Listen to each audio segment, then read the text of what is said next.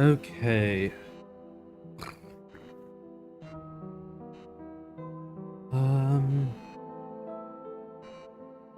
Let's see if this works. I'm experimenting with something on the YouTube side of things to hopefully have it be more stable.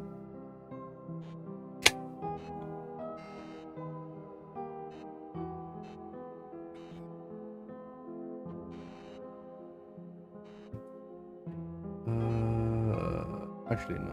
I need to yeah. Oh, is that what happens with that? Interesting.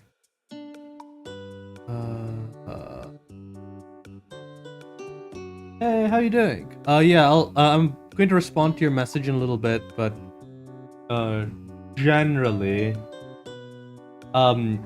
just assume functionally unlimited space. I haven't decided yet how to answer this particular question because Jun is the way Jun builds out is not exactly the same as how a modern Civ would build out.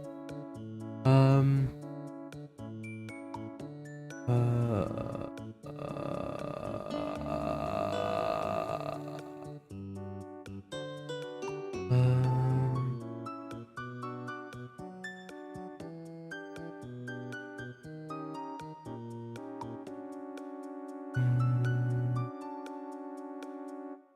Okay. With fingers crossed, the my statistics will be able to pick up on what I need and should tell me if there's any issues gonna happen that's gonna happen with the stream today. Because I've been encountering some really weird issues regarding YouTube specifically crashing. Yeah.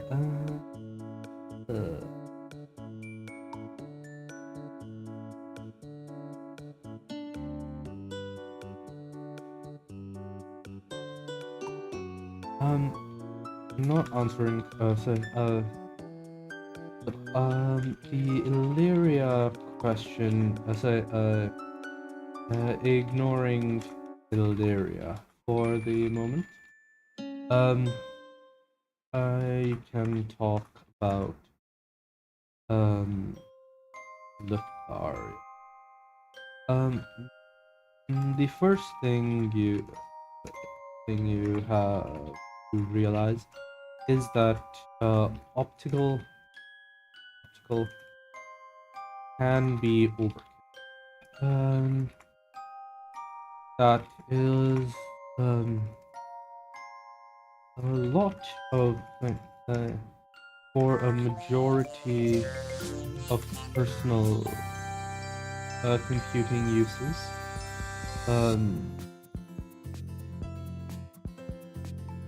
Wait, this is the right volume, right? Yeah, no, that got bumped. There we go. Majority personal computing uses. Jun's VCC, though not as powerful. Not as powerful as a possible optical optical system is not is still enough for text processing,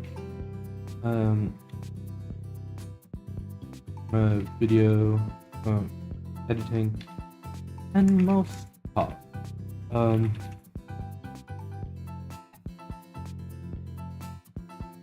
While still being way lighter and way more compact and slightly more compact.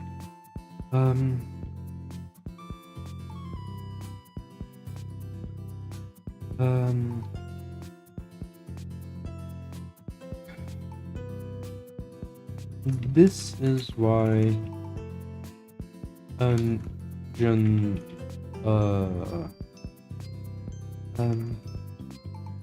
as to their capabilities, Jun's manufacturing is not really safe. Between the SEMS and this, instructing, say, both the Jun has a lot of land on Lotharia, and it's mostly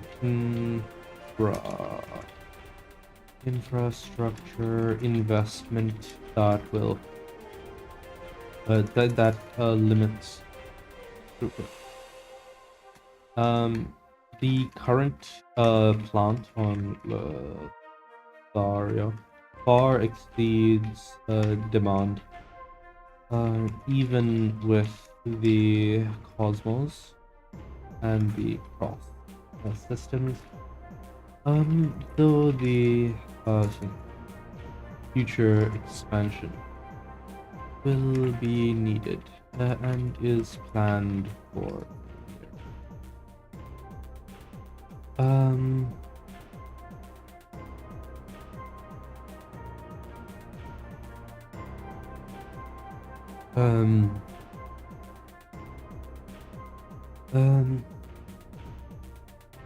Most likely on Illyria, it'll be a rebuild.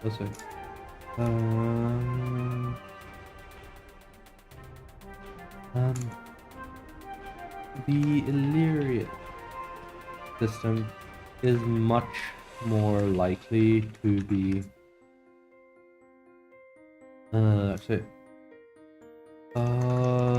on the note of the Illyria fab, that's likely to be far higher tech than the Lothario. Capable of hitting nanometer scale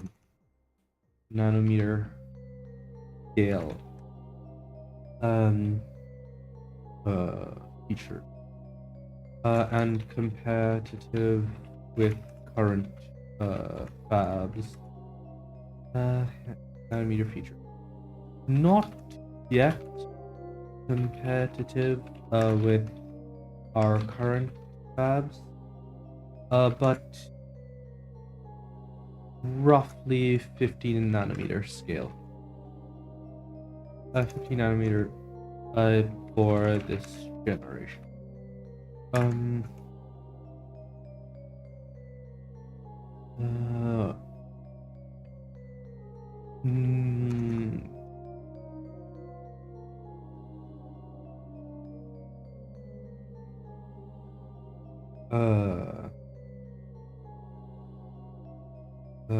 Actually, I would say it's competitive because Jun is cheating. Actually, no, it wouldn't be because some other stuff regarding say it's technically not as good as Jun is capable of, since they have plans. Since the plan build out for Ilaria. But that's spoilers. Um.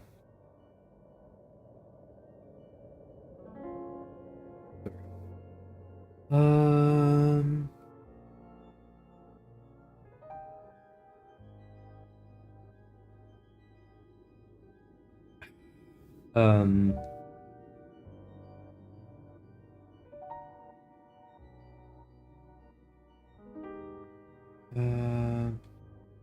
Voting closed. Working on update on stream.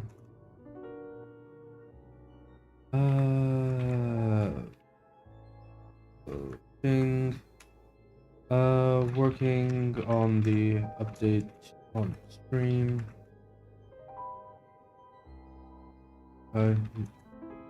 Slash musical.com/live. Post voting, post reply, yada yada yada. I think there's only one vote that came through, yeah. So we're gonna do major action for today.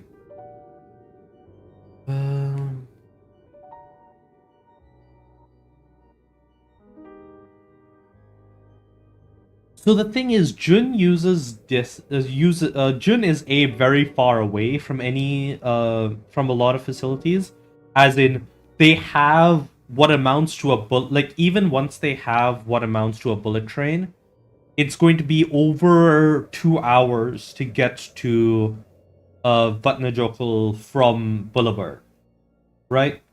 So a lot of Jun's construction is in-house, and a lot of the designs for the construction equipment that they sell is just stuff that Jun designed so that they wouldn't have to go rent like construction equipment, and they just made it in-house, right? So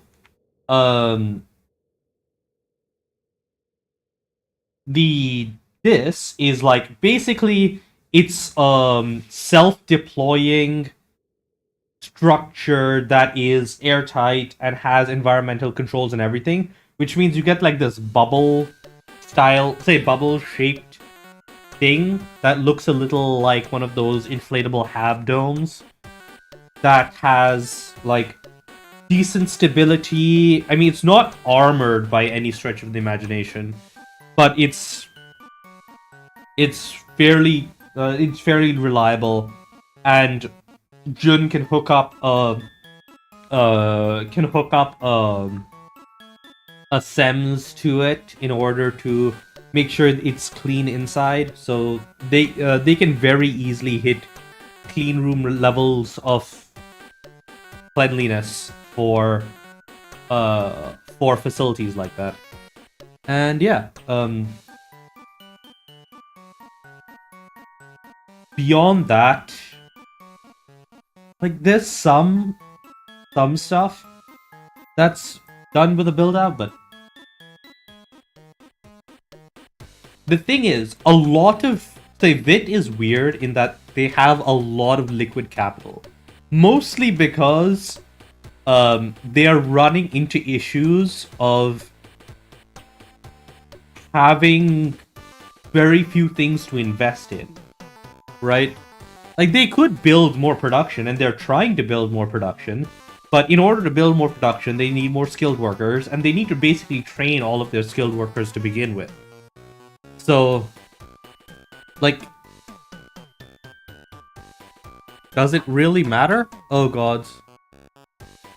YouTube is... Not being sent 8.3. Okay.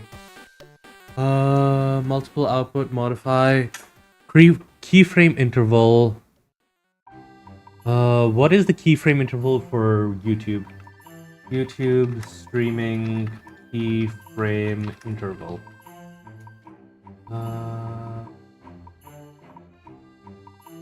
Keyframe frequency 2.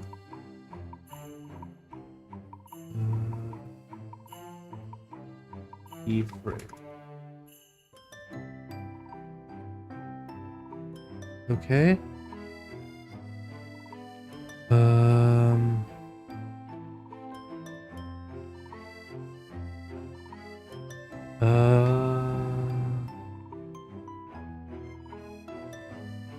So it's mentioned. I believe it was mentioned during the scale testing. Jun redid the what the hell? Multiple output modify. What bitrate 6000? Why is it saying that it's 2071? Huh?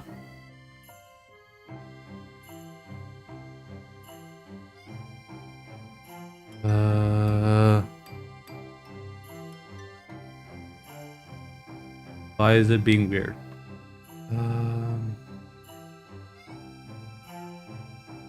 But yeah, what's it called? Huh? Wait, why is it being weird? Okay.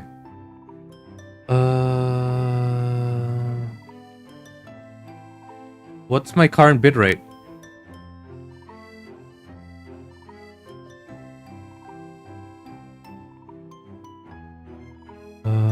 Okay, now it's back to excellent. Okay, that's super weird. But yeah, when Jun developed Scale, they redid the disk by effectively, instead of filling it with air, they filled it with a polymer foam that's like not particularly dense, but is still quite strong. So instead of it being just like an inflated plastic bubble, it is a multi-wall bubble, and the insides are filled in with like a semi-dense foam that's capable of like handling long-term habitation for like multiple decades minimum. Right? The actual like length of support depends on the amount of agent you use, like amount of filler that you use. But you can scale anything from, oh, I need this to be gone in a few months, to I need this to be here next century. Right? And the that's where the same tech for the DIB system is, right? For the space station bays. It's just a slightly different it's a different polymer formulation. It's a different resin formulation that's optimized for thicker barriers. So it has larger internal voids that effectively act as internal ripple shielding, and that means that it's better weight. It's better armor per weight, but it's a lot less dense, right? Dibs can take advantage of having walls that are like 4 or 5 meters thick, but the disc system maxes out at a meter. And yeah, that's just kind of how it goes.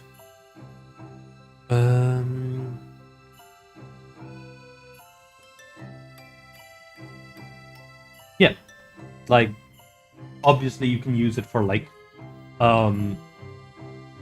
support as you build out superstructure over it or whatever else. Technically, it's not as good as. Okay, here we go. We want the other system. We want this. So I can grab this, go here, hop into the previous update. It is, yeah, M1 179, M2, major action 2, and then we want the vote.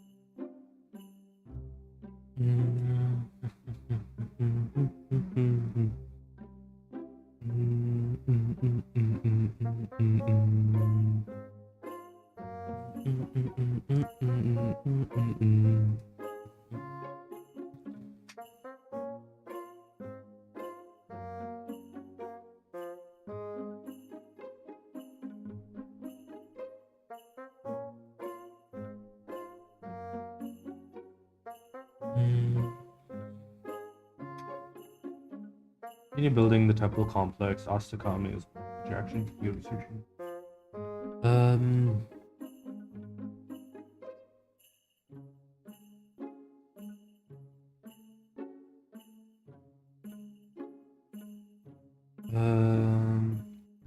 Continue building the temple complex. Astakami is part of the major.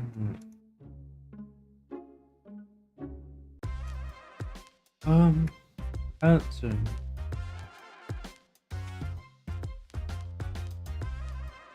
What's this? Astakami.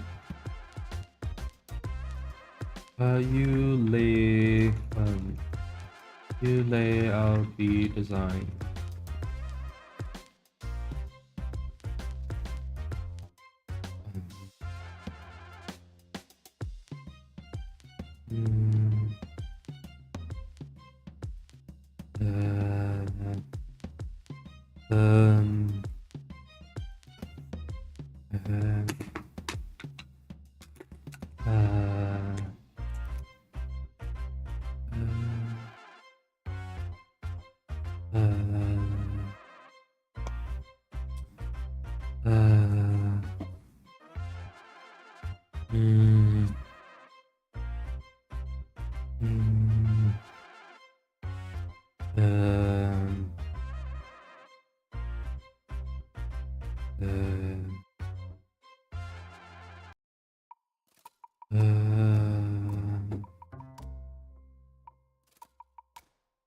You lay out the designs for the shrine.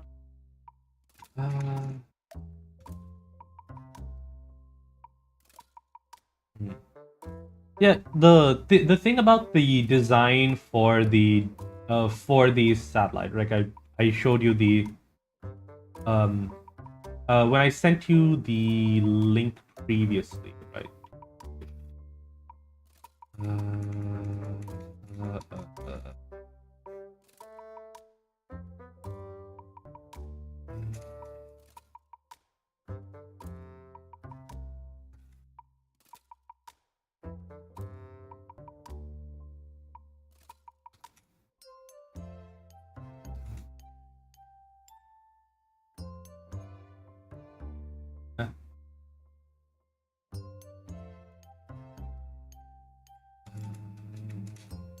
There we go. So if we grab a look at this station, you can see that this is designed in such a way that it's intended to be. Say the idea is that this is the core station that's being sold as the that's being sold, right? This is an expandable station where you can keep adding on modular bits to it. And most people won't be buying this because this is a module that has no weapons and basically nothing else. Also, this is backwards. A real jump station, so the real station will have the solar panel between the star and the station, which will mean that you wouldn't be able to see any of it because it would be all in shadow. So I put it this way so that it looks better in the renders, but realistically, you want the not even to stop the heat buildup. It's just to make sure that the solar sail isn't obscured. You want that to have as much sun as possible, right? Right. So in theory, this would be backwards with the with the hab stations on the other side of the solar sail. And like you can build out from these, there would be like additional anchor points and whatever. But the expansions, like I don't think Jun would ever really go for this style of rotational hab decks, because those would be like, again, this is a lot of what Jun is designing is not like, there is already in the inner sphere a lot of competition in the high-end space station area, right? Where if a government is willing to pump billions of dollars, say billions of C-bills into a space station, they can do it. Like, the technology isn't lost, right? It's the same tech that's involved in drop ships and everything else. They can still make a space station if they want to. What Jun is selling is a space station that makes sense for an otherwise undeveloped world, right? Between the space station and like a intra-system runabout, this makes it so that even the most like basic of worlds for a few million C-bills can suddenly have a reasonable level of intra-system infrastructure, like orbital infrastructure for commerce and all of that stuff, and like local system defense. That's kind of where Jun is aiming, because that's where Jun is the most comfortable working, right? That's where their existing customer base is. With the water purifiers and everything else, they have built up a fairly loyal customer base of like smaller planets that are like developing almost, yeah. So as things expand, there's a big change that I don't think you want to know about because it's spoilers, that will happen in the near future of the story. Yeah, there is a big change that'll happen in the near future of the story. Yeah, there's a big change that'll happen in the near future of the story that will change a lot of this stuff and will make a lot of the which will make like further development make sense for Jun. But until that happens, Jun is very much this periphery company that's selling to smaller planets, and like they aren't selling directly to the big players. There's like one product that will come out in the near future that will actually be targeted at like entire successor states and massive interstellar corporations. But outside of that, all of their products so far have been targeted to economies of one planet or less. Right? So because of that, they can't really target space stations. Yeah, I've been working on my shrine.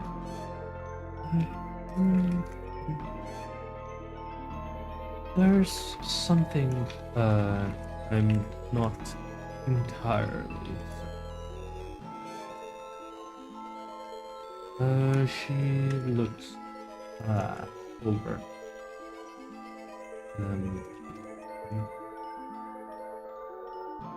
the sketches.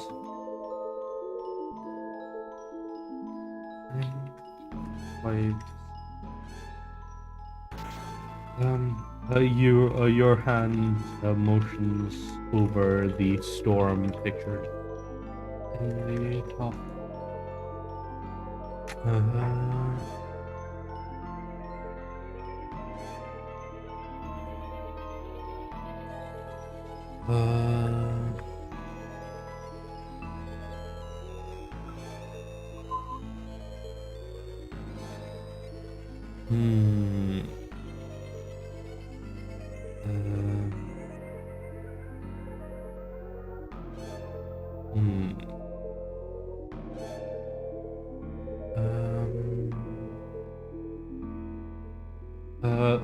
Pictured in the pictured over the and her changes. You not. I already know how the storm in place. I'm almost certain. But I'm not certain that Hassan would approve. She nods.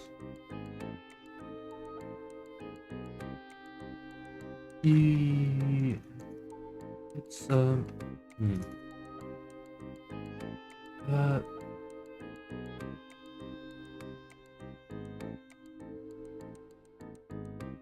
I think as long as it is a powerful enough storm, he would agree. In fact, might be better if invoke and to bring to create the most powerful storm. They create and really powerful.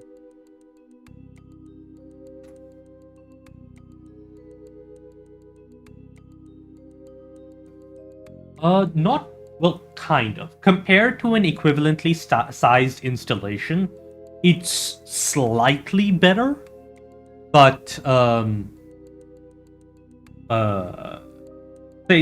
actually would be better, flat out better than a Starleague one because it's post purification tech. But yeah, Jun's water purifiers are kind of right. So the thing is, planets only need water purifiers if there isn't already a readily available source of like fresh water, right? So realistically, while Jun's water purifiers are better than Starleague tech, while Jun's water purifiers are better than Starleague tech, the thing is, most of the like a lot of the well-developed nations, well-developed planets, won't need it because they'll have been built on garden worlds, right? There are very few worlds that would require the level of water purification that something like the Nebic purifier would have, like would be capable of, and that kind of skews how valuable it is.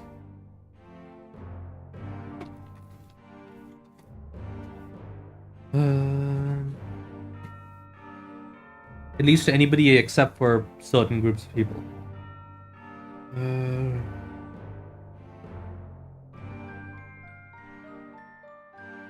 Do you think it's safe To us. You? No. Me? I think I can get to it. So Jun currently can't, right? Jun does say KF field technology is more or less more or less lost, right? Even in terms of dropships, they know how to make KF booms, but in the sense of they've got the blueprints for the structures that act as KF booms. They wouldn't be able to design new KF booms, right? Jump ship cores are even worse because no one has the blueprints to make jump ship cores.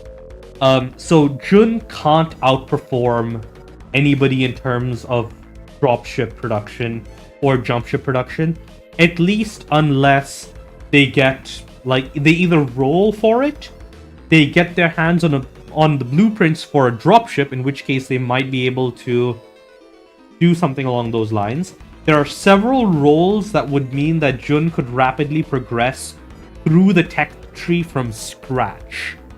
And then, of course, there is the Jun stumbles across some lost tech option. Stumbles across a lost tech cache option, right? Like the latest that Jun is going to be stuck with lost tech is yeah.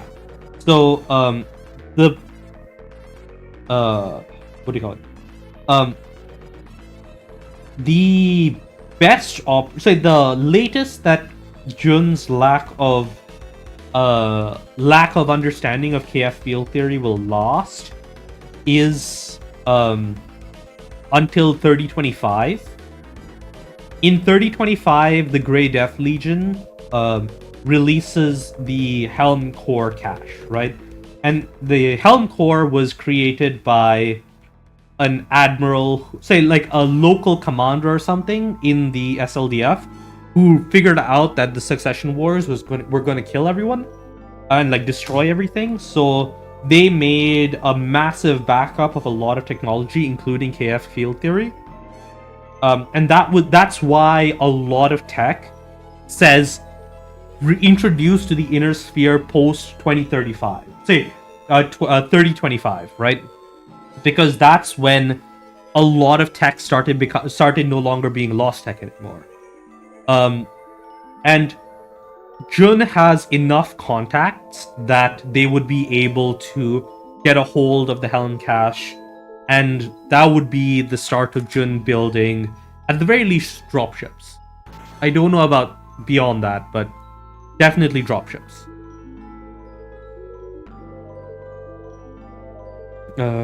She says, with Grin. Let me. I'll go. Yeah, there is, I think, like 3 different FTL options in the March, though I'm also adding, there's like 3 FTL options in the March, not including the one option that I think I'm adding this time.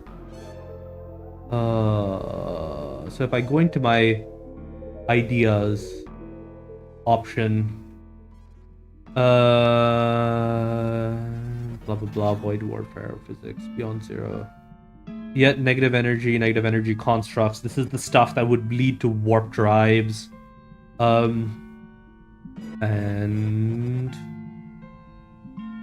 I need to come up with a good name for this. Everything you touch, yada yada yada yada yada yada. Alchemy, psionics, eldritch, planar, yeah, space warp. So this is also warp drive technologies. And then in the perks thing, there is also there is a warp drive, there is a FTL drive.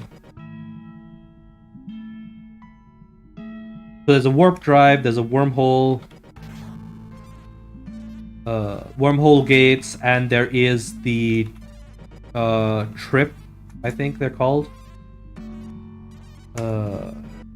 Drive.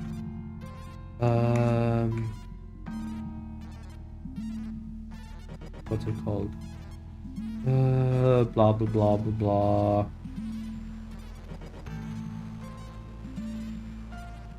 Anyways, there is like another hyperspace equivalent drive that's in here somewhere. That I have, yeah, far space transit window generator, blah blah blah. So, like, all of those are options. I've made a little bit of progress on this, so I should be done with the rebuild pretty soon. I just need to finish the updates that'll handle everything.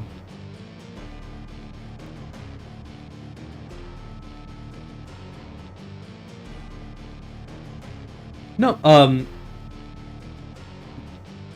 so the thing is, Jun technically has an option that would let them invent an FTL drive, right? Their Higgs, their massive, they ruled massive, right? That technically has everything they need in order to invent something vaguely akin to a warp drive, or at least a light speed drive that would allow someone to travel at light speed. But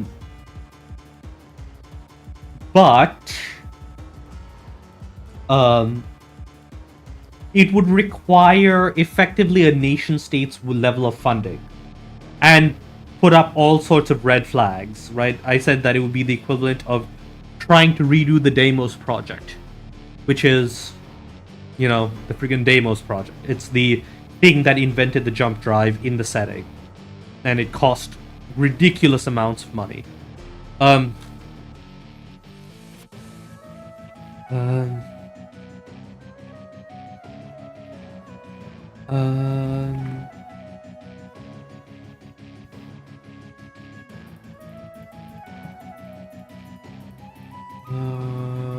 But yeah.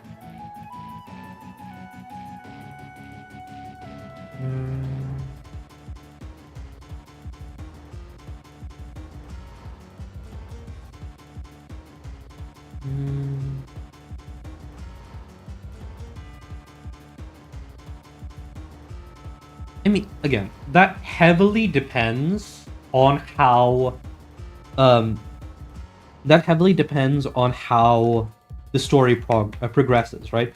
If Jun has the tech for like a far space drive, then at that point they have the blueprints for technology that allows like multi-kilometer warships. That's the danger. That's the thing about the March, right?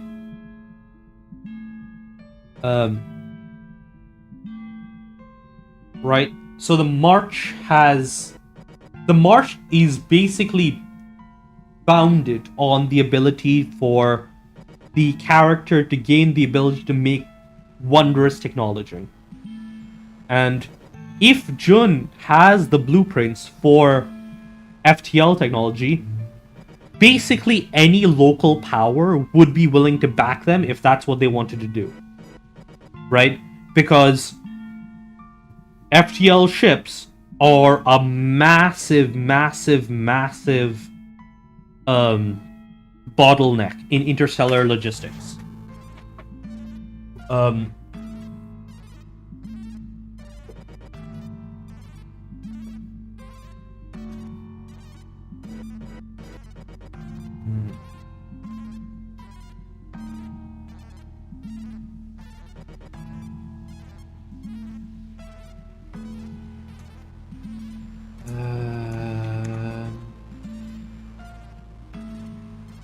So it heavily depends. Seriously heavily depends on what the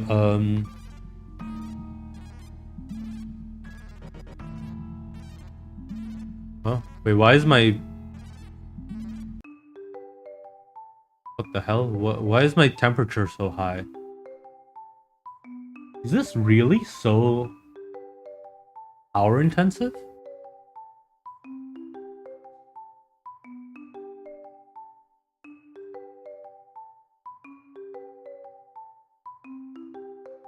Yeah, I guess it is.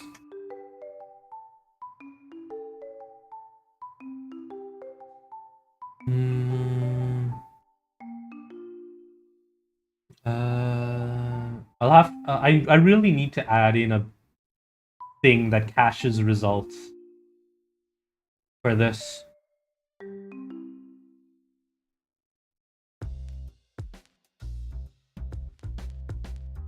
So it depends on where Jun is. There's some spoiler stuff that I'm not going to talk about, but the FTL tech that Jun will eventually end up selling depends on what the environment around Jun is and like what their options are, right? So if they can make, so if they're making,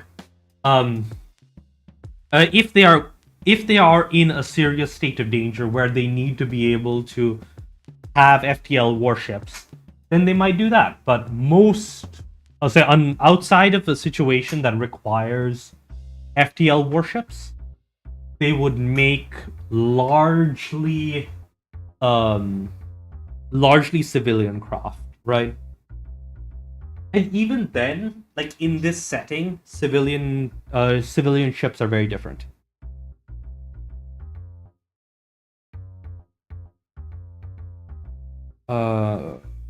Weird.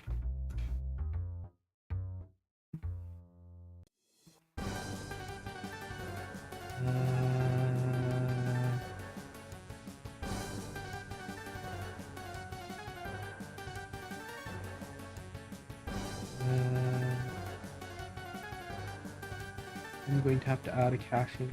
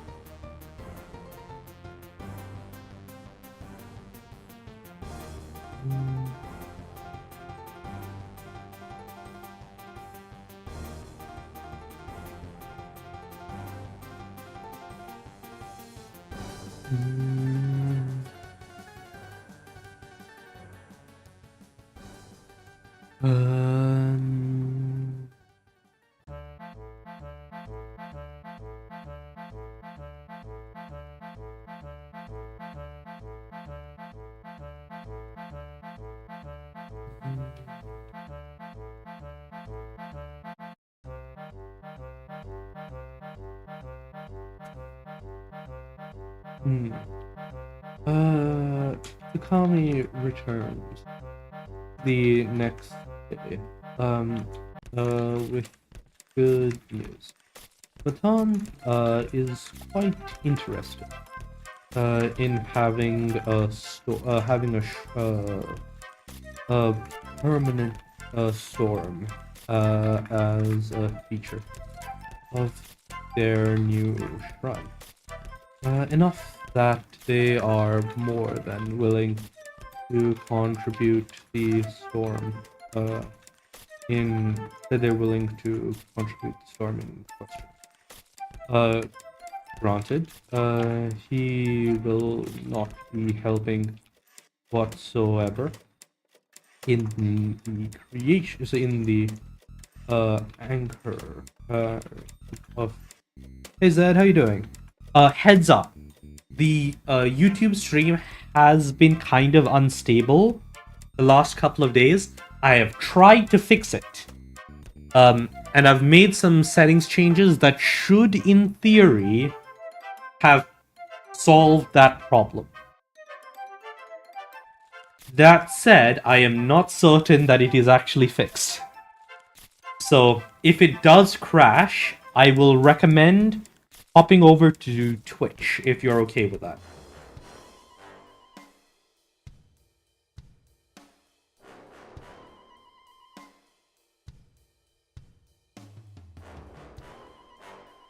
In the accurate.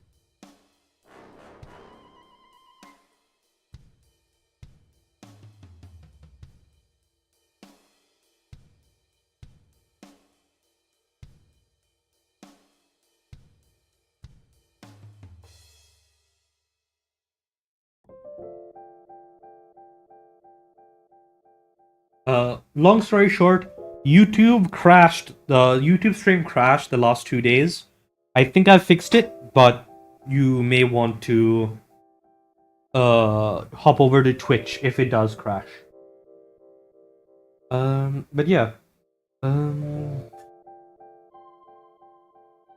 mean, that's kind of the thing, right?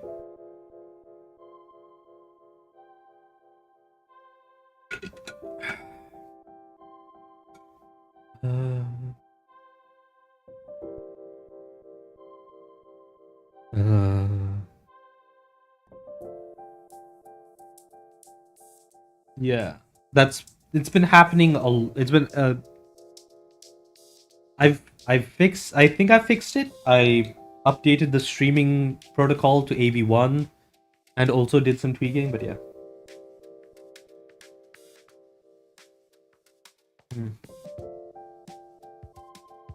I mean,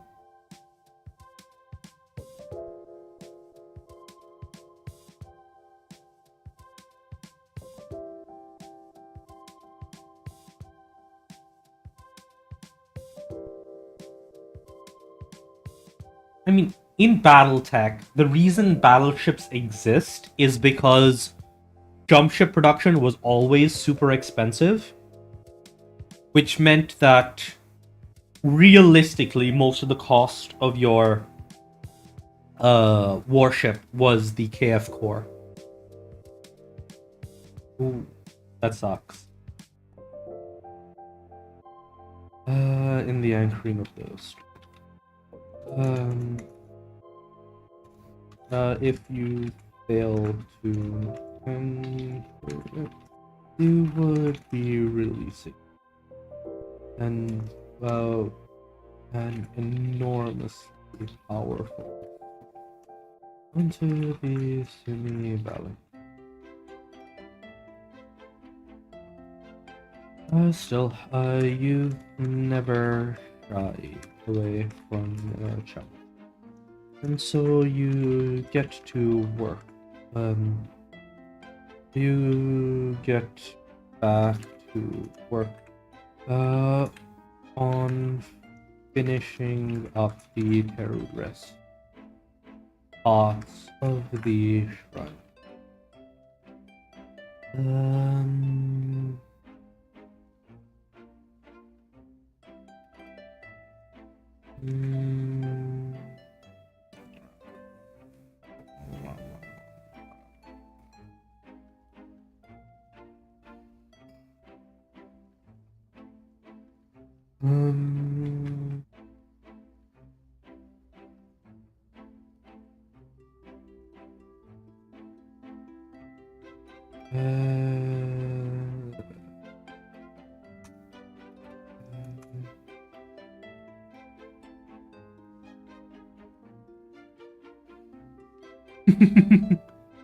Oh, I love seeing my CPU load spike.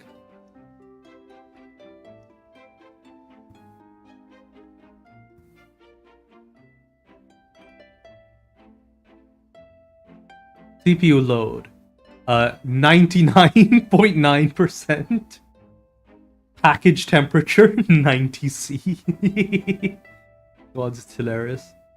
Oh, and it's done.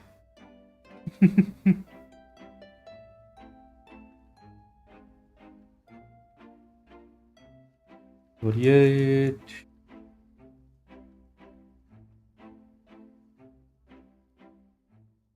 Yeah, it's why I need to fix this. I did like a when I made this script for the rolling,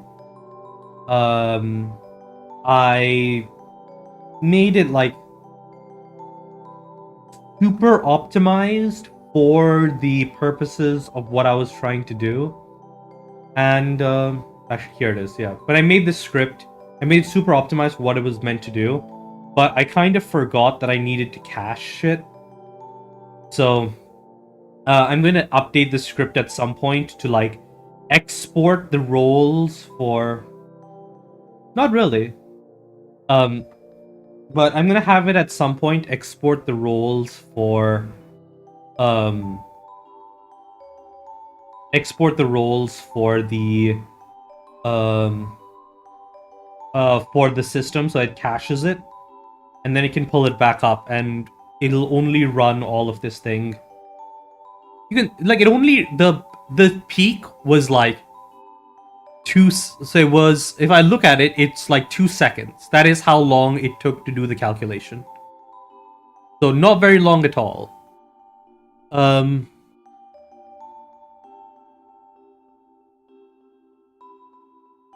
But yeah.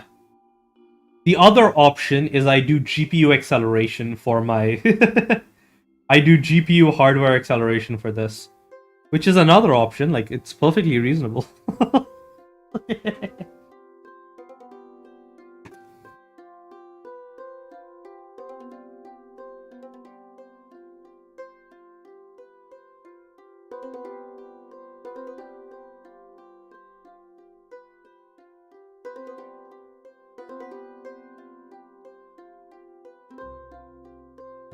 I mean, the other option is that I knock the number of trials it does down by, like, make it like 1/10 as accurate, but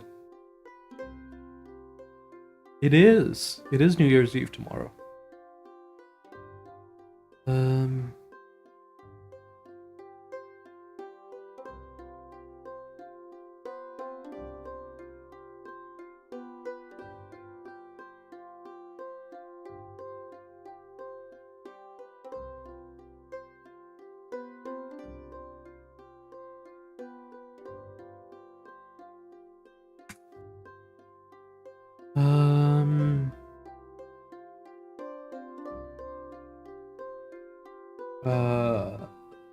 Difficulty was...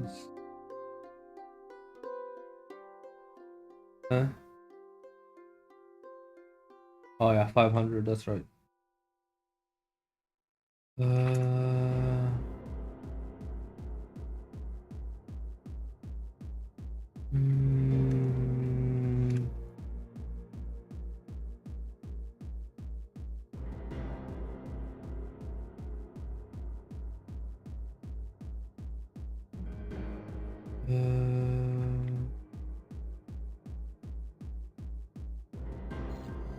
$22 to $33.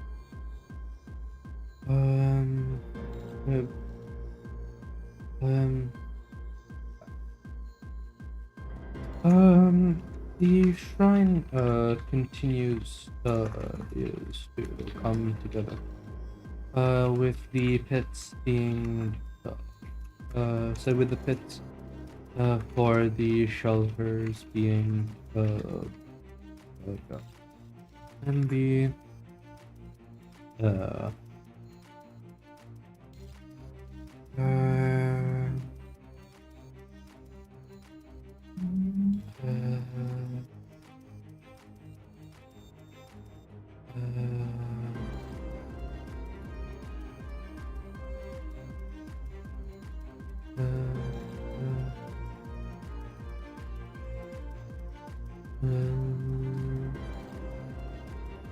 pits for shelters being dug out and the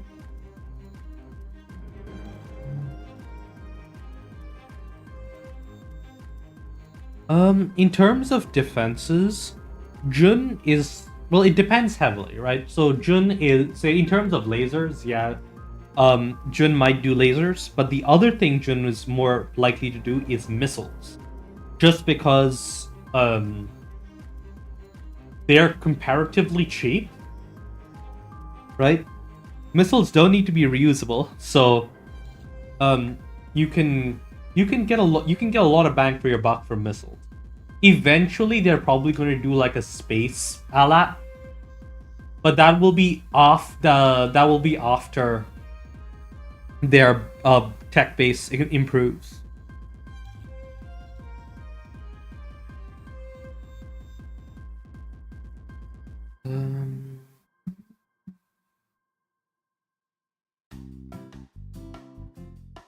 So, a space alat would only happen once Jun feels comfortable revealing that L2 exists. Because anything less than that and missiles are still the better option. If they knew, so if they were aware of, yeah. Yeah, but if they were aware of bomb pumped lasers, they might be different about it. But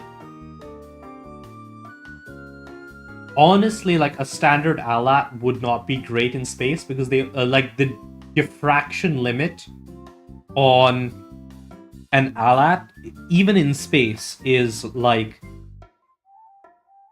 few hundred kilometers or so, which isn't really much in space. Like that's the other thing you need to remember, is that there is a diffraction limit that limits the range of laser weapons.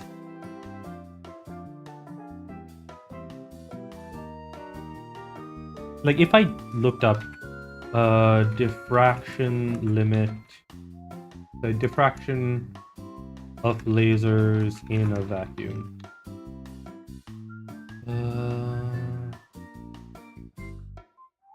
Yada yada yada yada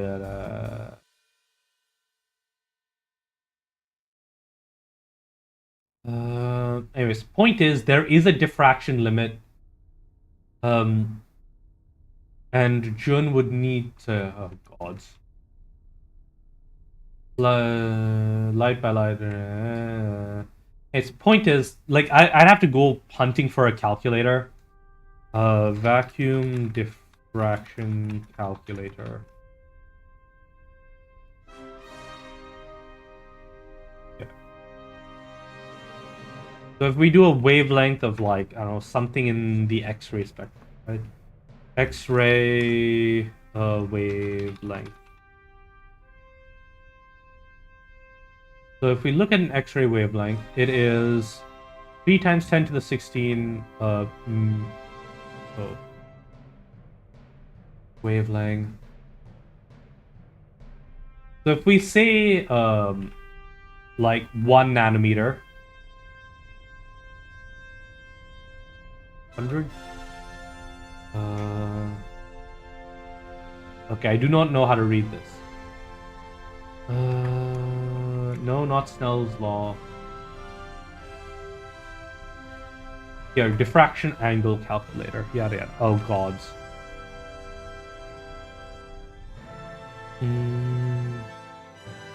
Diffraction angle.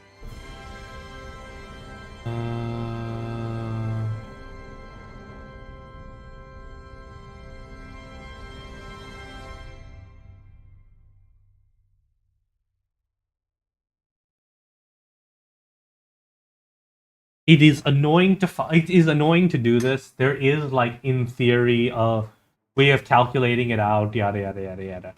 But you still need to get to. You still need to.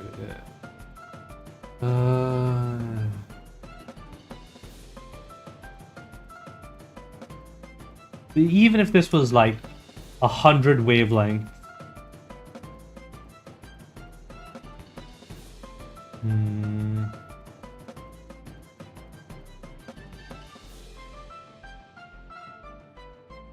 Point is, there is diffraction in space, and I think it comes out to like a few hundred kilometers or something like that, or maybe like a few thousand kilometers. But yeah, it's messy. I'll need to go find the actual numbers for it, but this is a physics thing.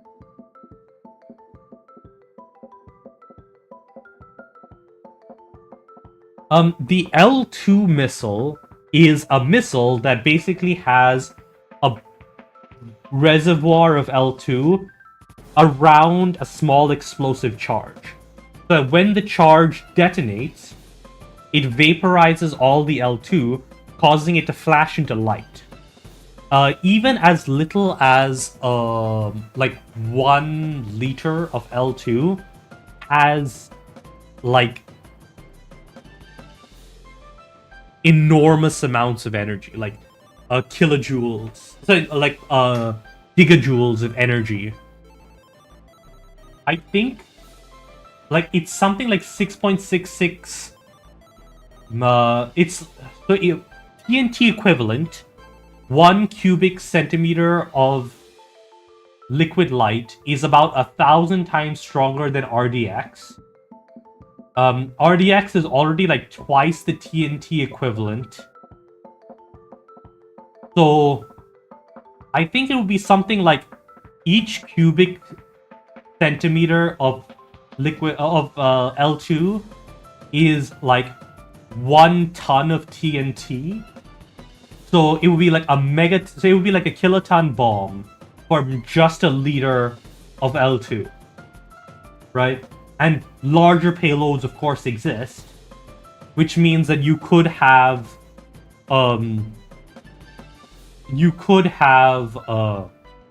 like a 10 kiloton bomb, or 1,000, or like if you have, and since L2 is very light, you can have like 1,000 liters of L2 strapped to a fairly small bomb, and it would still work because the thrust ratios would be really cheap, and you could get like a gigaton explosion. Yeah, 6.66 megajoules. And if you look it up, what the energy density of RDX is, it is about 6 kilojoules per cubic centimeter. So yeah, it's 1,000 times stronger.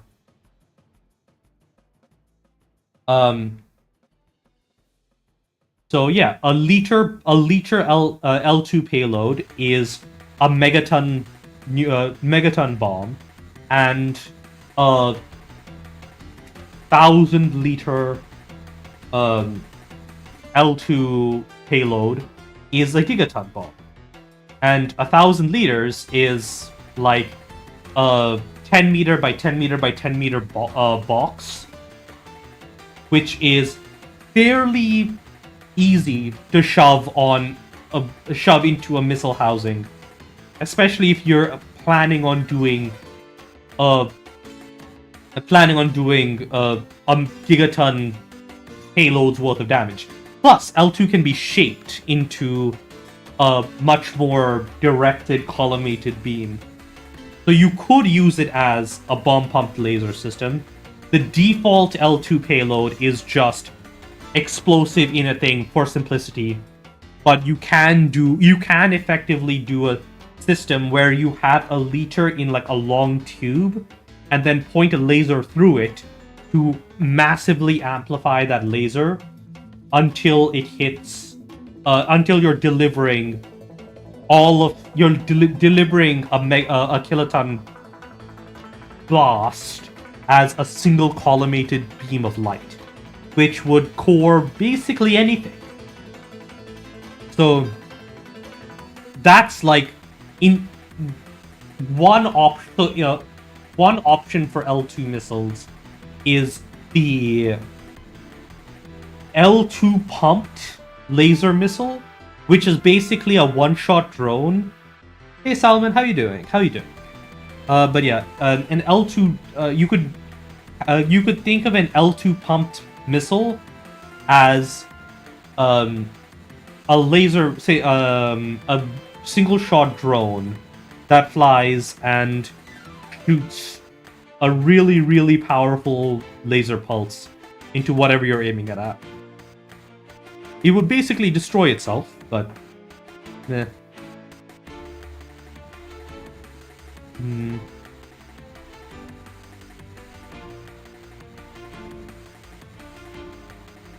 Yeah, you could do that.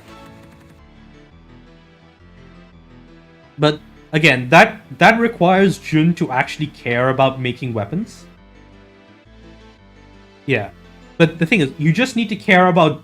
Say, the thing is, this requires Jun to care about making weapons, right? Jun has kind of been... Ooh. What was your old username?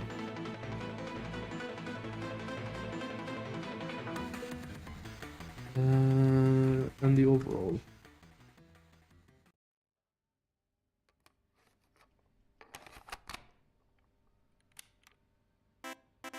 Oh hey, YouTube has a timeout thing now. That's interesting.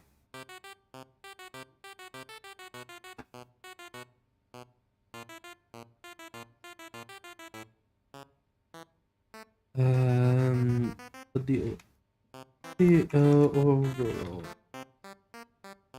has begun begun take shape. The different with the storm plan ready to go ahead, you know that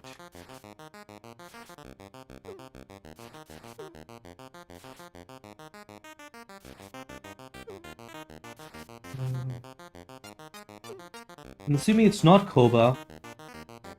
Koba was here yesterday. Tacos? Yeah, salmon. Who were you? Who were you formerly known as? But yeah.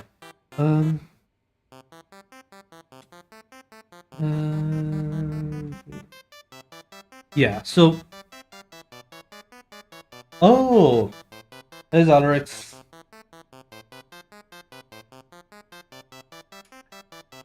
By the way, warning. YouTube has been semi-unstable, the last couple of streams. I think I fixed it, but there is a possibility that the YouTube stream will fail. If it does, I recommend switching over to Twitch, because I will not be restarting the YouTube stream today.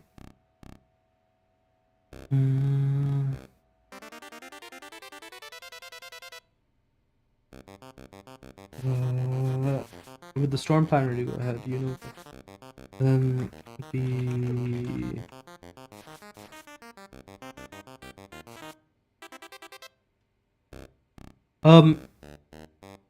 I don't know.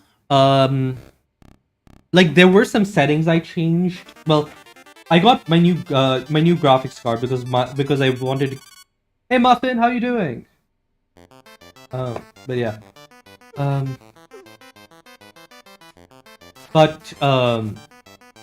You can stick around YouTube if you need to drop by on Twitch, you can do whatever. But yeah. But I heard about AMD and Nvidia raising prices. So yeah, I bought my I'm warning the guys on YouTube that YouTube was unstable the last couple of days. I think I fixed it.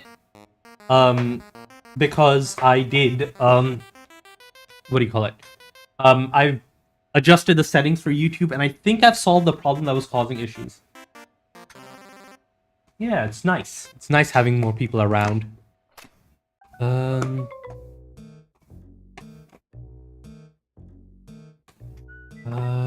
Well, the storm plan is ready to go ahead. You know that the you know that you know that your new your design. Hey Tiger, how you doing? It's been a little while. Stream's been really hitting it today.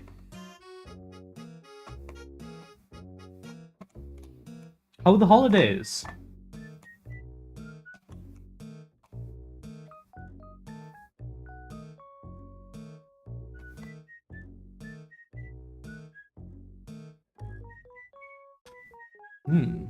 That could be useful.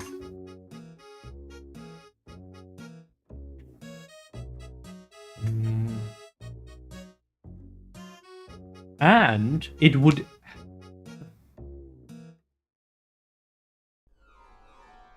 Well, that's nice to hear. I also got some decent sleep last night, so... And I'm feeling a little less stressed about some stuff. So, yeah. With the storm plan ready to go ahead. And design needs to be able to handle the constant downpour. That this will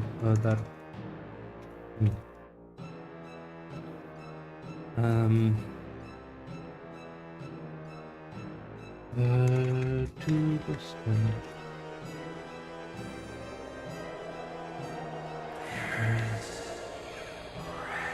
Ooh, who followed? Oh, hey, Salmon. Nice to see you over on Twitch. Ah, that sucks. Oh, wait. Huh? Oh, okay. You do you, I guess. But yeah, I had a fairly enjoyable break. Not too much. I am doing a massive overhaul of the roller. We've been making a bunch of progress on marching, and I've been updating this. I want to get back into the swing of things regarding my coding stuff soon, so I'm going to be okay. Night, Muffin.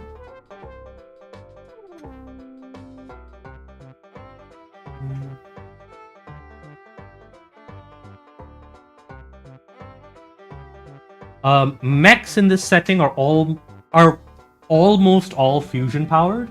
There are some that use an internal combustion engine somehow, but yeah, the vast majority of mechs are fusion powered.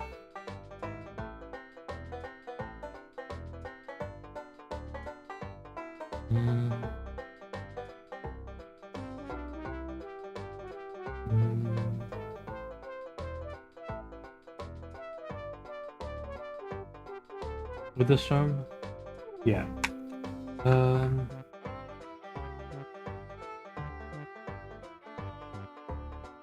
Honestly, I think the better way to use a drone in combat like that is as a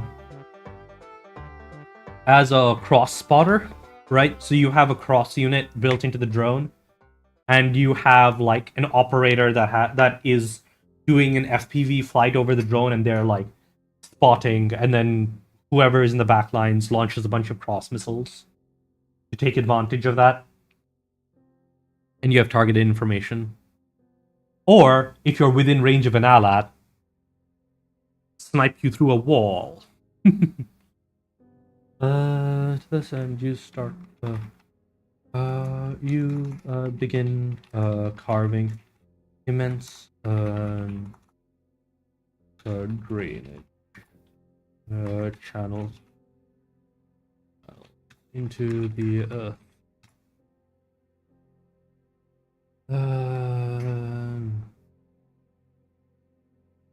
So immense drainage channel to funnel the water towards there.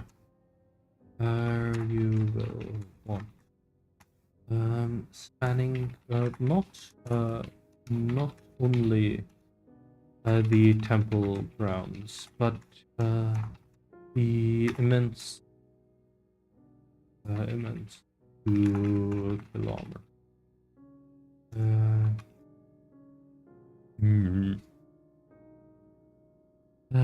Immense 2 kilometer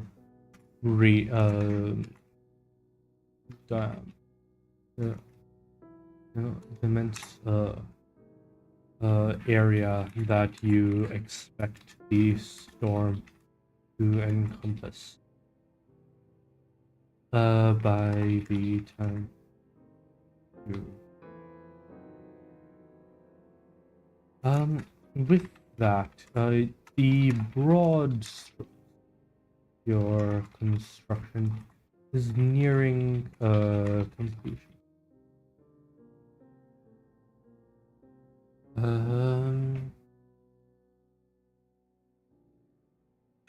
Yeah, it would be. I mean, Cross is compatible with the tag system, so you could just use an SRM launcher.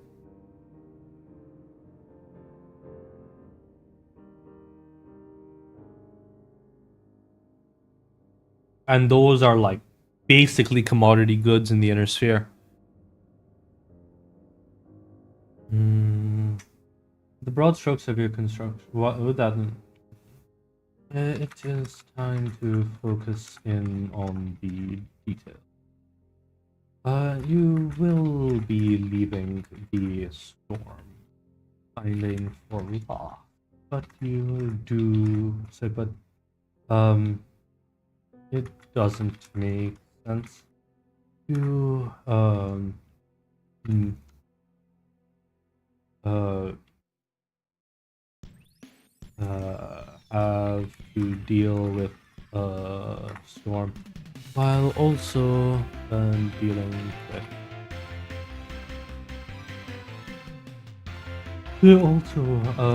moving in all the decorations.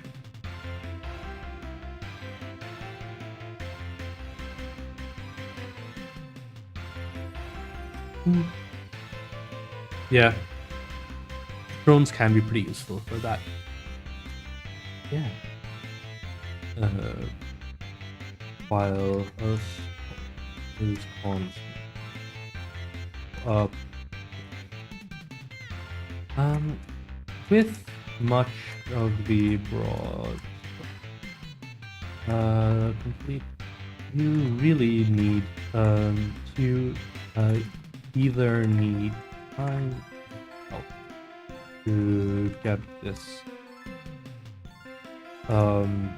finish a reasonable get this finished. The question are once again open until Monday next. Question now becomes whether you want to recruit in clansmen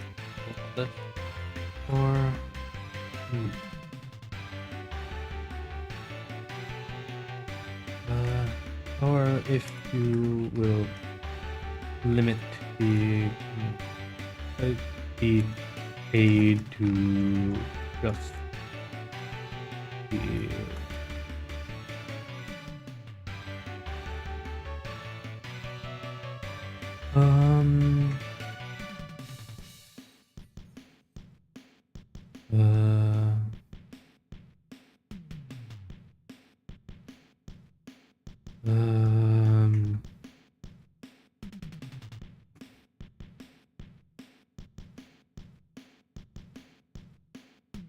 yep. Because a lot of chip manufacturing is easier under vacuum. Space stations for chip manufacturing are definitely like a logical progression.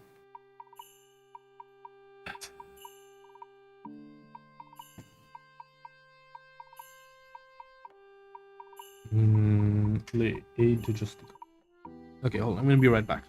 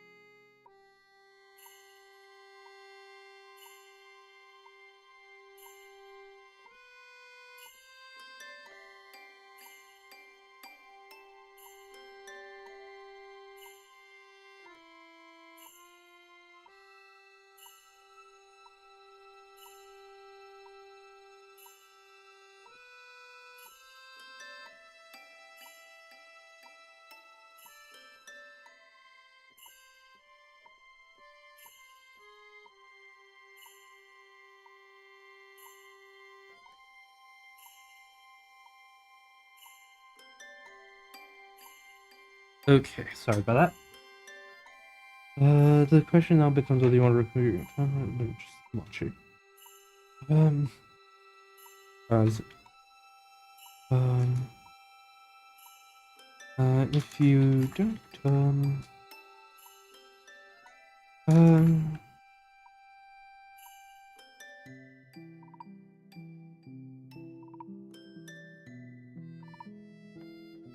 Right. Um.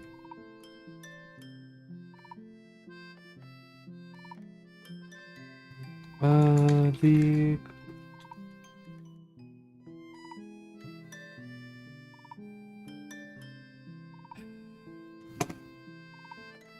I mean, it depends. In some settings, it is mentioned that, say, in some places they do have a bunch of stuff, but you have to realize that they have really cheap space lift, and a lot of planets just have enough resources for the level of logistics that BattleTech has, right? Like, sure, you could get more resources from an uninhabitable planet, but when you only have, like, about, what, 4,500 tons of transport per 2 weeks? Like, not even per 2 weeks, like, per several months. You, like, at that point, the amount that even a normal mine produces on, like, a habitable planet is more than capable of filling up those loads while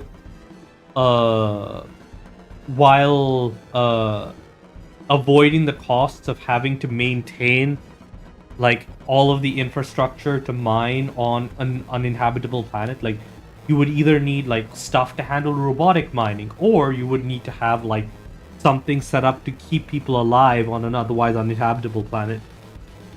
It really heavily depends.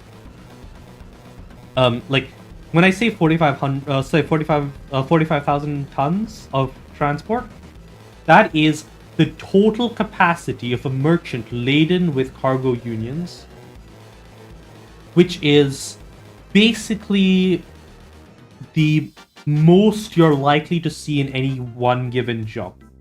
And given that jump ships are fairly rare in the setting, and, like, jump capacity isn't cheap.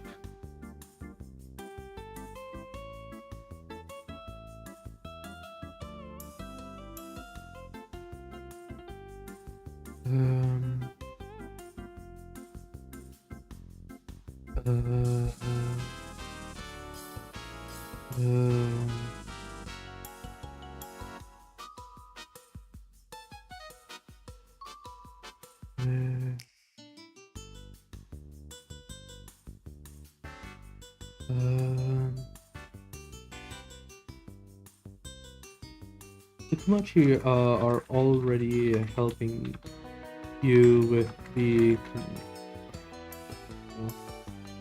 He did the.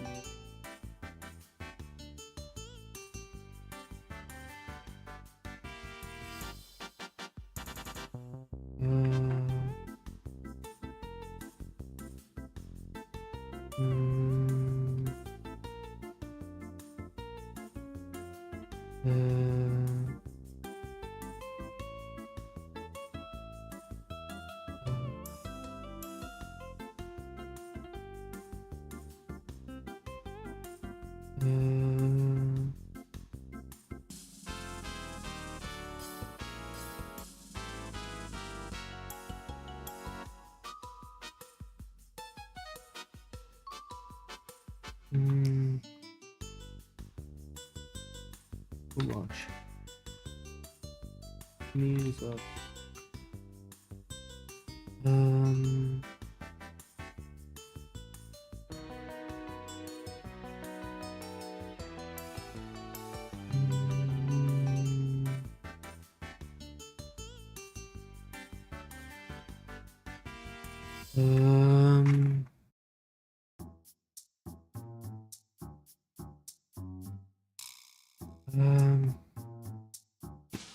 You've already considered the possibility of bringing in the promotion. And that remains an option. Though with the web season approaching. It might be difficult. On the horizon. Travel. Maybe.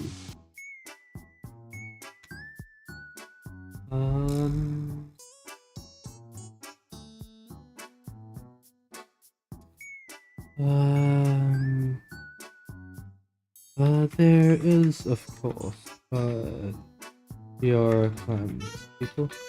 Many of, who would definitely be able. Some of the load offered you when it comes.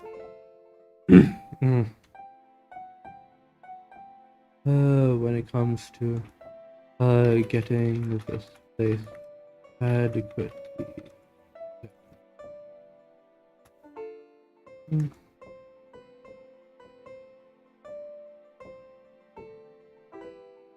But beyond that, and you have your cousin, who. And beyond that, for more menial, you could always find some looking for a corvée to avoid. To pay off some of their life.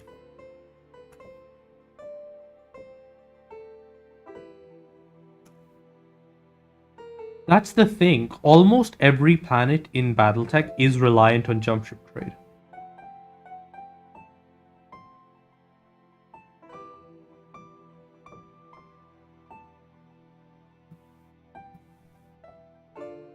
Like, obviously, planets do have an internal economy, but that's usually... There's usually not enough people to require moving to another planet. Like, maybe you get something in, like, the capitals. But even Tharkad is only, like... I think Tharkad's less populated than the Earth is now. Like, only a few billion people.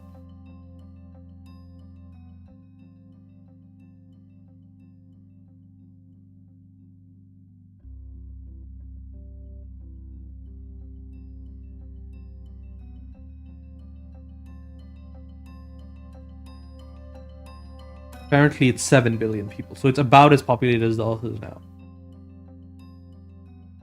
And they have a lot of jump ship travel. So yeah.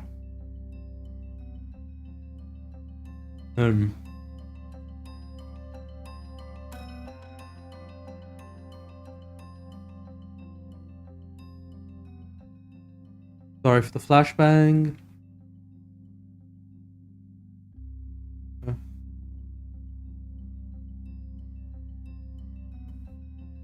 Yep. Ignore all, ignore all, ignore all, ignore all, ignore all. Correct all, ignore all.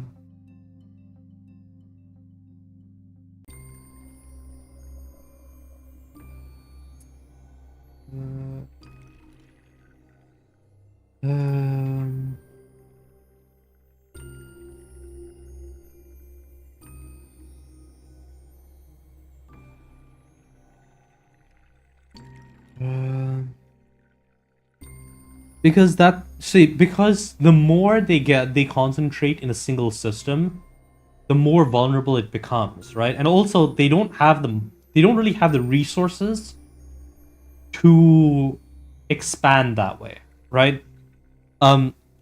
Sure, you can say that, okay, we want to invest in the development of our worlds. But these worlds are, like, nowhere near as developed as Earth is, which means that it will take centuries just to build up the local infrastructure to just to build up the local infrastructure to be able to support that level of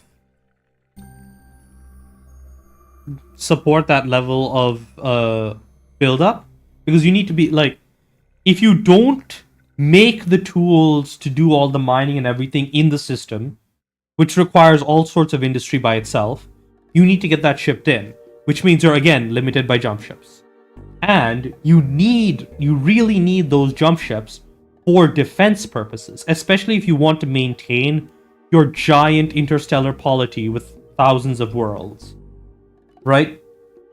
So if you're the Archon of the Lyran Commonwealth, you either need to spend centuries of a planet's economic output training up local forces, building up all sorts of industry, and then using that industry to do stuff like slowly bootstrapping that industry towards the point of being able to do a lot more local growth and mining and all this other stuff with a fairly small population. Like, a lot of these worlds don't break a few million in population, right? Where they have maybe one or two major urban centers, and the rest is all like wherever someone found some fertile land, they're building up their own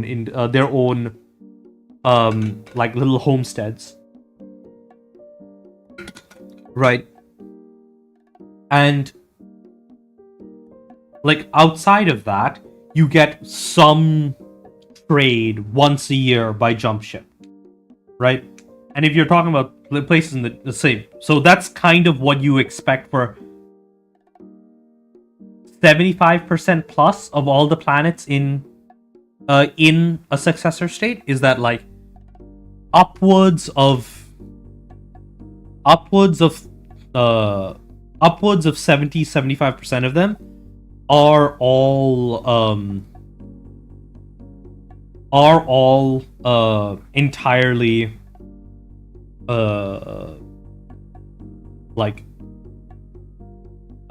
are all entirely set up to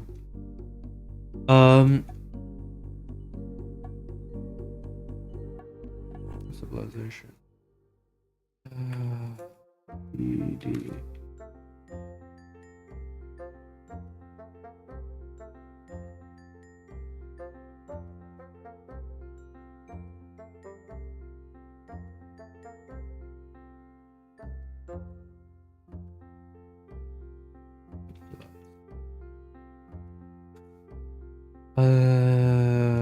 Python -m HTTP.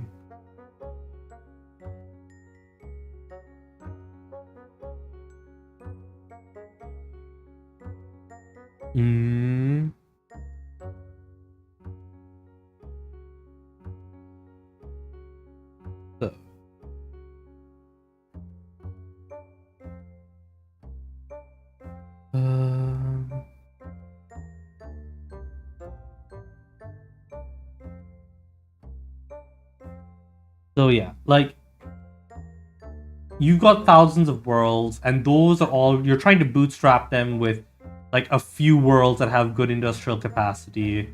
A lot of the tech is like lost tech, yada yada yada yada yada. And because you're all feudal powers that constantly fight with each other, you have a great deal of resources that are just tied up in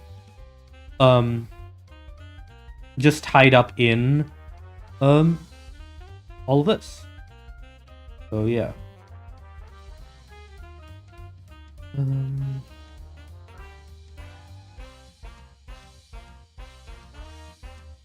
So now we want to change this to be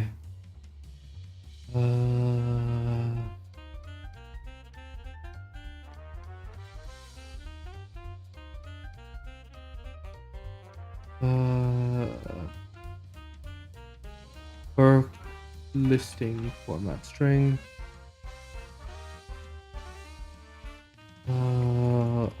Yada yada.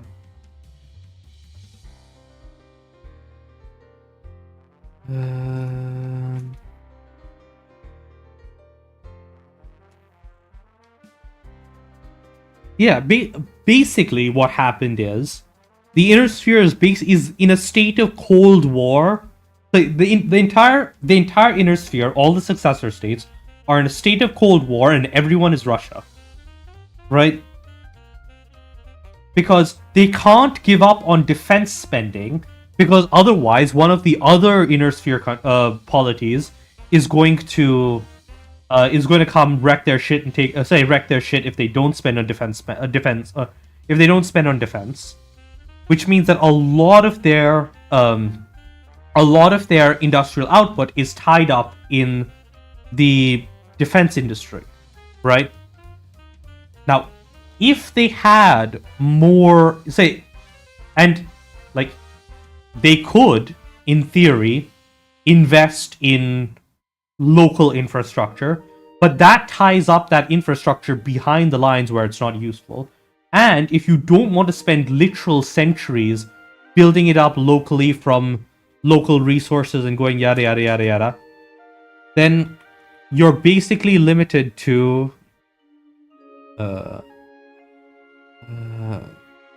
Max repeats.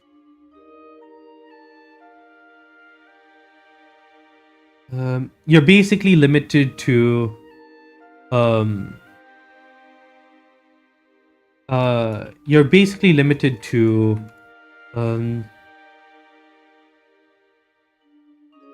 you know,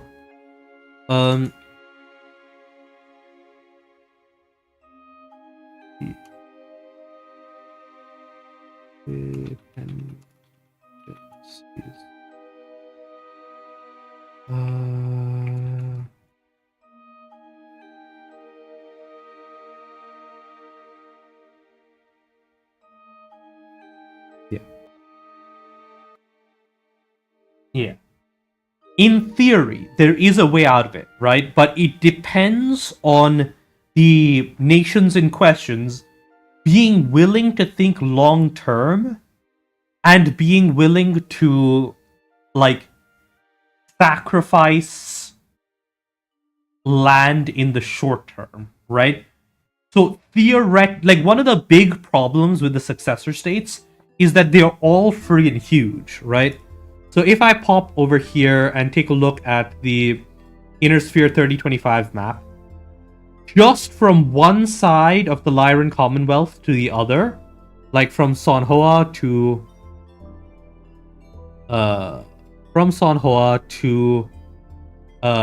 here to Icar,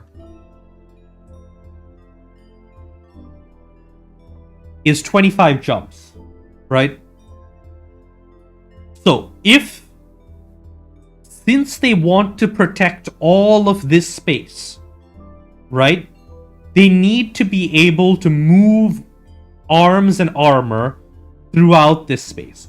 Most of their well-developed planets, 25 jumps. If we assume a week per jump, and we're not assuming that they are stopping at each of the planets, right? That is roughly half a year of travel, right? It's roughly 52 weeks in a year. It normally takes about a week for a jump drive to recharge. If you're not going to the planet and back, this can be done in about a half a year.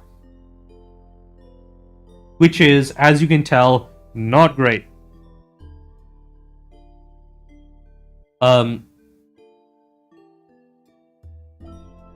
Right? So, a lot of these border planets don't really have much in the way of industry. They don't have much in the way of people or anything else.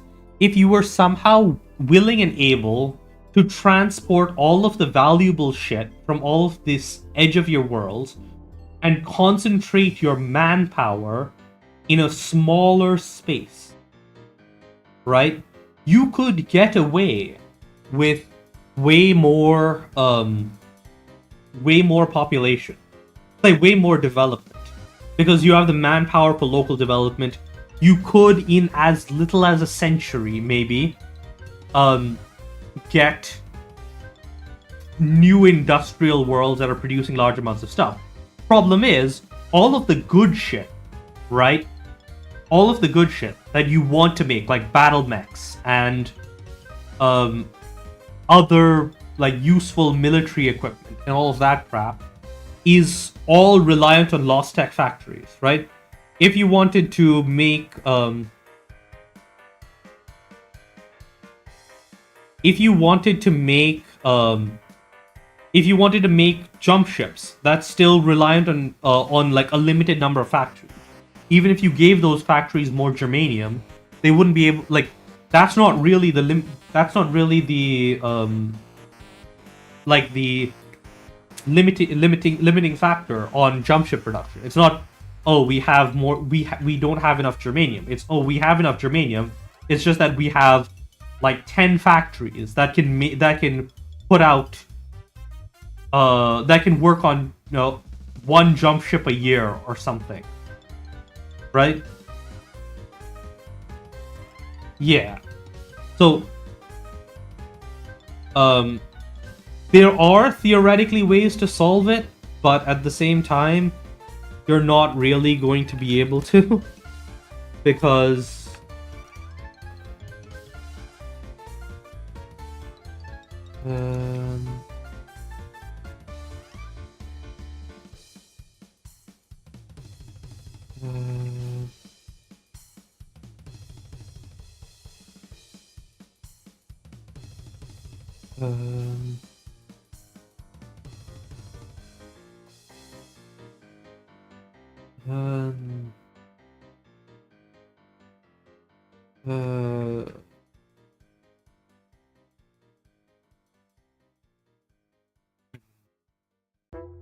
listing format string is equal to percentage s comma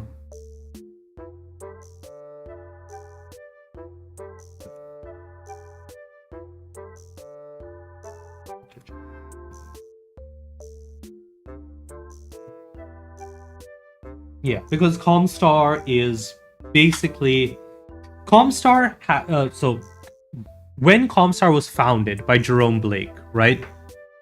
Jerome Blake was basically saying, "Hey, I'm looking at the succession wars. They're gonna bomb themselves to the Stone Age. I want Comstar to be ready to pick up the pieces when they do inevitably bomb themselves into the Stone Age." Problem is, they didn't bomb themselves to the Stone. They didn't bomb themselves to the Stone Age. Now Comstar is stuck saying, "Oh shit, the successor states could theoretically build themselves back into something useful." Instead of just letting them build themselves back up into something useful, Comstar is saying, "No, we must be able to we must be ready to pick themselves up when they bomb themselves into the Stone Age," right? And they're basically forcing the issue. And yeah, that's the problem.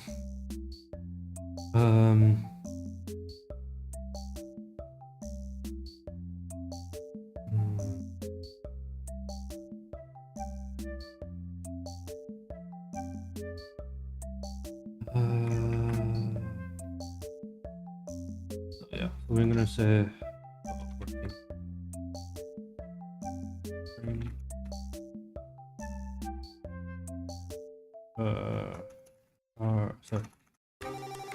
u in size p is equal to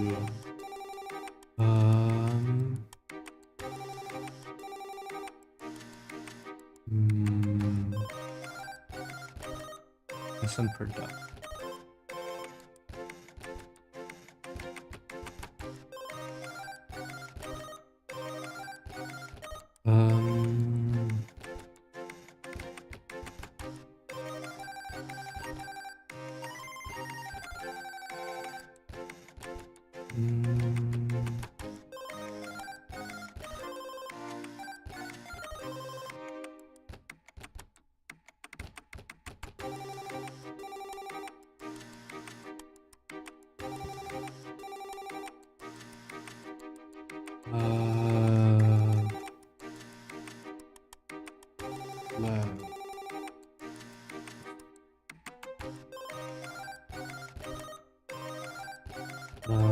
Char star rack is equal to char star malloc.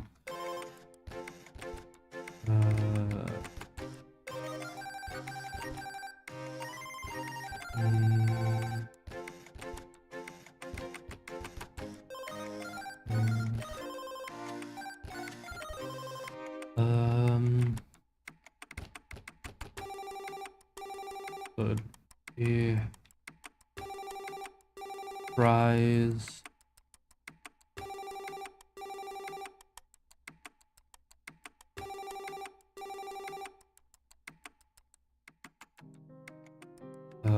Comma ID. Fries ID. Fries. Cost. Oh no, it's name. Fries name. Fries cost. Fries.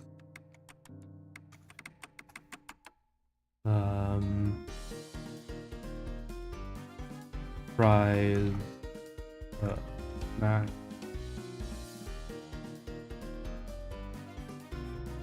Repeatable.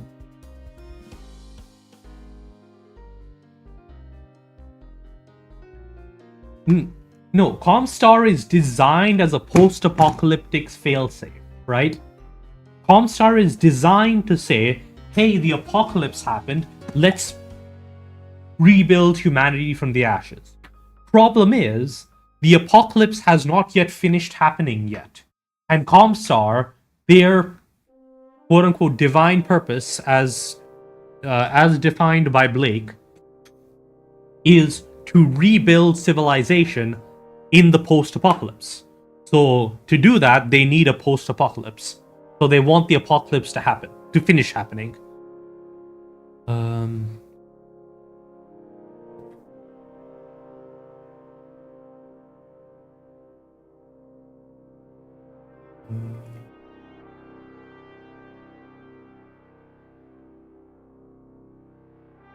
Groups, rise.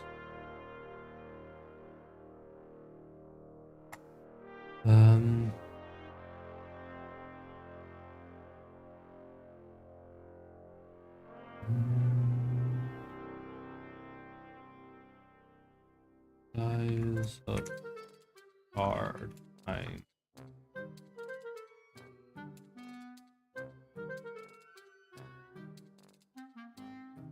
Times listing length.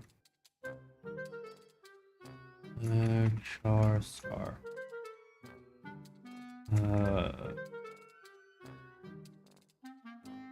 Working.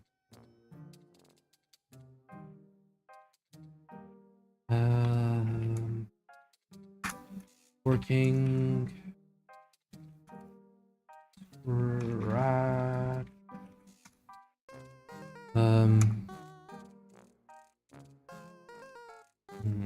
Oh yeah.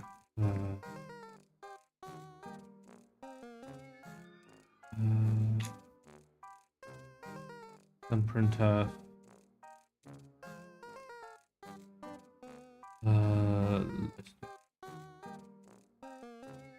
Working scratch.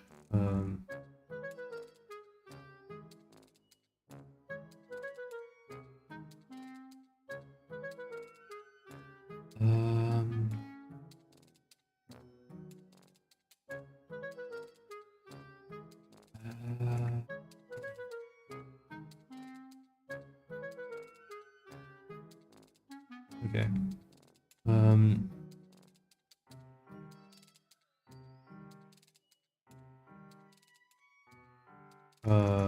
Right. This. Size dependency I. Touch name.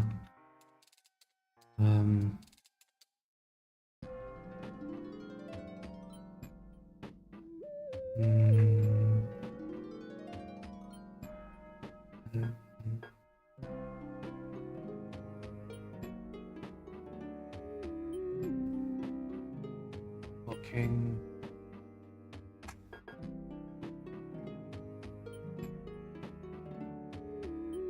Yeah, so that Comstar is stupid. That is a known fact.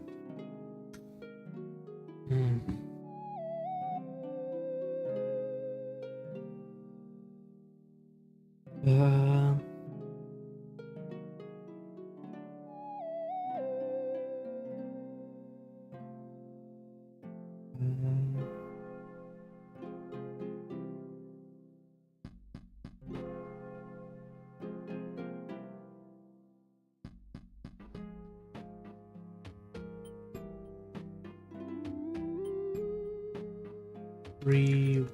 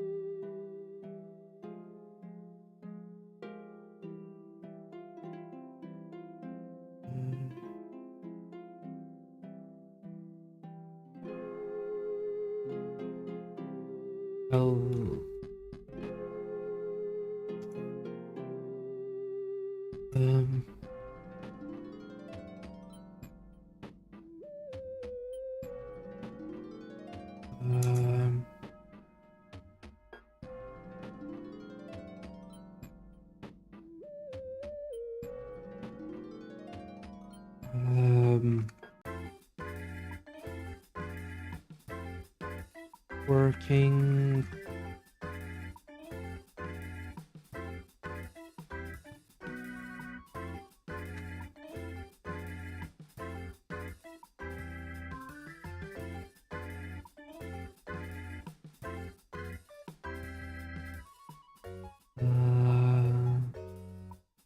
Hold on.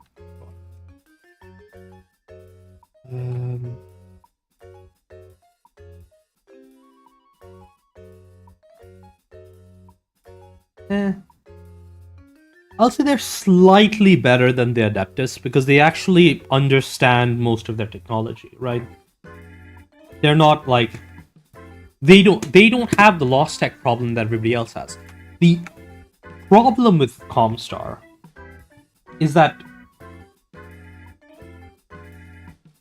they have the technology necessary to like build up the infrastructure to rebuild society, right? And they just don't. Right? They could be doing a lot to rebuild civilian technologies, but they just don't.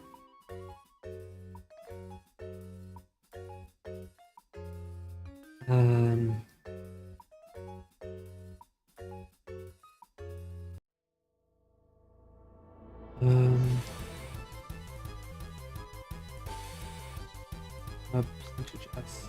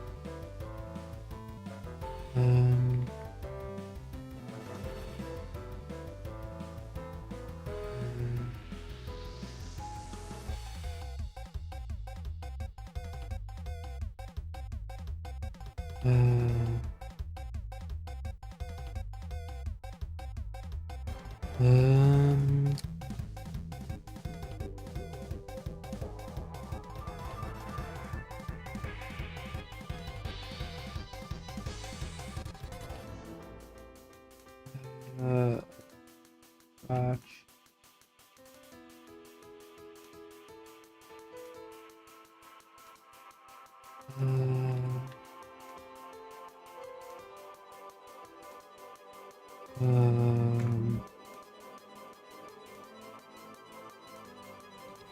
Three.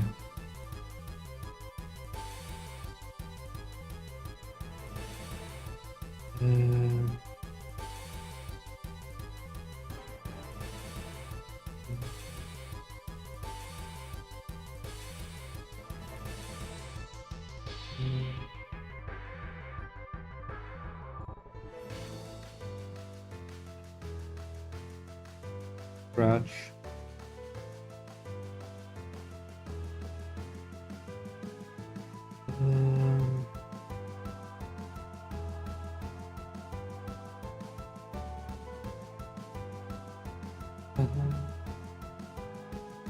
Yep, that is the fundamental problem with Palmstar.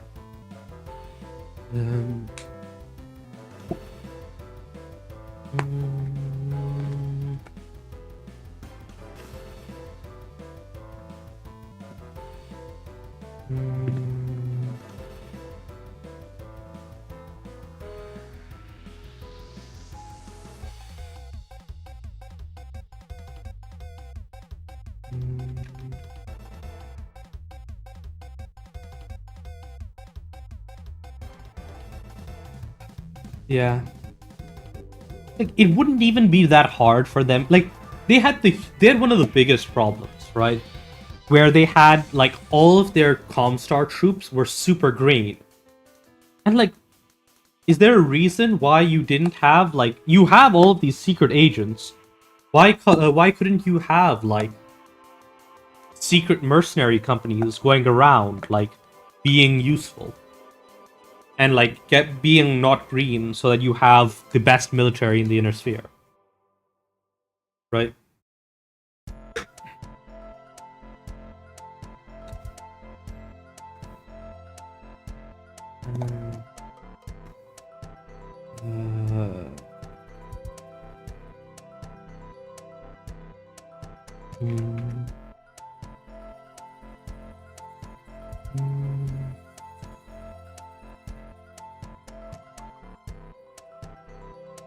Okay, so if I then grab my command.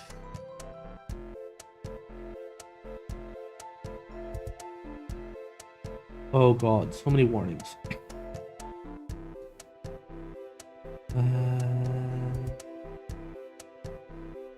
Huh? Oh, it's not listing lens working.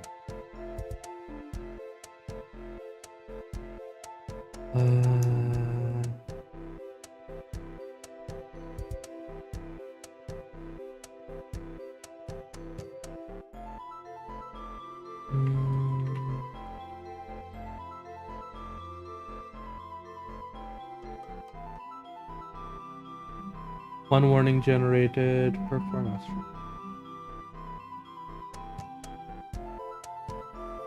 Oh, that's fine. Cloak format string, right? Yeah, that's not used yet because I need to finish resolved browser.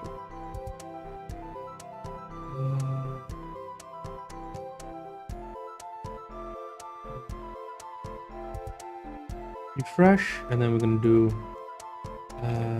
get size by ID 0. Okay, that looks right. Test 1. Description. Oh yeah, test perk 1. Yada yada yada. Did I set up? No, I only did that for the other one. That's right. JSON parse get prize by ID, and the big one is number 3. But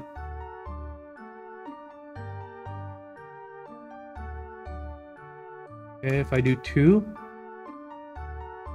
1, that worked. Oh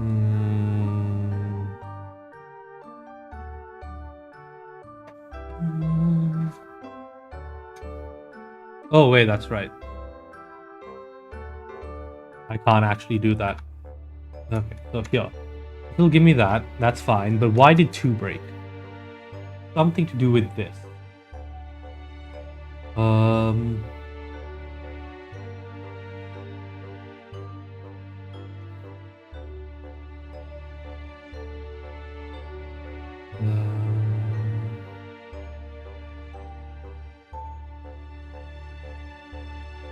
For this, so we know this part is working, right? So it looks like it's somewhere here. So our dependency listing format string, which has the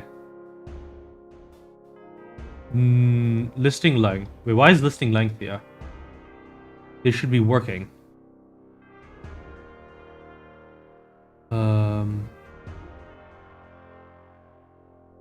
Okay.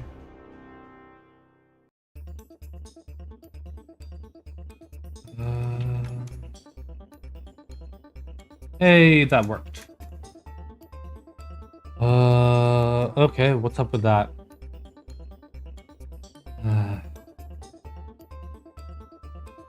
Oh, -2.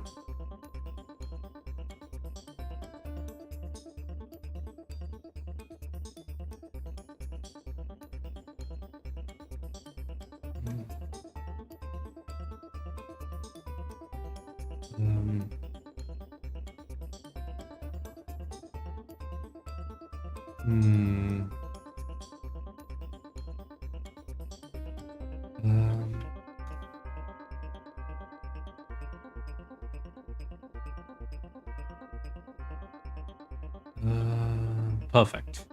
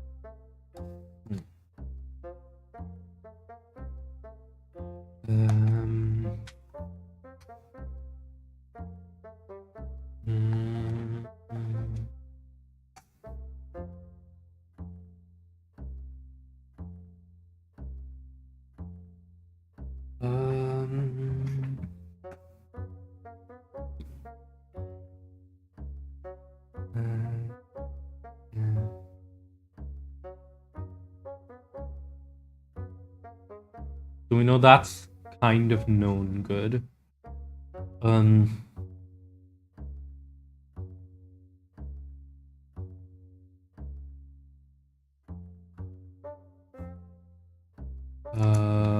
Void. Void get all her names.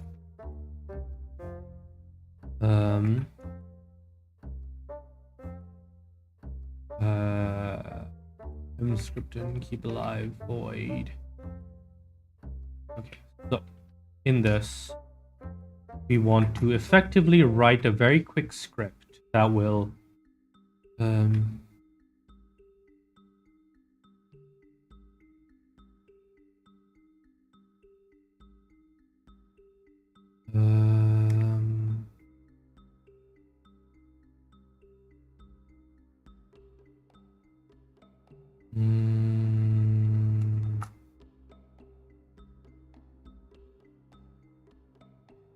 if that, this, that, yada, yada, yada.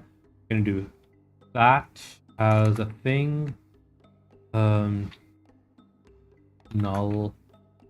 And then we're gonna say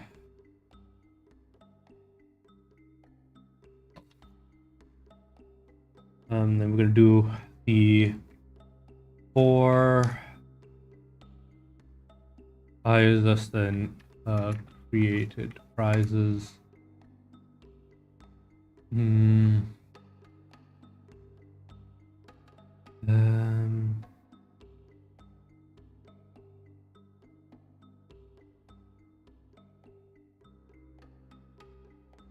You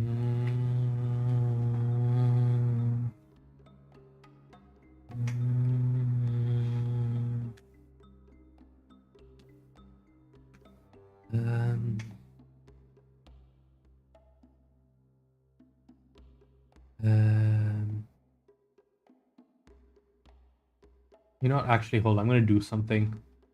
Um. Um. Uh.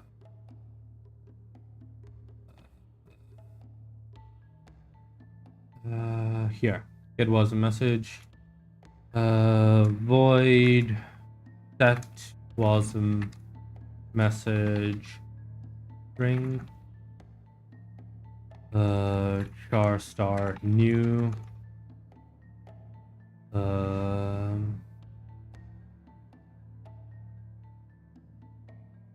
Like.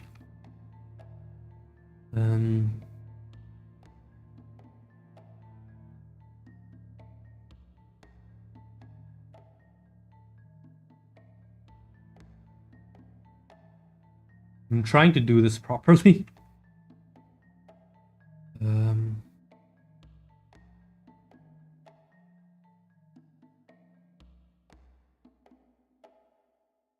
Because at the end, like originally, like it was because they were kind of already there, right? During the first Succession War, when everyone was blowing themselves up, Comstar had not yet devolved into the mess that it was, right? They were, at that time, just the splinter of the old Terran hegemony who controlled all of the phone lines, right? And as a result, they kind of transitioned. Like, they were kind of a much more stable thing. And they kind of forced all the successor states to take them seriously by saying that, hey, if you don't agree to leave us neutral, we're going to do an interdiction. That means that all the other guys have a massive information advantage over you. And B, they told everyone that, hey, the other guys have already agreed to this, right? Despite the fact that they were telling all of them this at the same time, right? So they told all of the successor states, hey, the other guys have already agreed to this deal. You are going to leave our facilities alone. If you don't, we will basically block you from our services, right? And if you try and take over our services, we'll blow up our HPGs. So all the successor states were forced to take them seriously. And then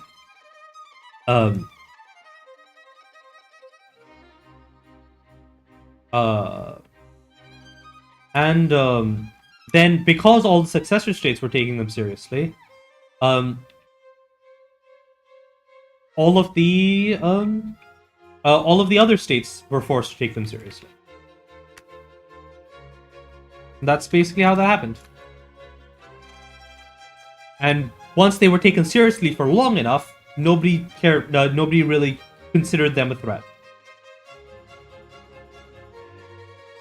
And that's just how the world works sometimes.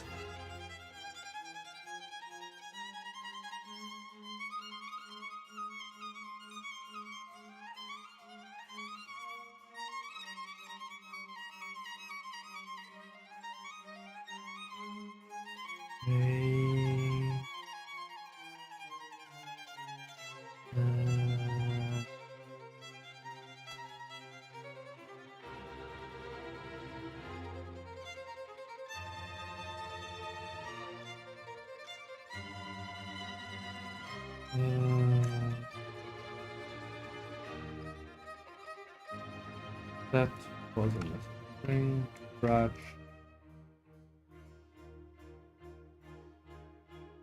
UNC.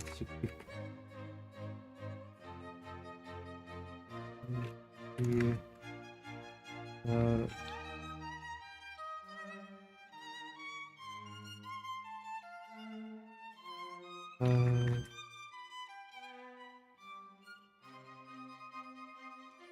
mean, you don't really have a choice as like an individual person, right? That's the way Comstar won. Is that they won by making themselves effectively impossible to exist without. And once they had created that state where they were impossible to exist without, they just laid low for like 200 years or something, right?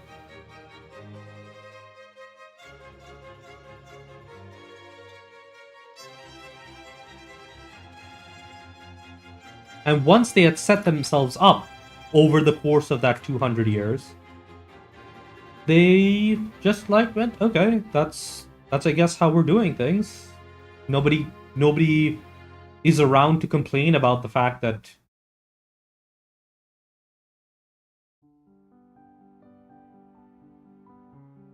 nobody is around to complain about the fact that um,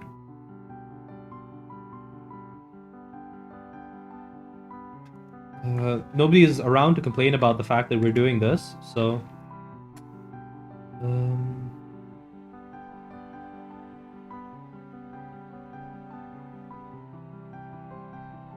so that's just kind of what happened.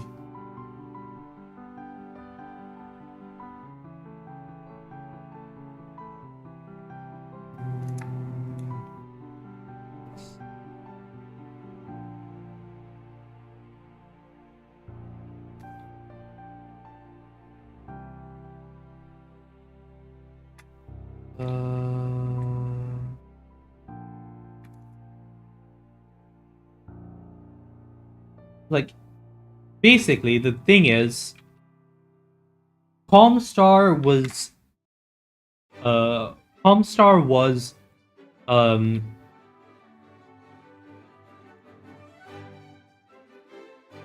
Comstar was taking advantage of the fact that it was on a war, that like everything was at war, and during war, they're the other guy gets a vote, and they basically rigged the other guy's votes when each person was making a decision.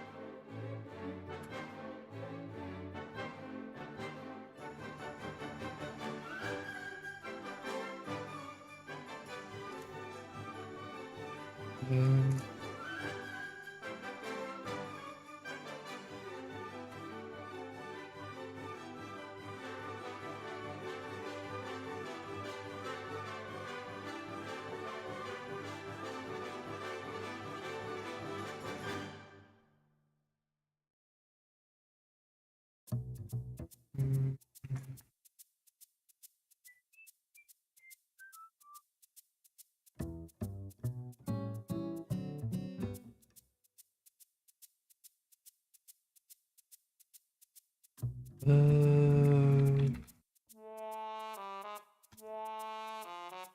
um,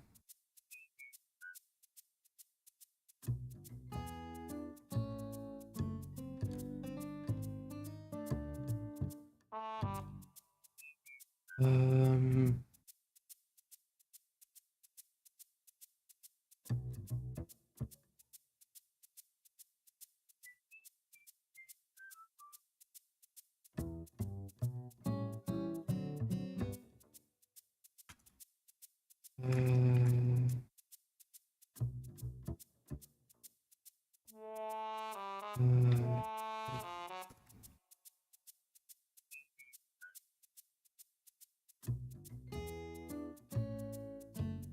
um, um,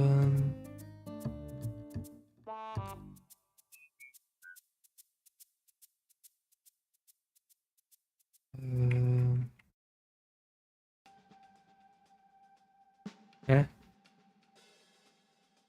Oh, that's right. Height mismatch.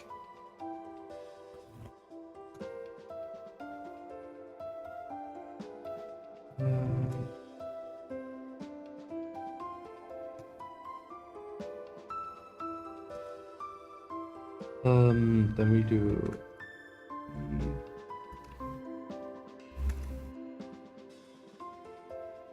Hey, that worked perfectly.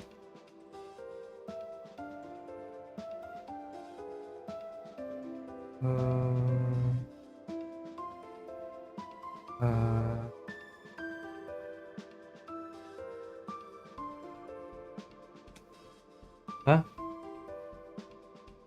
Ah, balls.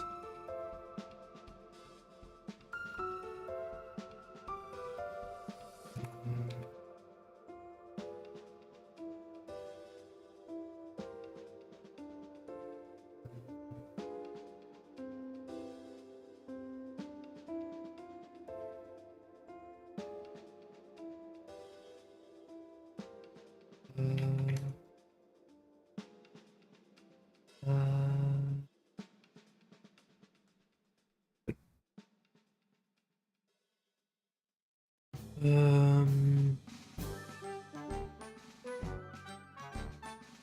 uh,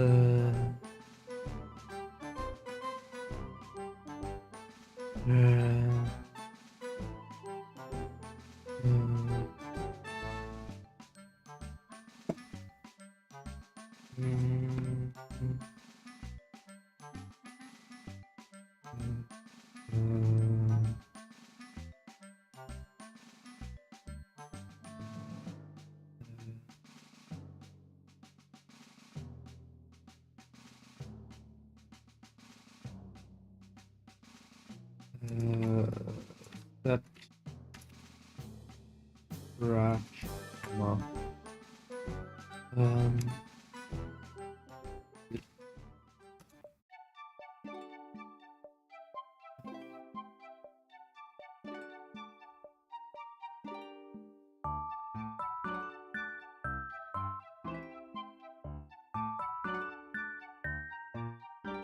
huh? Oh, that's right. Refresh.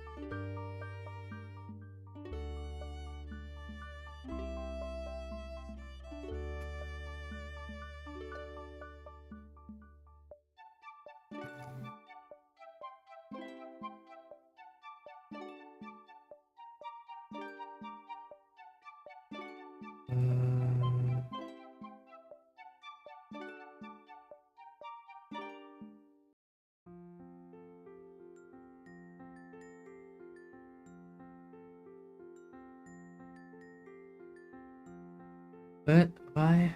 Why?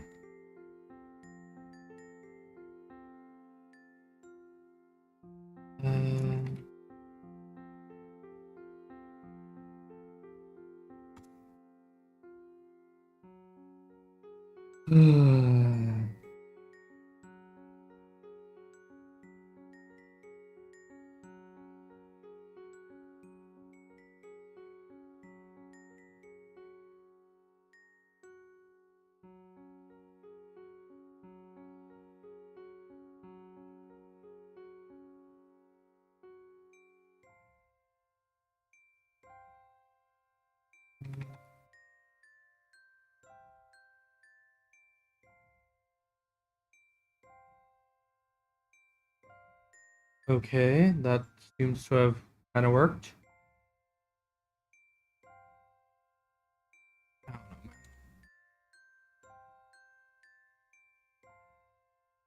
know, man. Now we just need to do the roll thing.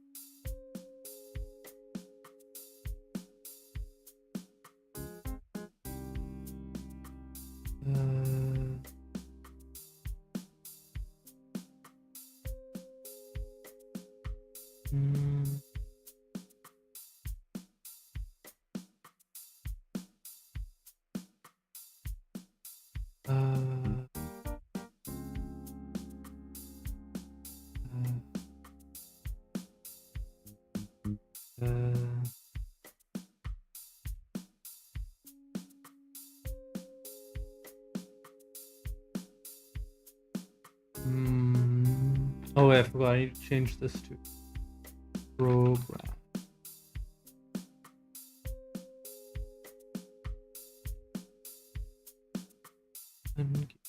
There we go.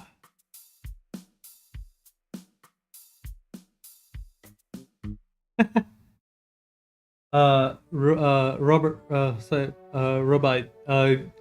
It seems thought was caught by the automatic filter. Oh wait, hold on. Wait, what's up? Why is this glitching out? Okay. Why is it saying the stream bitrate is low?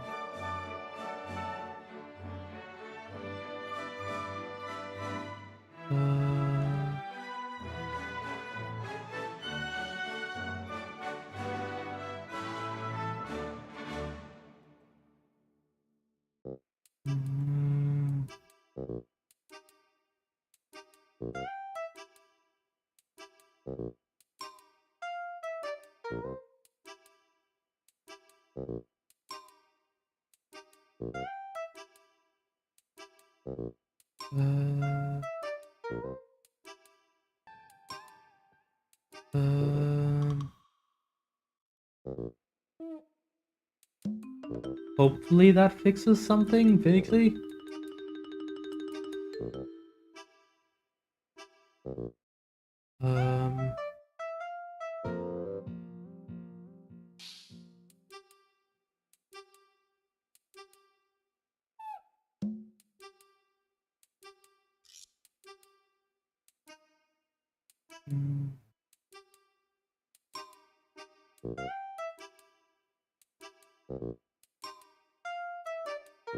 Okay.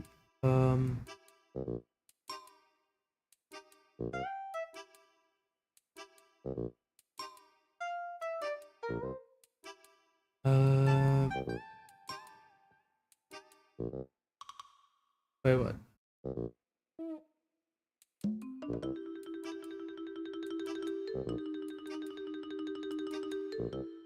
Yeah, I have no idea what's up with the YouTube stream. It's saying that my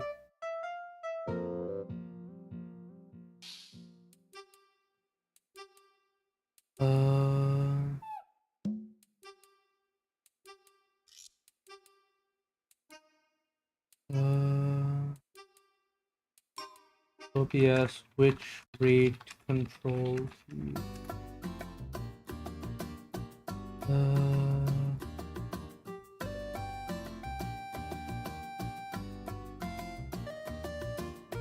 Yeah, I'm using CBR.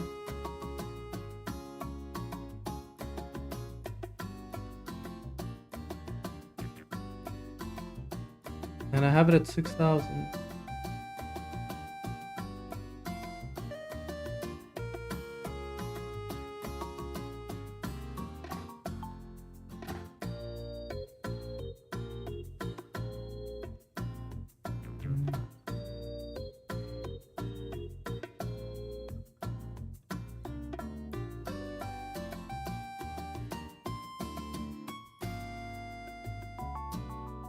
Yeah, it seems to be working fine. Yeah, I have no idea what in the world YouTube's complaining about.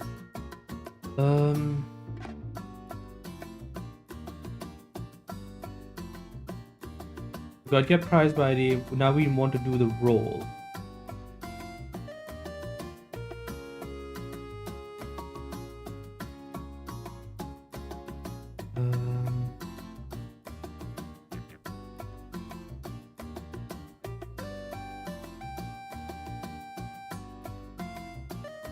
So technically we have 3 role options, right? So we have 2 role options. We have role prize pool, and then we have no, it's role prize by ID. Then we have actually this shouldn't be here, right? It should be void role prize pool, and then we should have a role prize category, right? Where this is effectively saying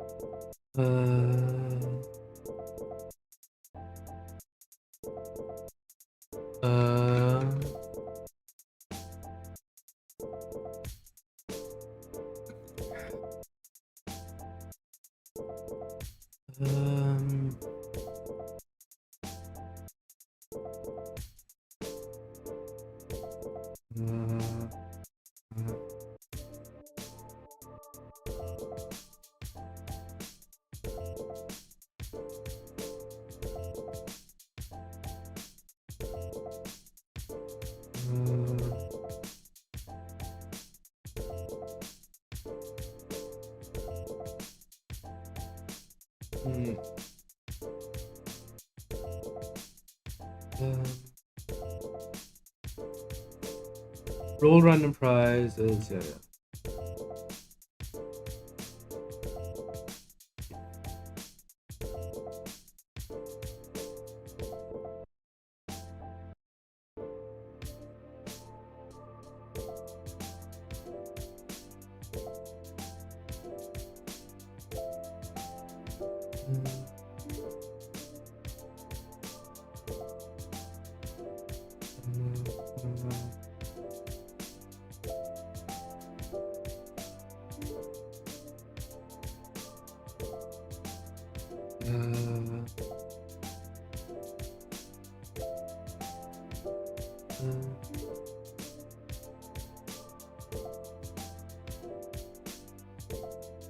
Okay, you no, nothing much. We're coming close to having this finished. All I need to do is finish the rolling functionality, and then I think once the rolling functionality is done, we only have the like front end stuff to, right? So the option is advance. So we want a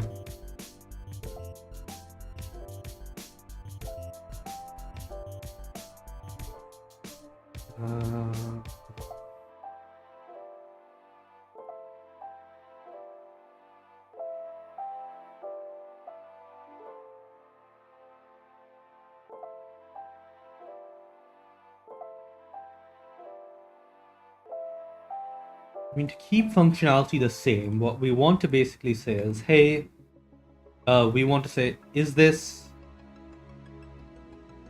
Yeah.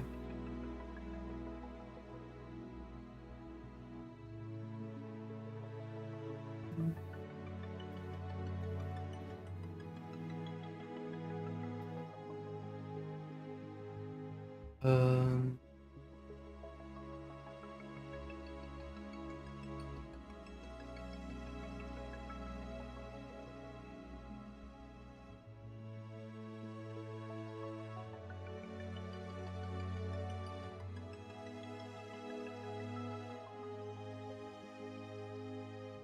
um,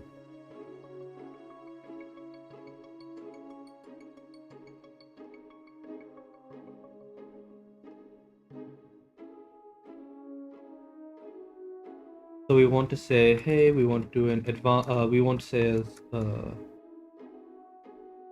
uint 16t attempt is equal to advanced merchant sequence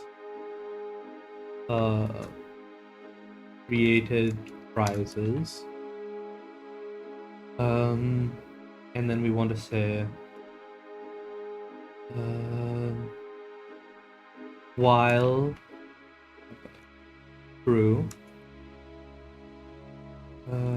if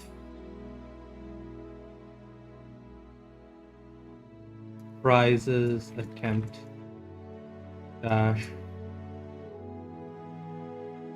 times received is greater than or equal to prizes attempt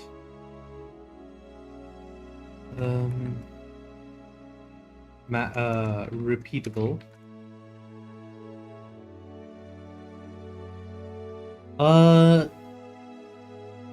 Kind of. I would normally do that on stream, but it's a bit of a spoiler for when it does happen. So yeah, but it's kind of so you know how it goes.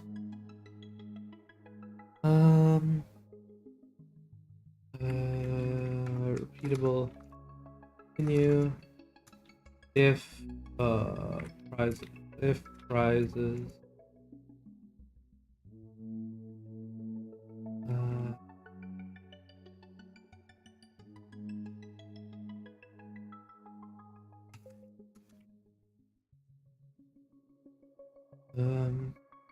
prizes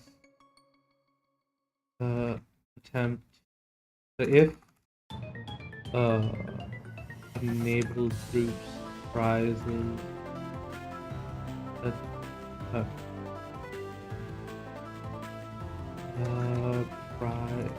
prize is equal to prizes attempt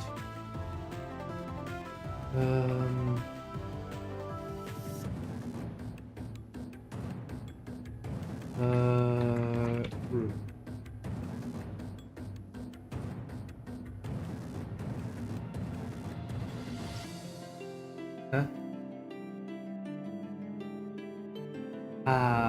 I start. Group.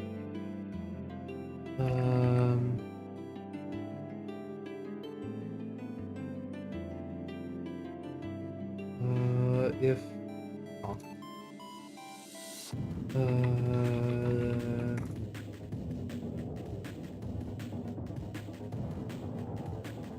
I will do the modeling the same week I post the chapter. Let me double check. I've got the chapter. I need to because I'm thinking of doing another double post for New Year's, right? So no, it wouldn't be there if I did a double post in New Year's. I've still got a lot of planning to do for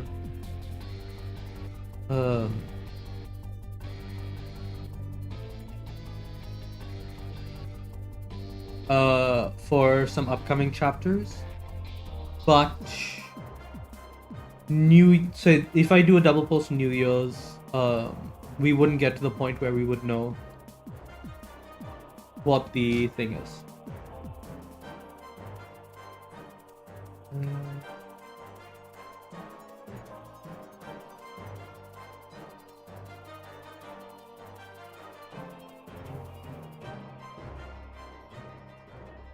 Uh...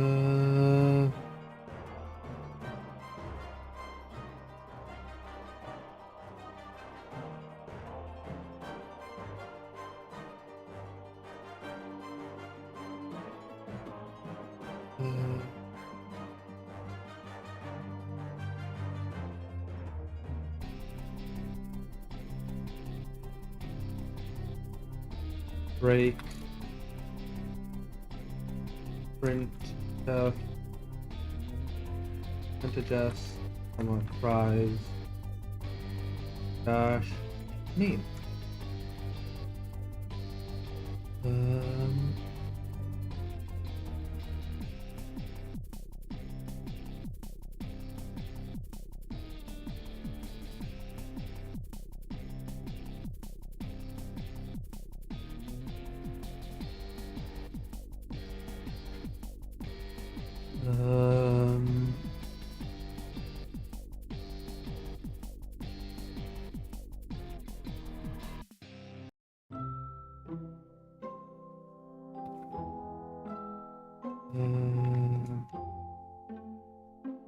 And once this is done, we can start doing the formatting.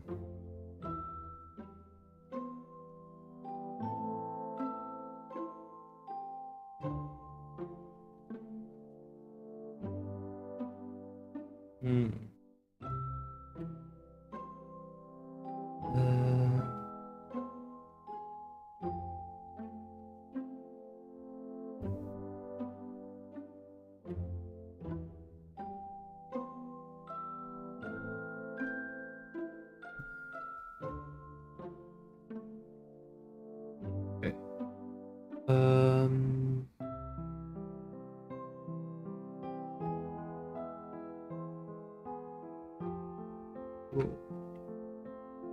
Cool.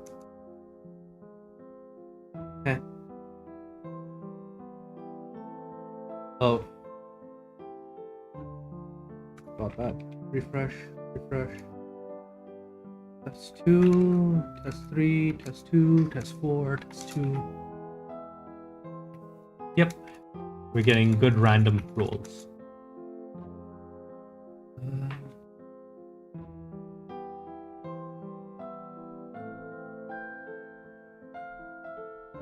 Yeah, I mean, technically the Inner Sphere already has that tech on account of their dropships. Say their fusion torches are so powerful that the aerodynamics are less of a problem.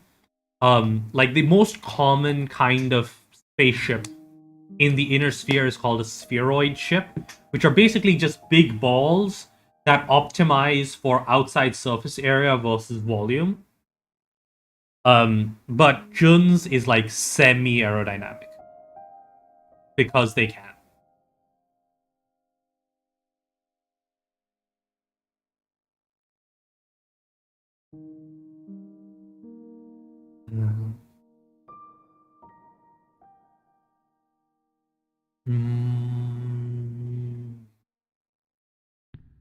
Okay, nice. And then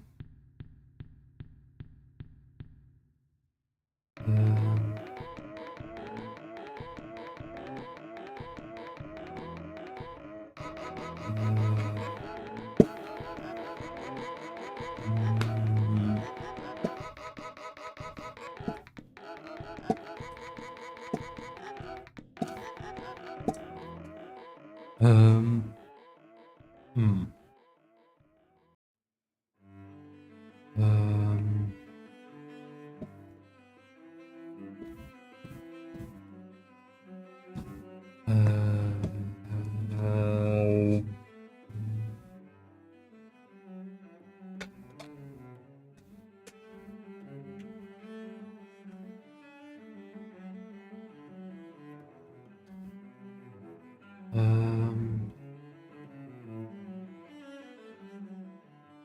Yeah, that's the answer, isn't it? Okay.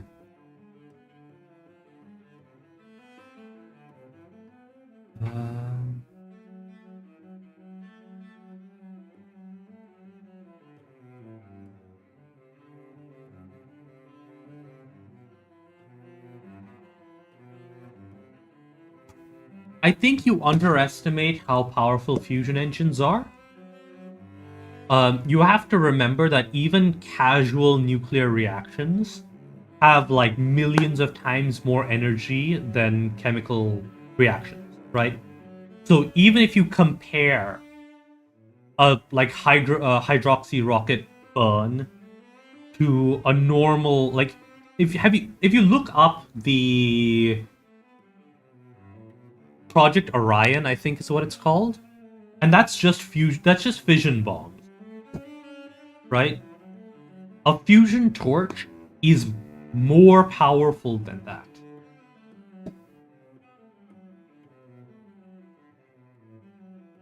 A fusion torch for the same for the same mass of fuel gets literally millions of times the energy that that a standard chemical rocket would be able to generate.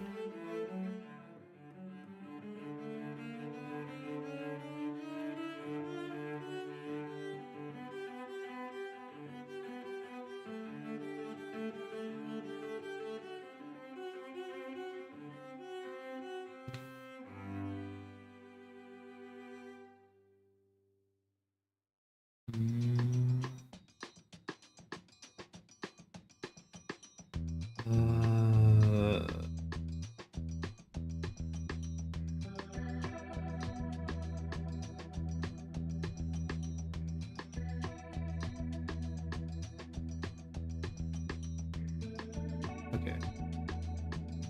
So now we want to say, hey, we want to roll tries by ID. Yeah.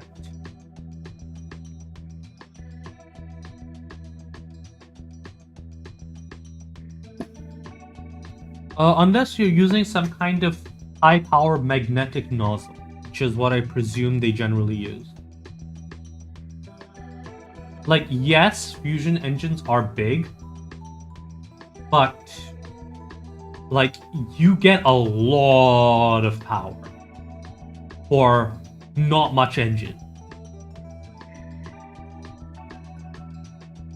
You get like ridiculous, like, even if you account for the nozzle geometry and everything else, you get way like a shit ton of power for not much engine if you can make a fusion torch,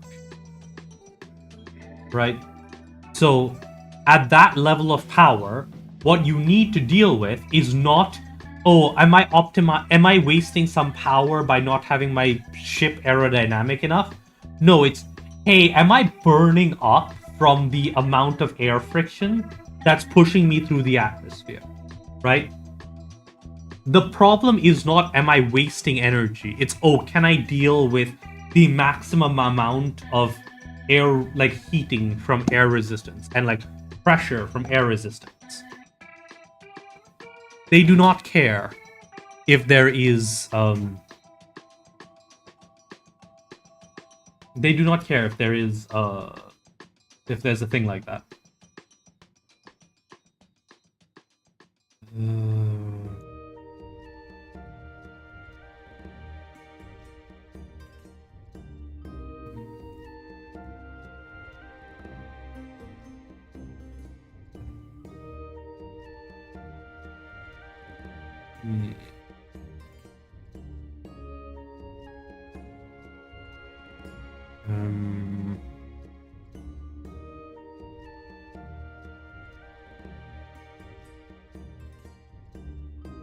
So I need to come up with a couple of...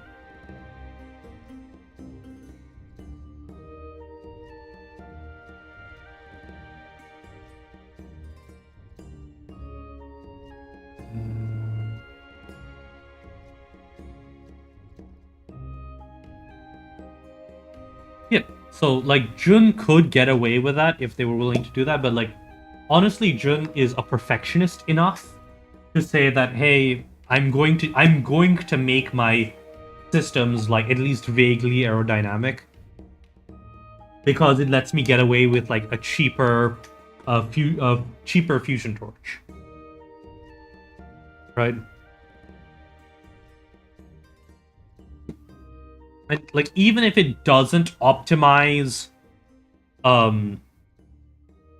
like hull area to a cargo capacity, like this ship doesn't need to worry about that, right?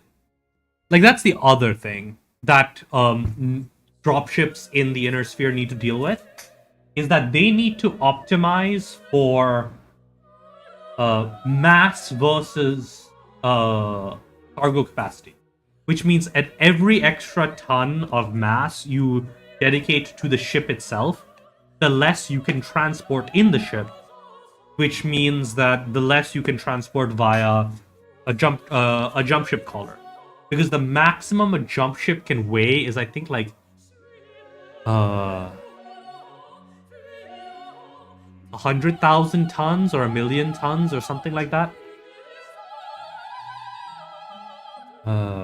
5, 6, 1, 1, 5. Okay. Mm.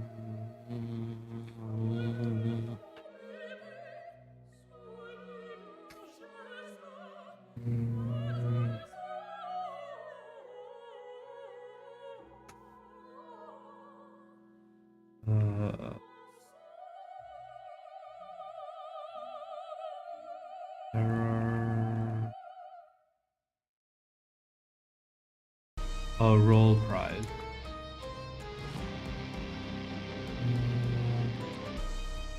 Refresh. Oh yeah, that's right. I forgot to include the thing that currently all it should say is printf vintage s/n prize name.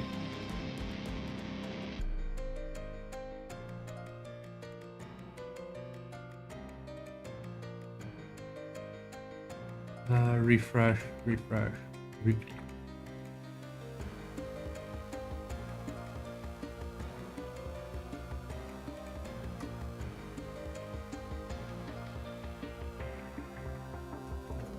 Good. That worked.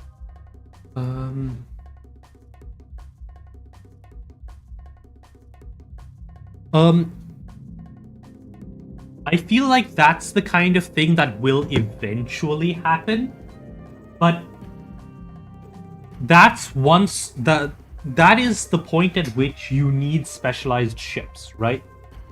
Because either the current ship size, the one that Jun is making, the delivery truck, the technical of spaceships. When Jun makes that, Jun is making making a dropship that is effectively designed to transport them between is designed to be an all-rounder, right? It needs to be big enough to get to a station at the jump point, but also it can't be too big, otherwise it's too expensive. If Jun starts specializing and selling specialized ships, the ship, at that point, the problem then becomes that the ship becomes too expensive to transport. Right? Because a dropship because a ship big enough to transport just to the jump point and back would probably be better as a dropship than as the other one.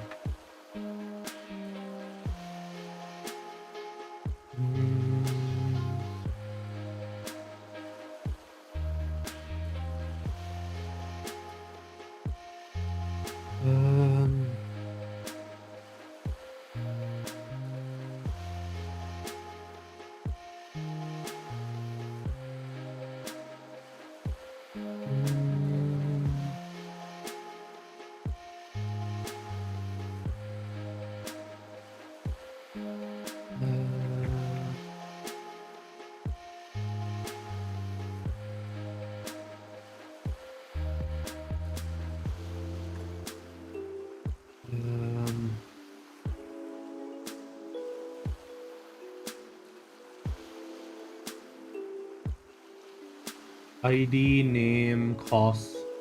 ID name cost description.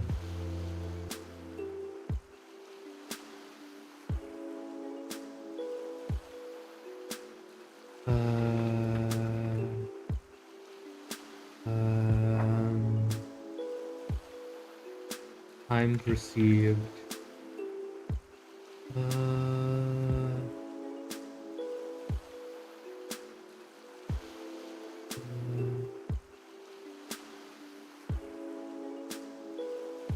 One.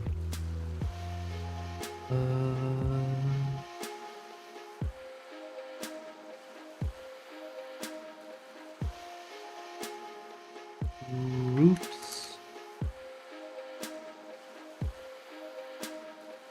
Prize.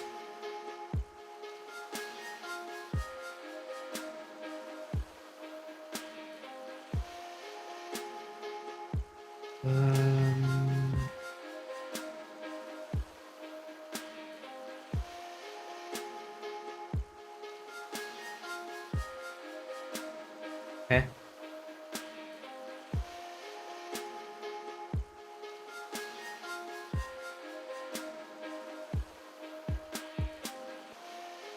Why are you not working?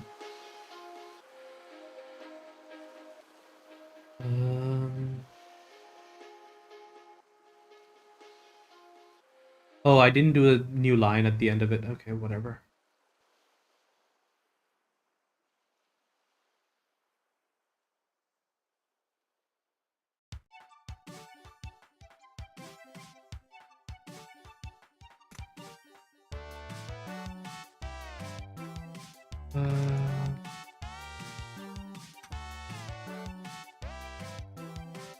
Okay, that's nice.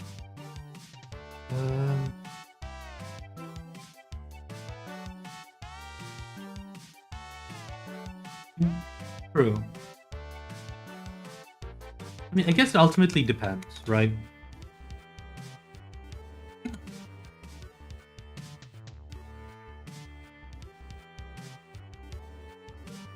Like, a planet needs to be big enough to warrant needing a ship like that. I don't think that most of the places that warrant, want to buy like a cheap inter-system shuttle would do that. Otherwise, they would just use the dropships. I don't know. It'll probably happen eventually. Via standard accelerations, about a week.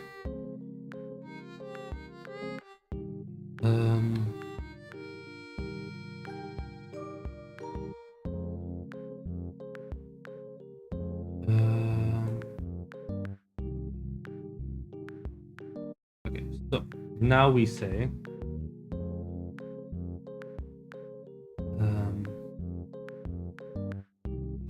u int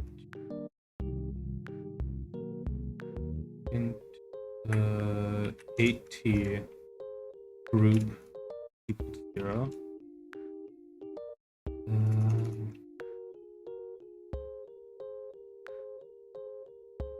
While group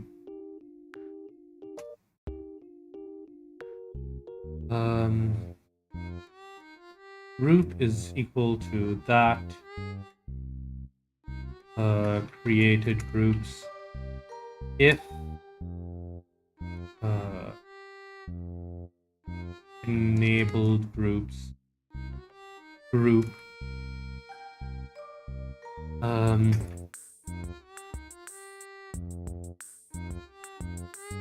break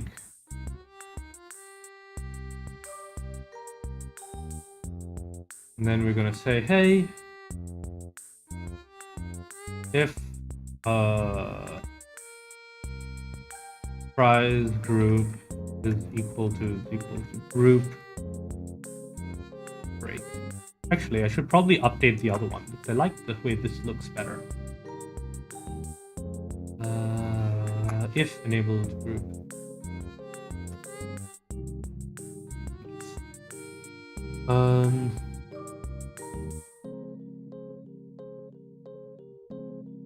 printf percentage b slash n group or percentage s groups group.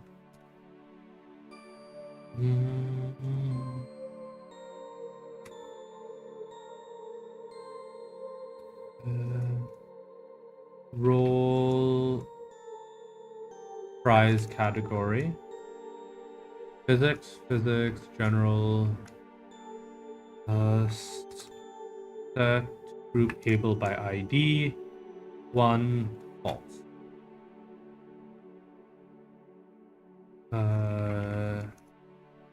Get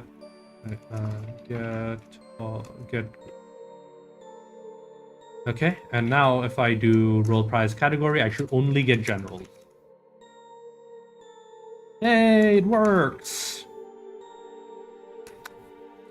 Honestly, if I do role prize pool, I should also work. General. Yeah. Perfect.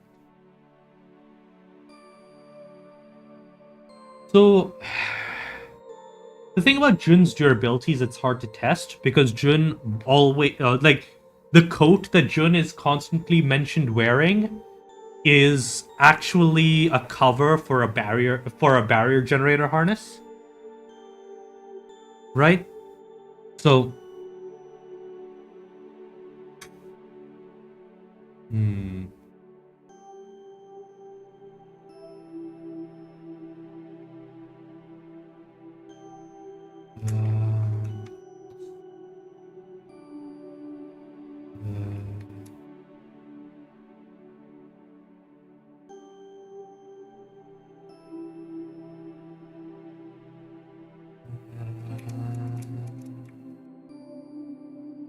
okay, that's working perfectly.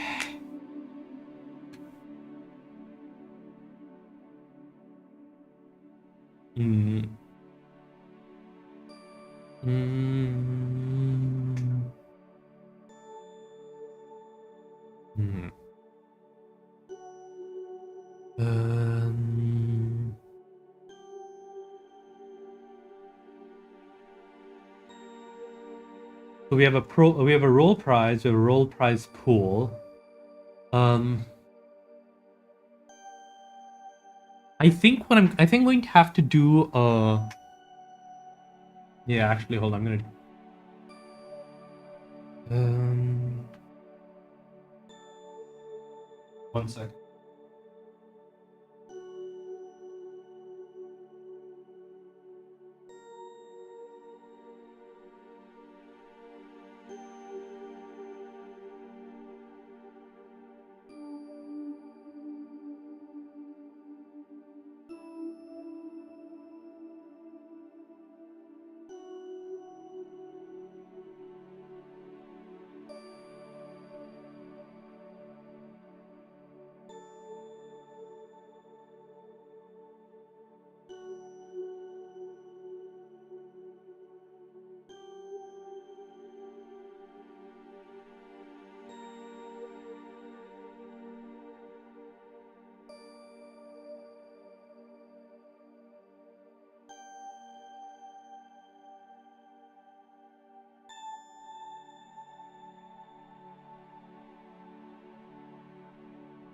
Okay, there we go. So, like, Jun's durability is hard to test, but other than that, like, the big thing that is relevant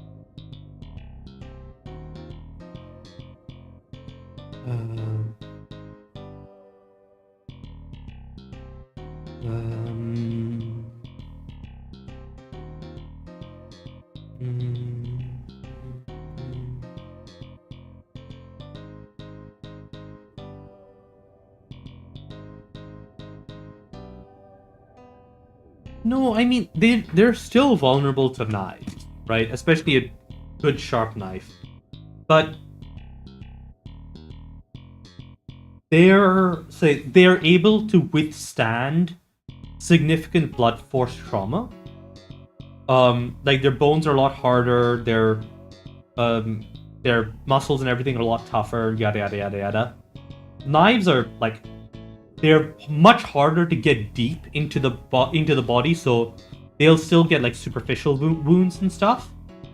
Like it would be really hard to deal major damage, but you can still get into like you can still get to weak points.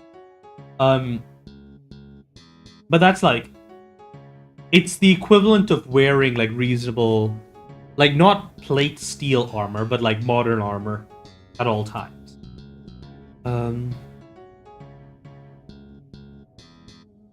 Let's see. Get groups, yada yada yada yada.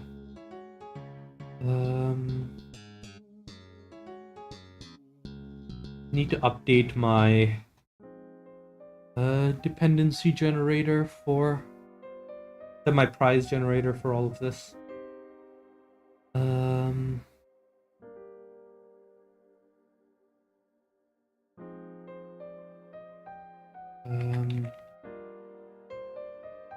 7 8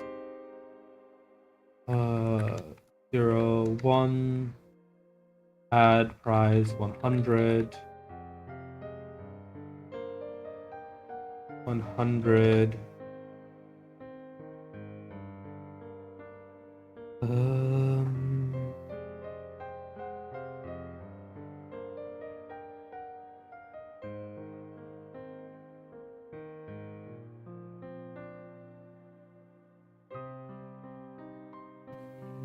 okay, so we're gonna say, hey, in the role prize section, we're going to say,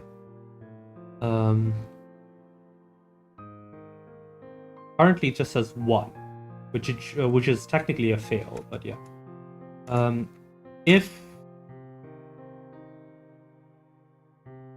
prize dot cost, the prize cost is greater than points,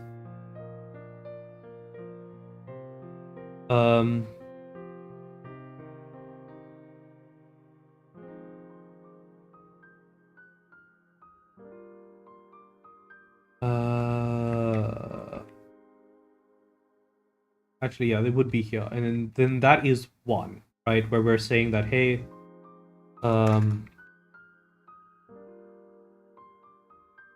legend, status legend,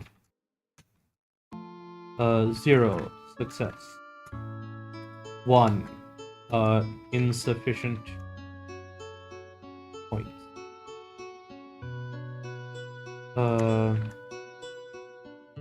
2 max repeat.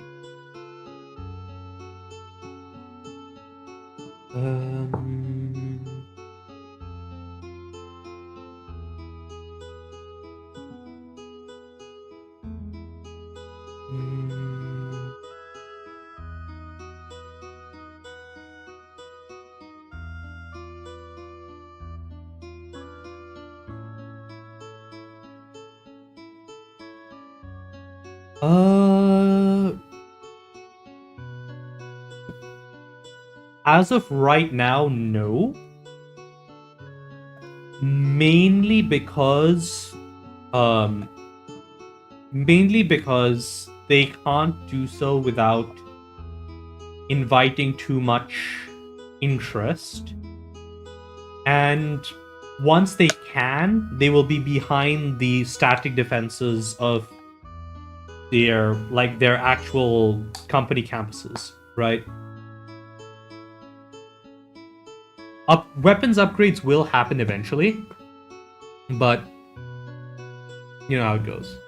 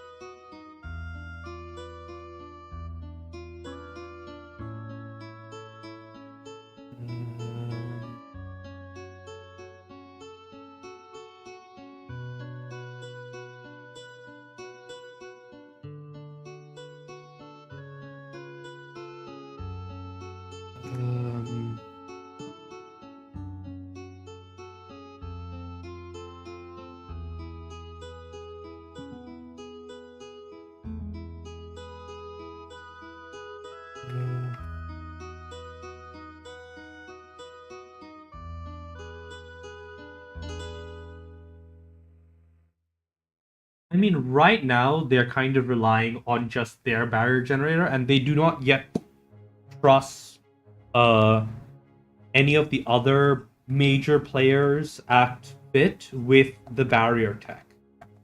They're, so yeah. So as of right now, they do not see the need to upgrade their armor. The barrier generator has not yet been breached, at least in any reasonable circumstance, right? Where an armor upgrade would help. Um,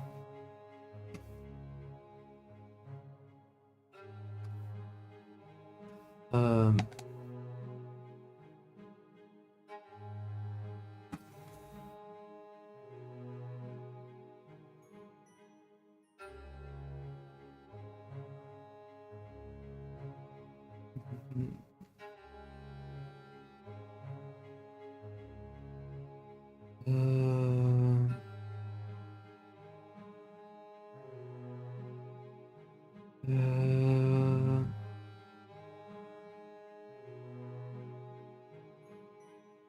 hmm.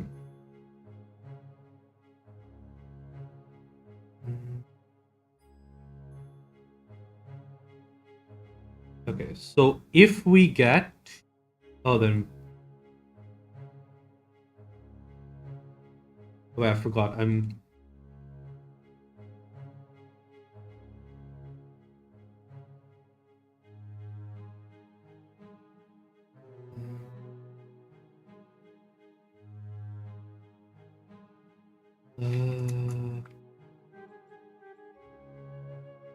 Points equal to points minus...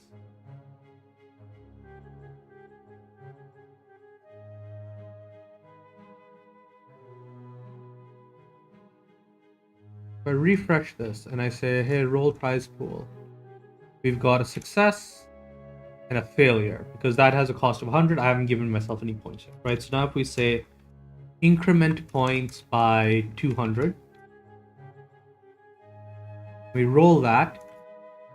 This one costs nothing, so we're still at 200. This one still costs nothing, nothing, nothing. Okay, 100. So that succeeded, which is good. Nothing. Okay, that still succeeded. The next one that costs something should fail.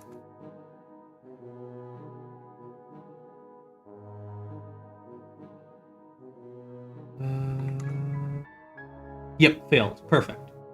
So that means that this part is working. Now all we need to do is add the dependency handling, right? Which is basically saying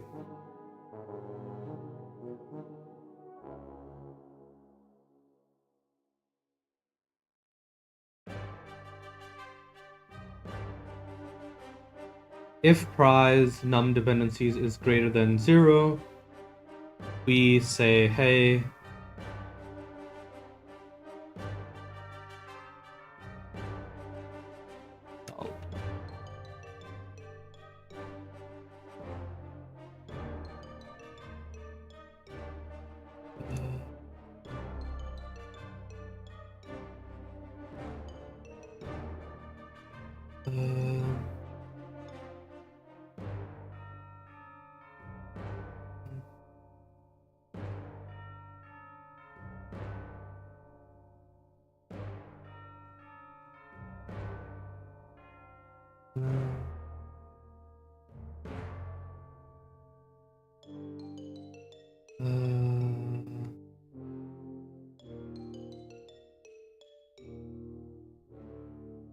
Actually, hold on, I can just do it like this, can't I?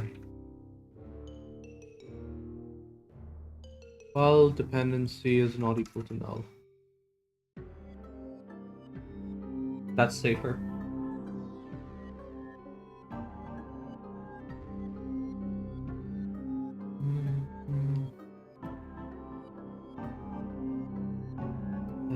Oh, that's right.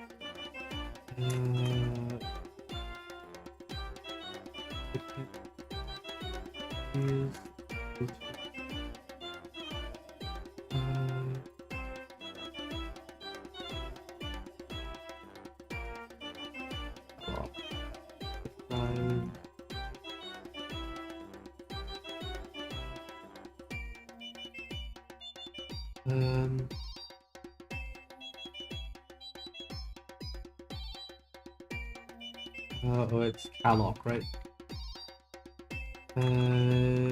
Dependencies.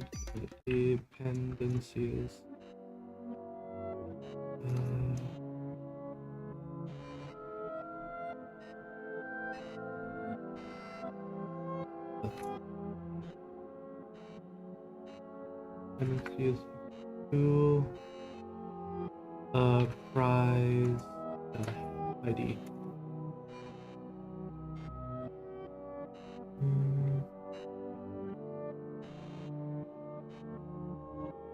Okay.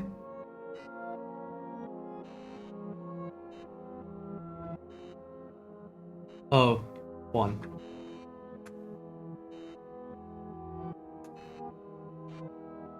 Okay, and if I refresh this and then I do roll prize by pool. Okay. Oh yeah, that's fine.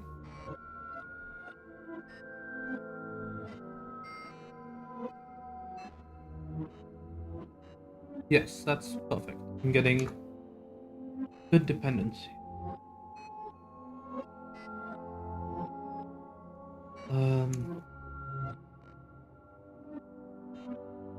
Scratch. Star scratch is equal to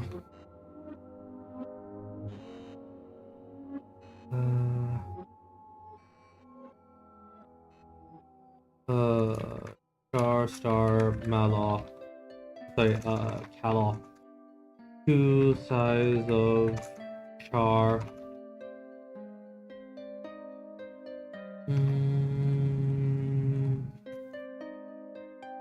Scratch 0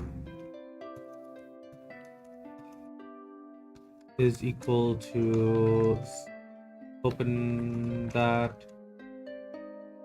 Scratch 1 is equal to. Now we want to add a working char star, and then we want to return a char star as well, right? And we say, hey, we're going to pass the working into here, and then we're basically saying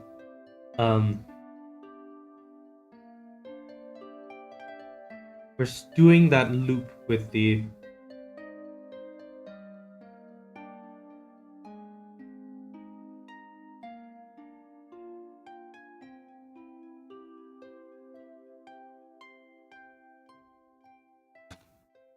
this loop is happening enough times that I need to dry it.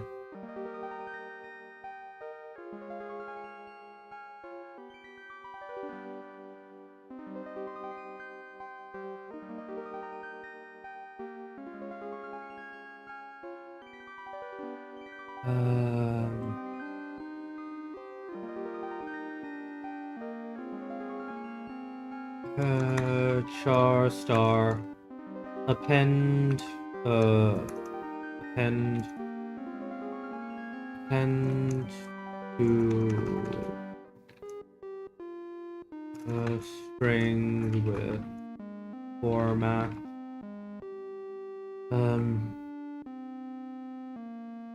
Oh wait, no, I can't do that. Damn it.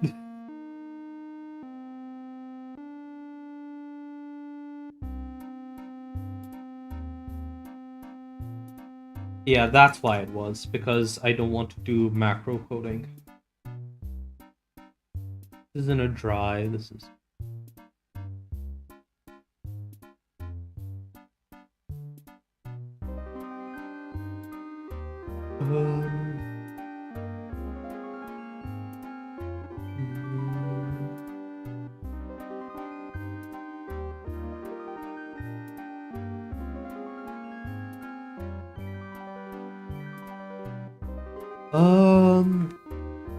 Spoilers?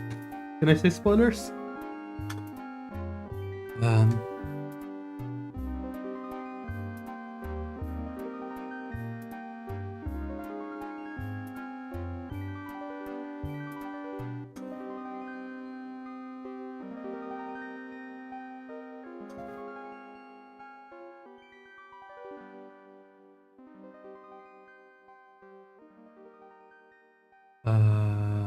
Roll price.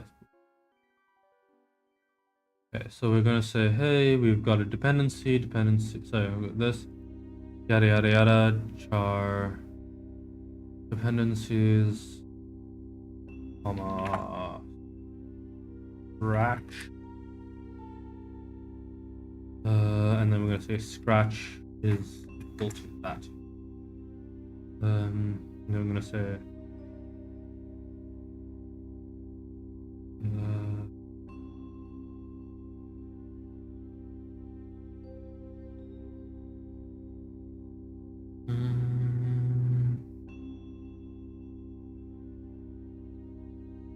I mean, I guess since it's in this specific case, I can say I can make a function that is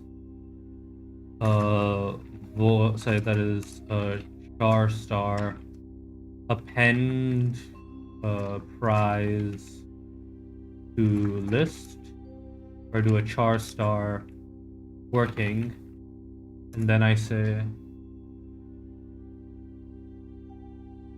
I mean, they're selling disses, right? They're selling the deployable instance structures, which are the deployable instance structures, which are effectively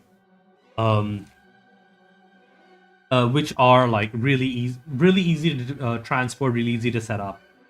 That's one part of it. They're also making construction equipment for building stuff with more traditional materials. At some point, they will work out the logistics chain for large-scale infrastructure projects, and they'll create like a package that is like a disk for the initial setup plus some equipment for mining limestone and stuff for all of that shit, or maybe some kind of like artificial limestone generation, whatever, or like stone processing and yada yada yada yada. So yeah, char star working. Um,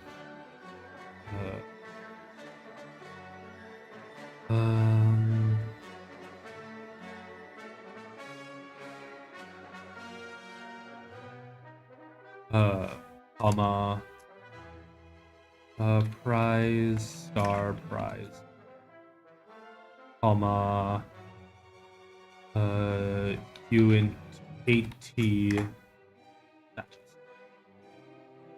Right, so we're gonna say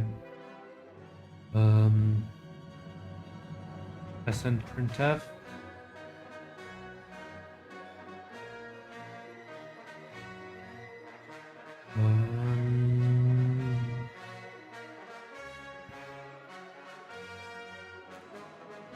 price listing format string, yada yada. We're gonna say status. Okay. Price, I guess.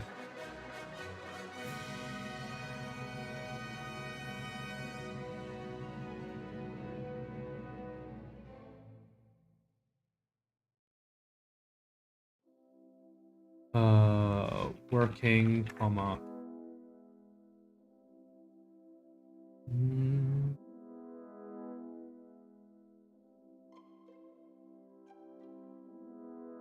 Yeah, it's got enough internal voids and like enough of a foam structure to act as a pretty good insulator.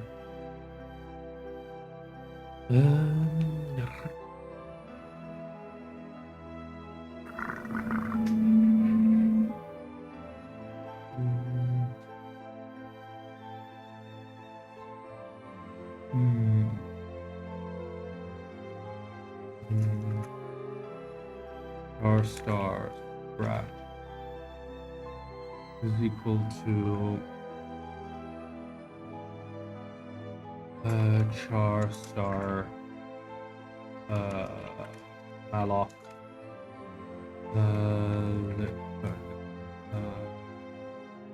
new len times size char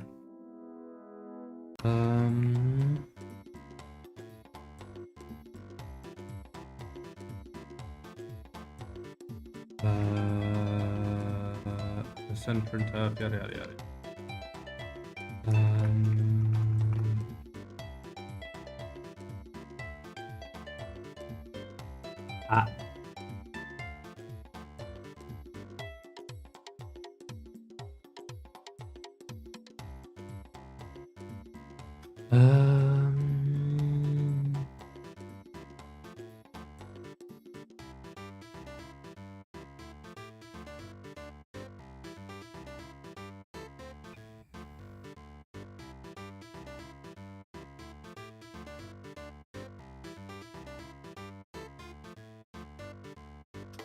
The biggest problem is really just population and infrastructure, right?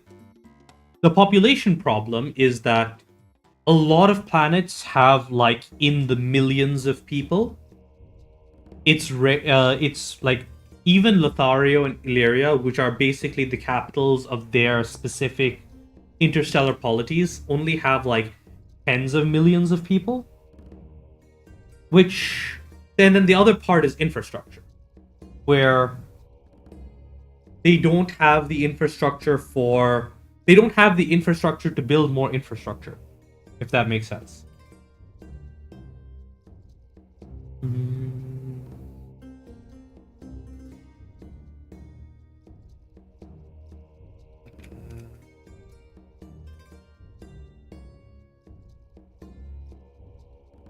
Reworking.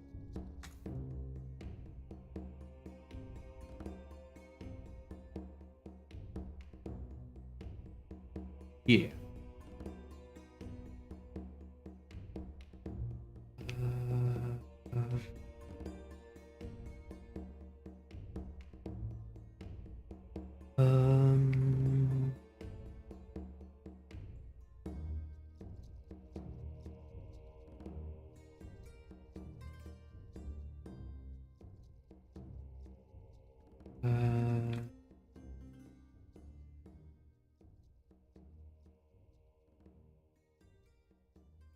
So, like theoretically, any of these nations that if they didn't have to worry about pirates or a successor state or like any external factor, they would be able to build themselves up into something reasonable, given like a few hundred years.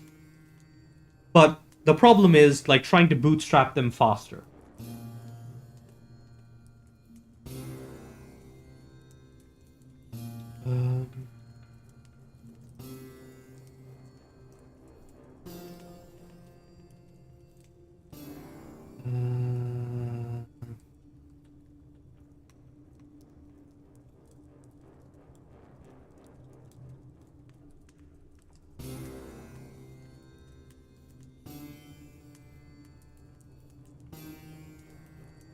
Oh, wait, hold on. I don't even need to do this, do I?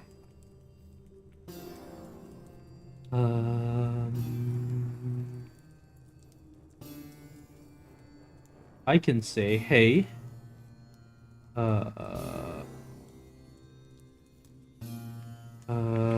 you in KT status. Here.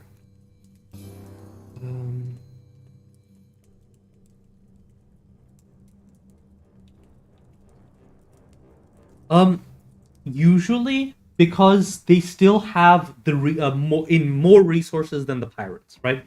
The cost to like the profit versus risk is better because you can still sell food and fusion engines and like slaves, right? That's a big thing in BattleTech is that a lot of pirate nations are slaveholders. In fact, quite a few quite a few successor states technically hold slaves. I mean, maybe not specifically by that name, but um,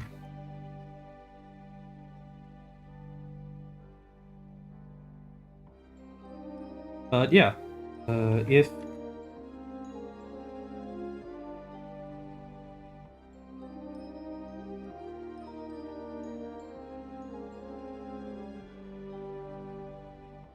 yeah, so like the Capellans basically have that with their servitor cost. Um, the Draconis Combine basically also has that in everything except for their warrior class. Um, the Davians did definitely previously have slaves, at least according to the Taurians. Um, Lyrans probably call it like indentured servitude or something. I don't know. Niops had some. Niops is like a single planet, and they definitely have something along those lines. And like the pirate places use slaves themselves, and then uh, even outside of slaves, like they still need food. They still need like whatever material resources they can raid, and it's a lot easier to get it from these less developed planets that don't have the defenses to shoo them away, right? If they tried to hit a more developed system, those same developed systems have the money to pay for like ASFs and battle mechs and everything needed to fight off a pirate raid. Um,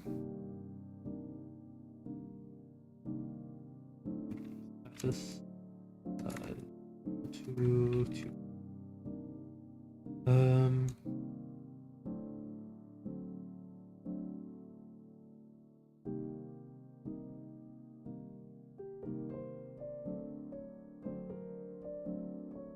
if uh, if prize cost is greater than points, status is what? Else? Status is equal to 2. If status is equal to 0, or I can just say if not status, right? If not status, um, points is equal to points minus prize cost.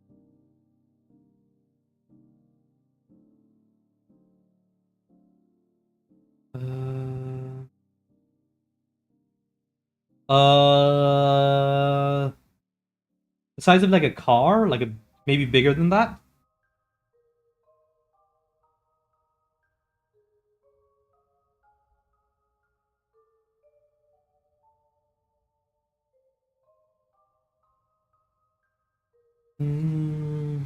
Repeatable overrides cost.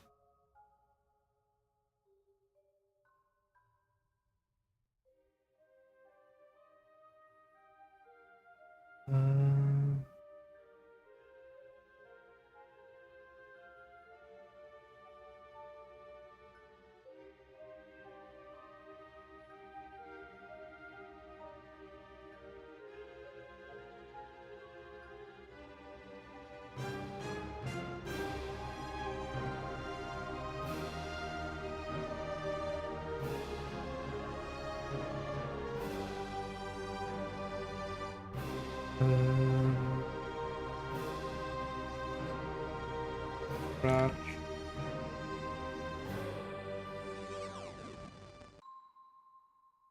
Prize.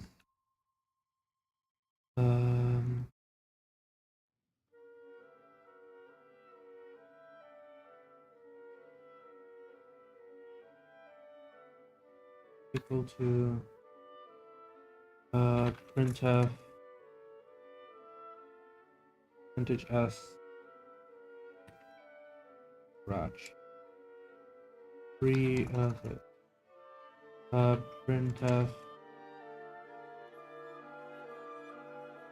the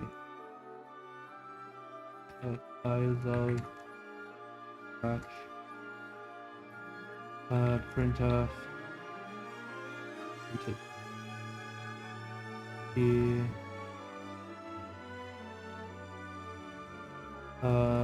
Berlin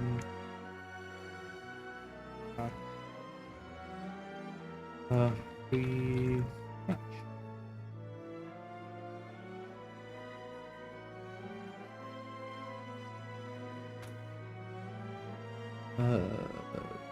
Blue.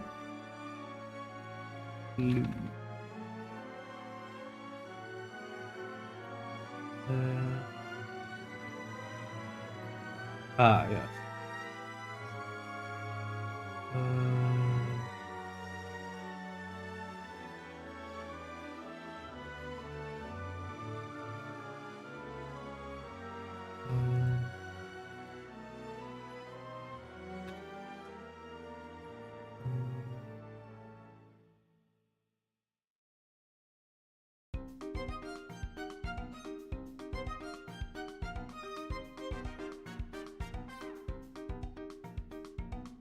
Prize, comma, hold on.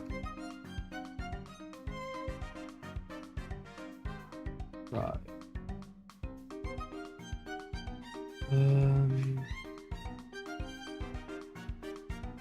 Okay. Oh.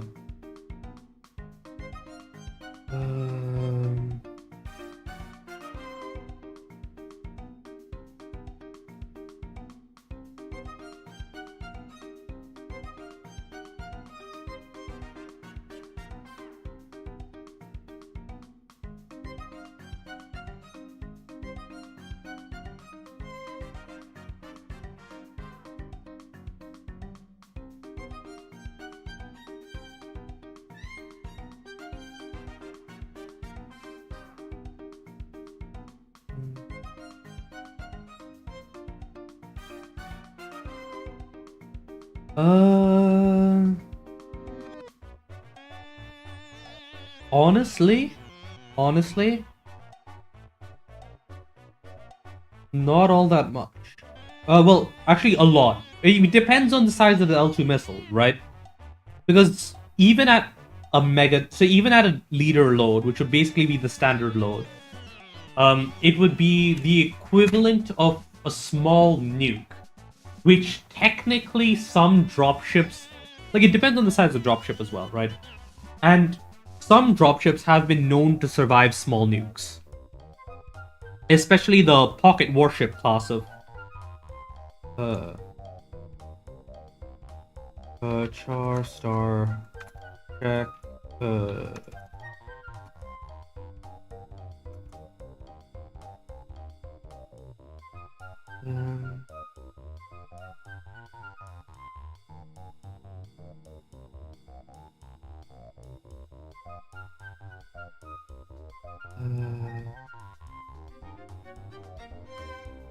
prize star prize comma star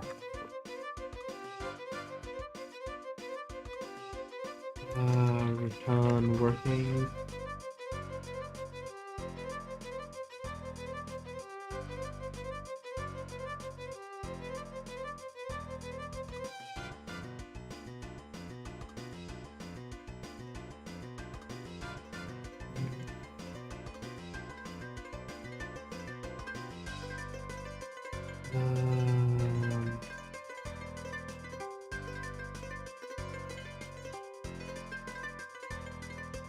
if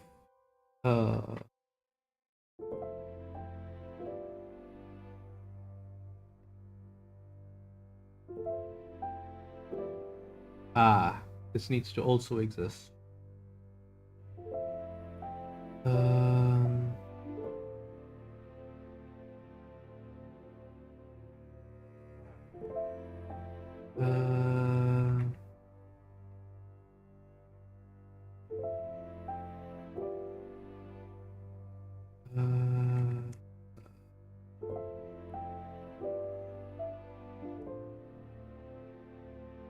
if prize ID um,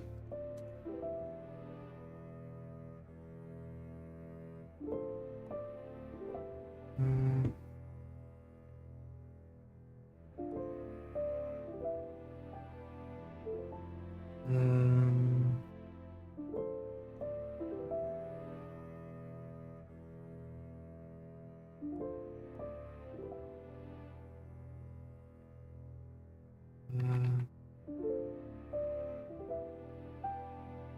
yeah.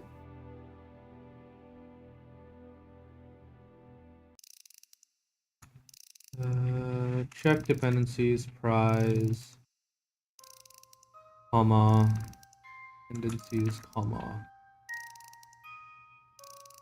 Um,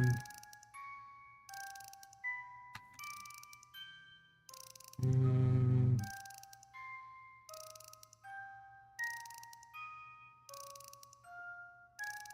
mm,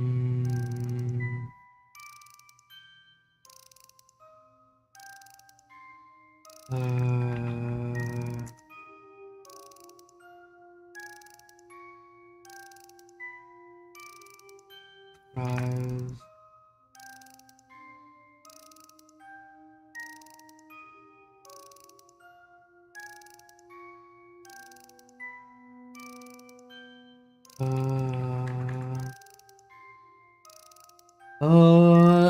Not too difficult. Like, you still need to put in the power that you're getting out, right? It's not a infinite energy. It's not like a ex nihilo thing. But it is like a reasonable level of complexity. Huh?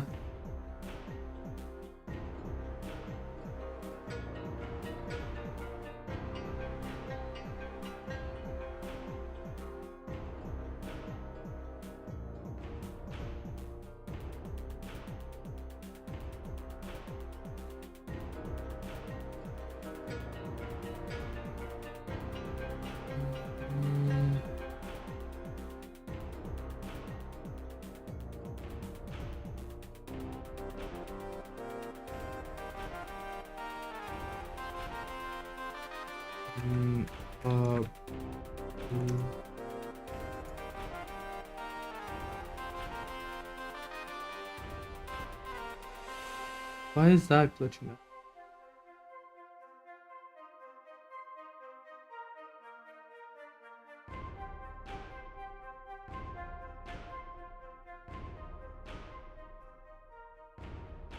Wait, did I?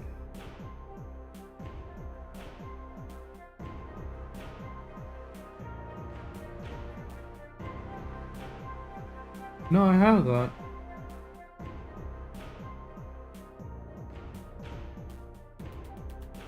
The hell?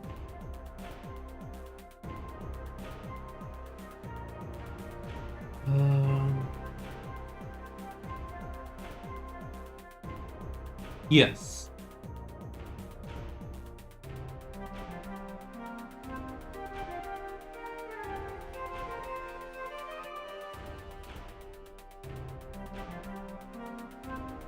If it was a bomb pumped laser, it would probably core basically any battle any dropship that is currently in production.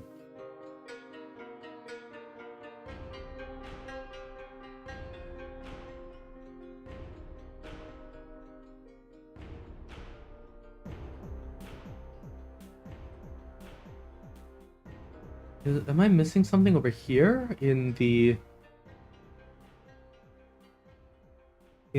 append price to list? I've got working. Yeah, that's working.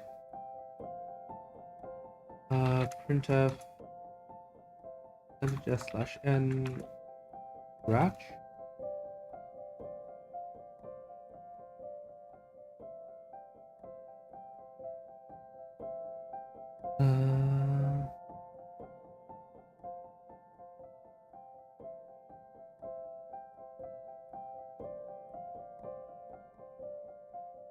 Huh?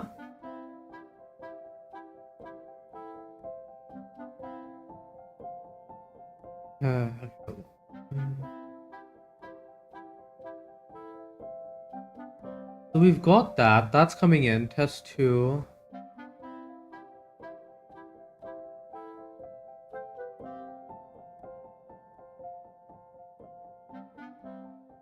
Working. We got test 2. Empty string.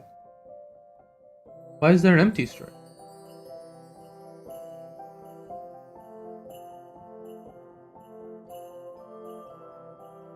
The hell?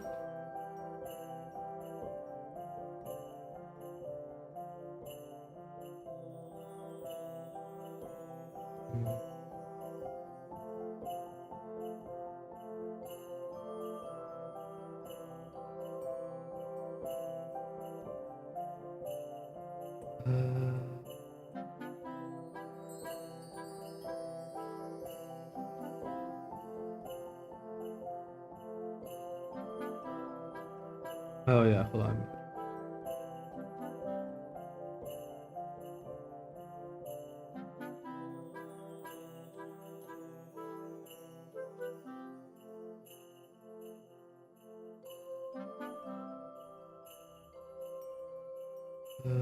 Wait, what? Why is it? Oh.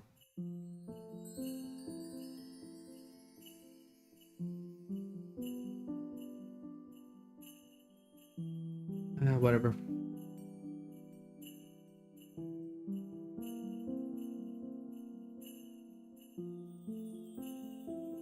What?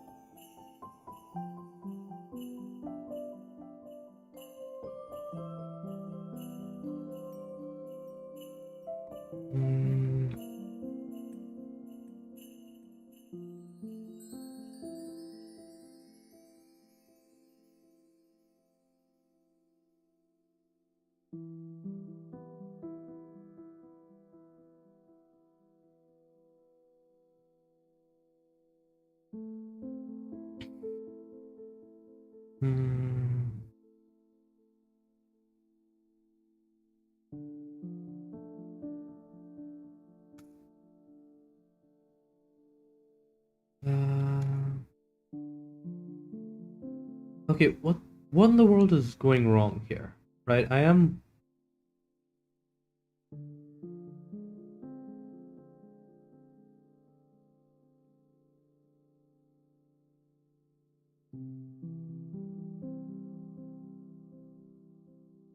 Oh wait, hold on. No, price dependencies I. That should be right.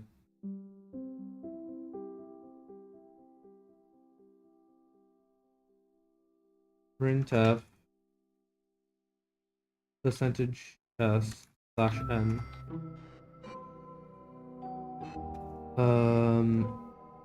Prizes.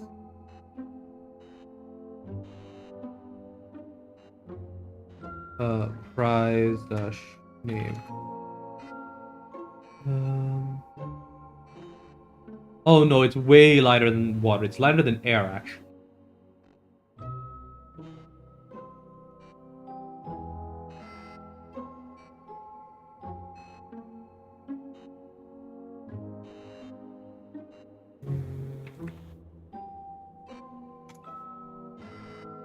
Why is that an empty string?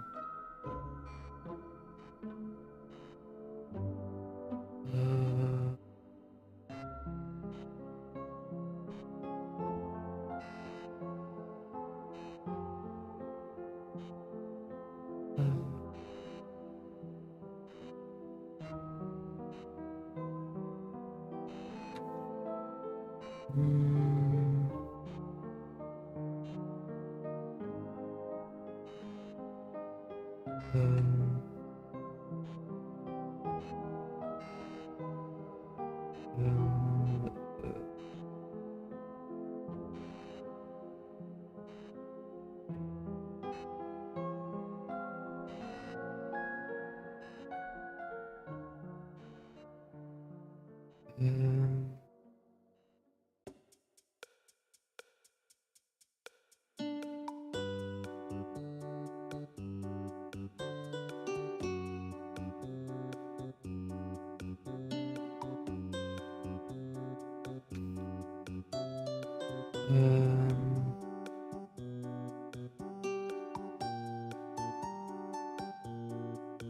Yep.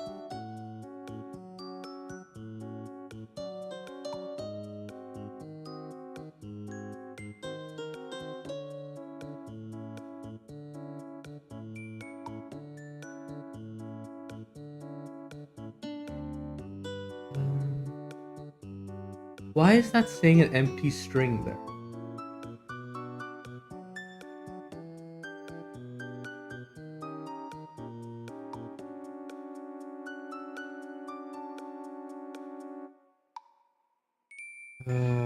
Percentage.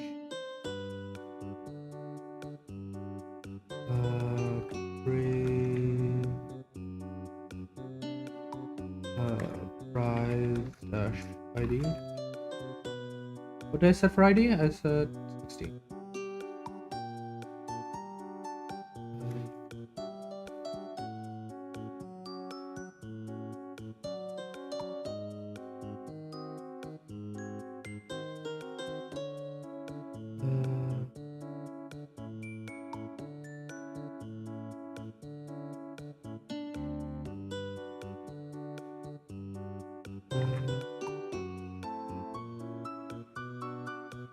Why is it saying empty string?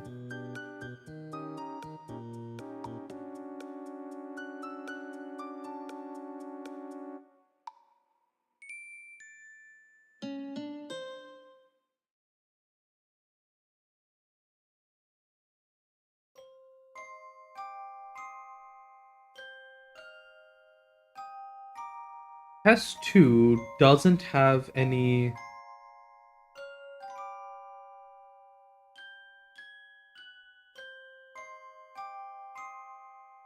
Yeah, test 2 doesn't have any perks. Why is it asking me... So why is it going into there?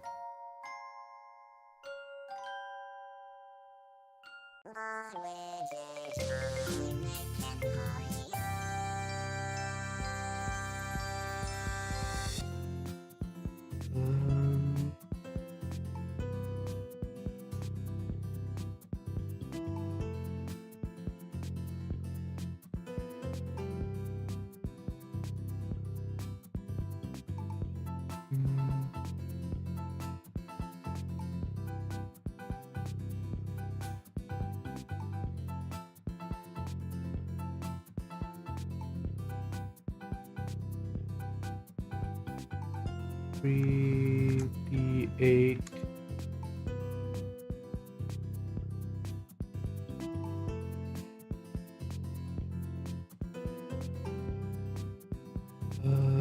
Yada yada yada yada. Less than dependencies. Either.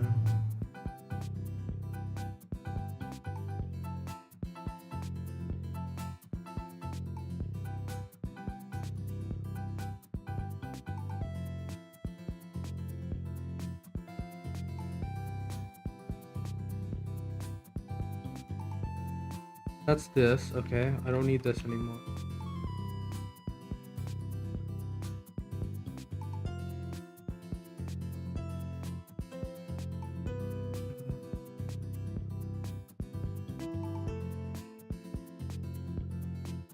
Wait, what is empty string here?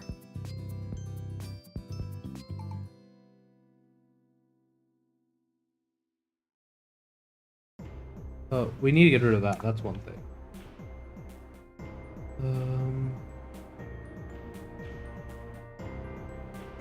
Oh, is that what's been causing it? I bet that's what's been causing it.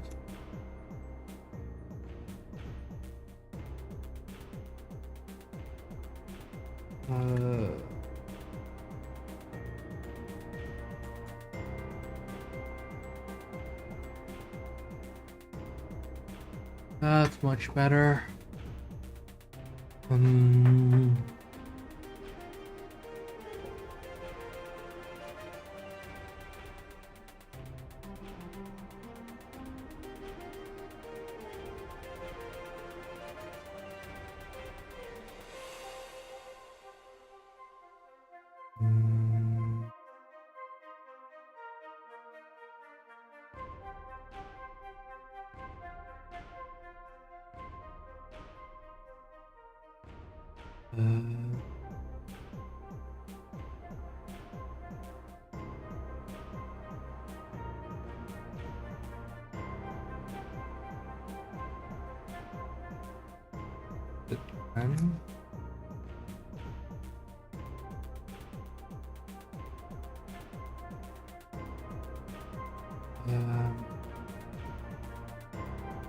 How to get size of memory pointed to by pointer.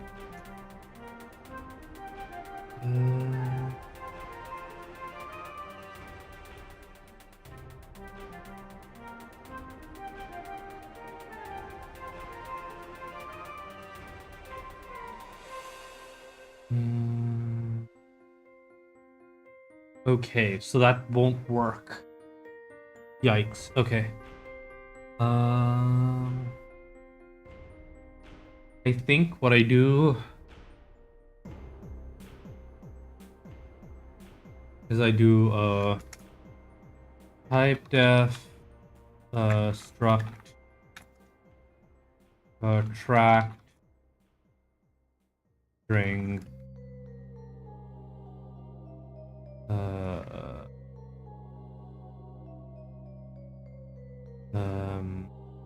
star str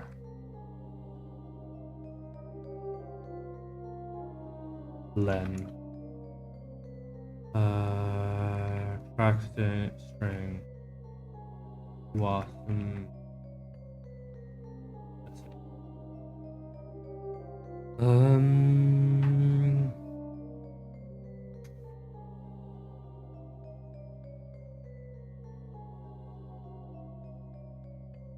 Okay.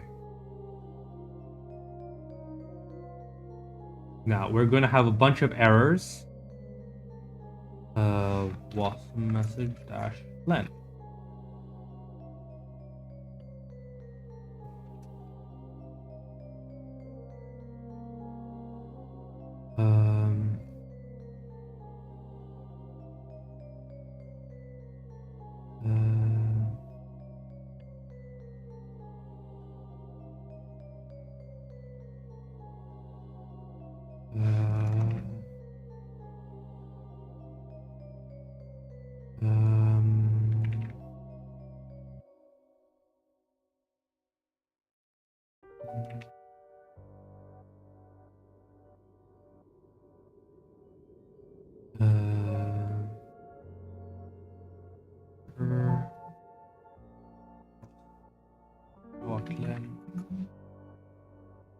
Nice.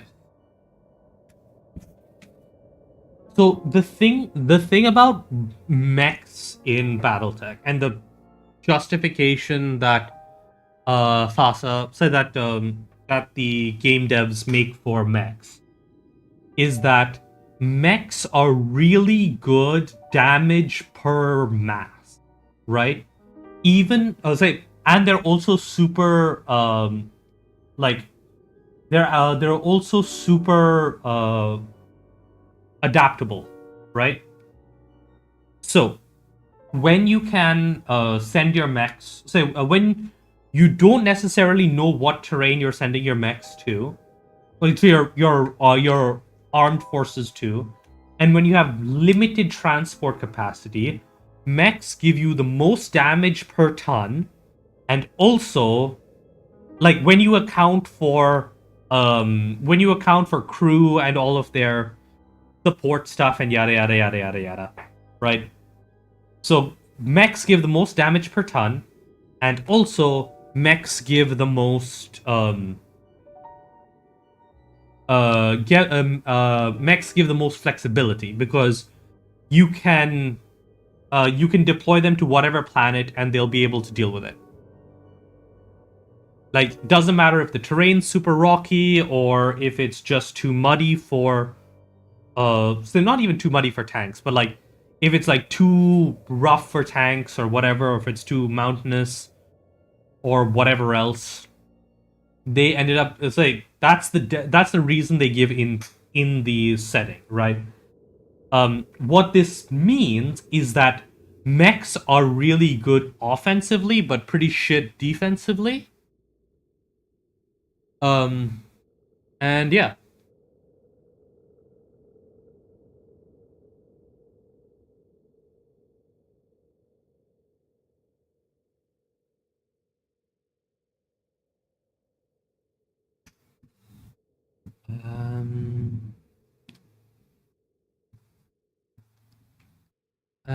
Oh, actually, we're going over.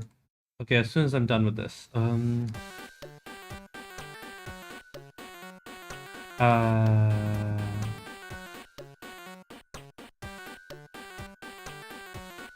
Pen priced list, and we're going to change this to racked string star working.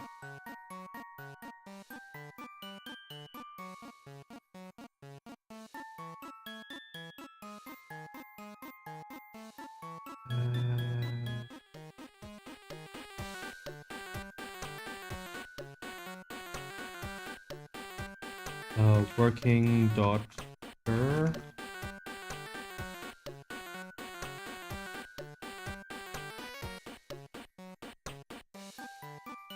Oh, okay, working.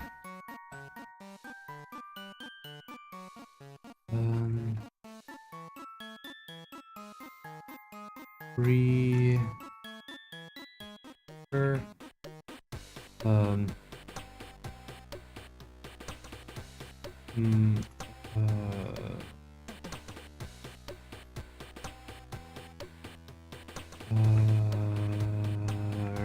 Rack string star fonts is equal to rack star malloc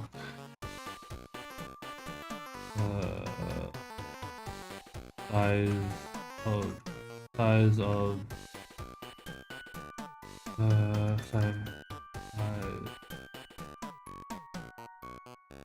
size of rack track string dash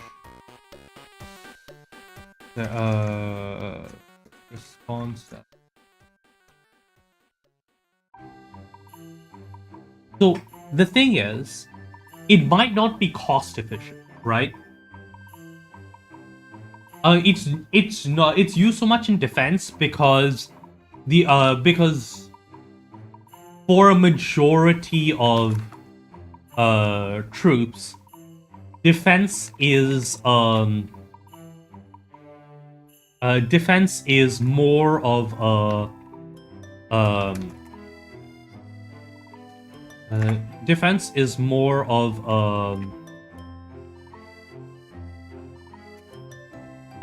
defense is more of a supply from which to pull offense, right? Also, you need to get your forces there in the first place, right? Unless you have local production, you're not going to have so what mechs are in the setting is they are the most amount of combat potential you can transport per ton say per ton via dropship, right? And since dropships and jump ships are the limiting factor here, unless you have local production of armored vehicles or other war machines, which requires industry and whatever, you're still going to get the most combat power out of transporting mechs. But even then, most places don't actually use mechs for defense, right? Unless you're like in a major capital or whatever. they will have a couple of mechs, but they'll also have like technicals and like guys with SRM and LRM launchers and yada yada yada yada yada. So yeah.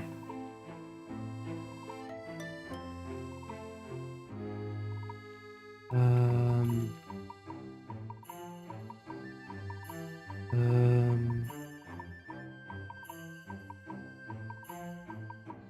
uh, uh,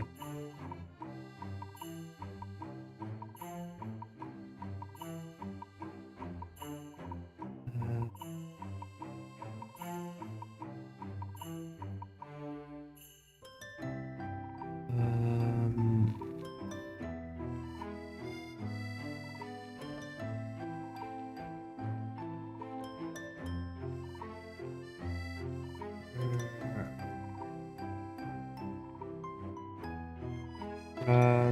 doctor.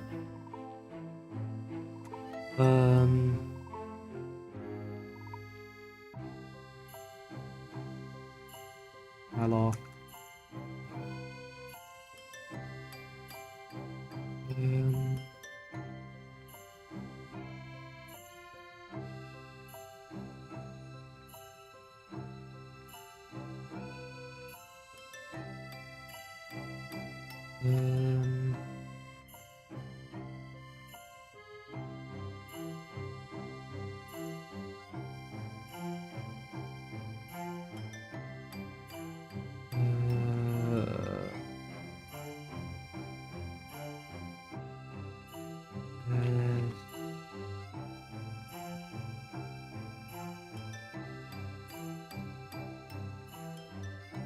Three D64, I think. So if I go into terminal now and rebuild that, get no issues.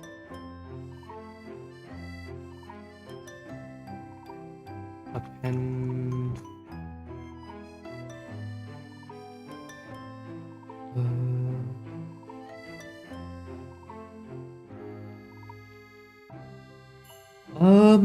Usually that has to come with Inner Sphere, well, again, that depends, right?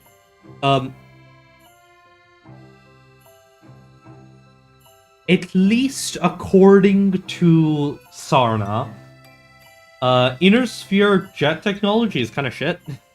And they have very, say, comparatively short operation windows, right? Only of a few hours. From what I understand, ASFs and also jets can only fly for a few hours, and outside of that, mechs are outside of that they don't have a lot of payload, right? Compared to mechs, they are very lightly armed. So I guess you could argue that jets and ASFs just don't have the staying power to handle a large number, handle like a serious invasion or an equal number of mechs. Given that they weigh about the same as mechs, that kind of makes sense. Actually, no, they weigh a lot more than mechs, at least in terms of ASFs. So that might be it, because like if you compare by weight, ASF to mech, I think it comes out more or less the same.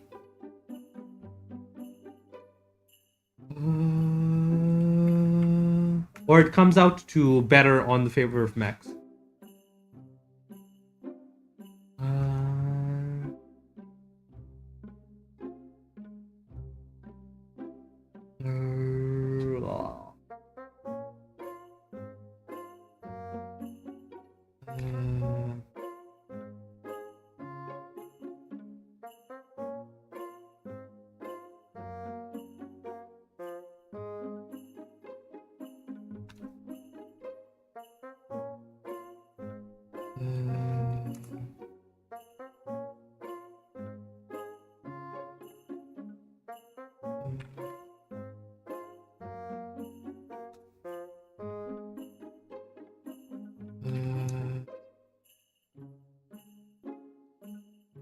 Eh?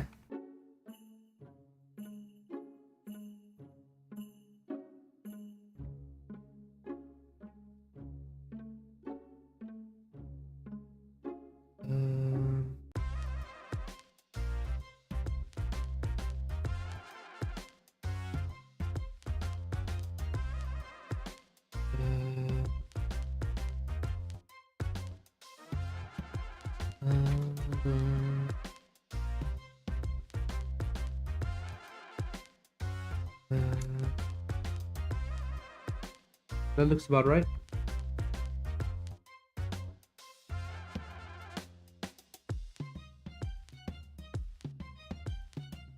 Like, supposedly these ASFs are very fast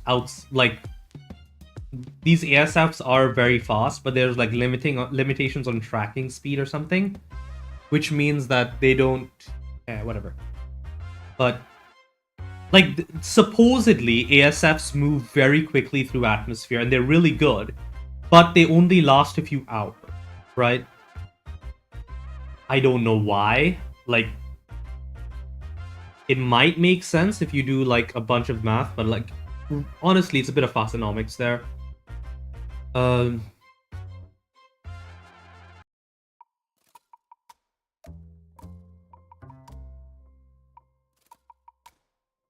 um,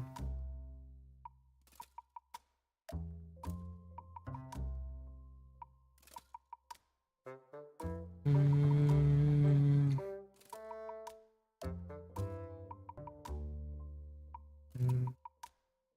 oh wait. That was a message string.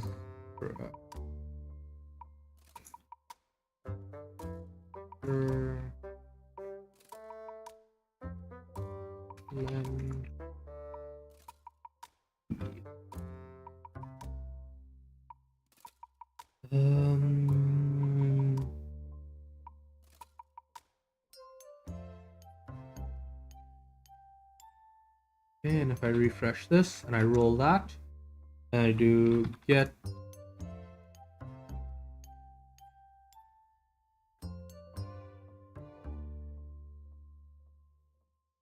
read wasn't string JSON dot parse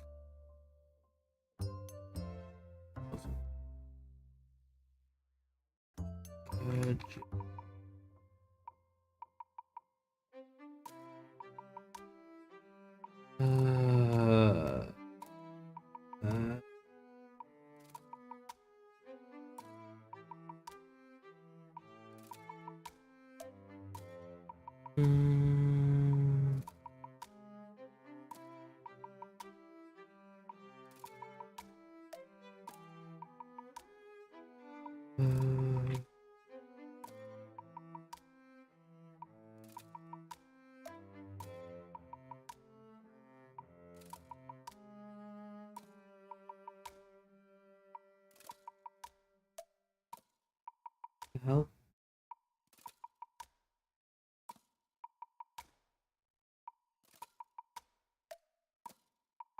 I think Jun subscribes to the Rimworld's Republic school of warfare, right? The Rimworld's Republic. No, not. I think it's the Rimworld's Republic. Somewhere around there, like one of the periphery nations. They don't have a lot of mechs, but they do have a lot of ASFs, which is space fighters.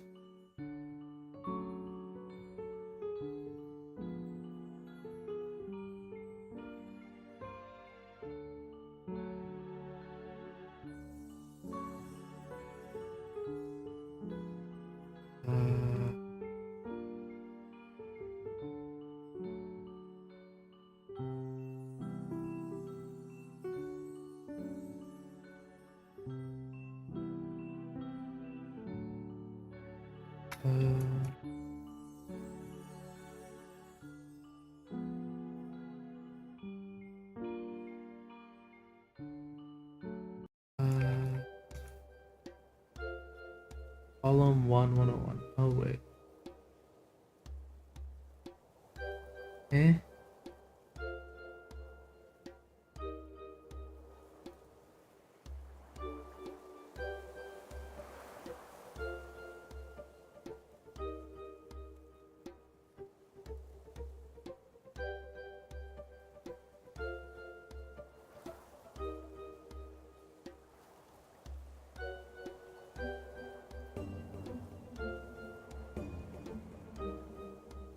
And basically, like, their whole idea is hit them before they land, and then pick off anybody else with spacecraft.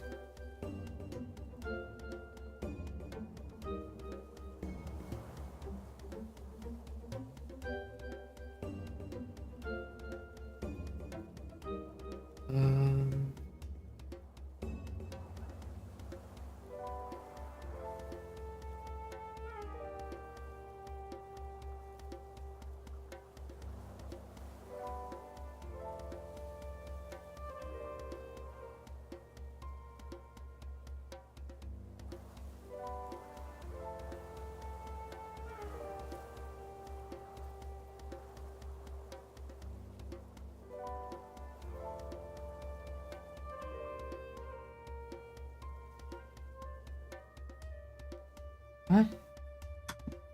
Did I typo something in the...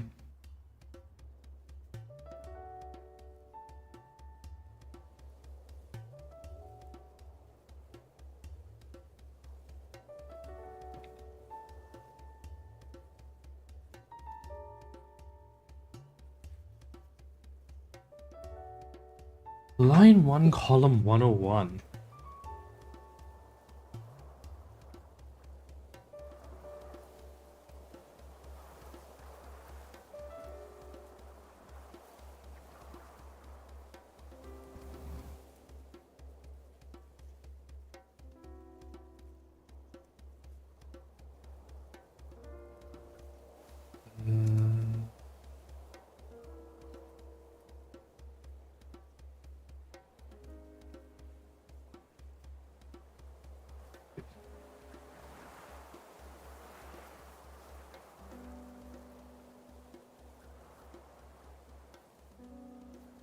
Okay, so it isn't the end bit there. What's wrong then?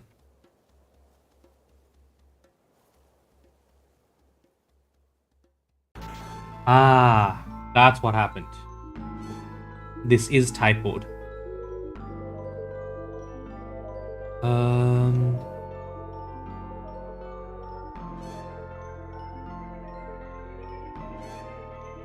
I mean, it's not just that, right? It's also the fact that Jun is...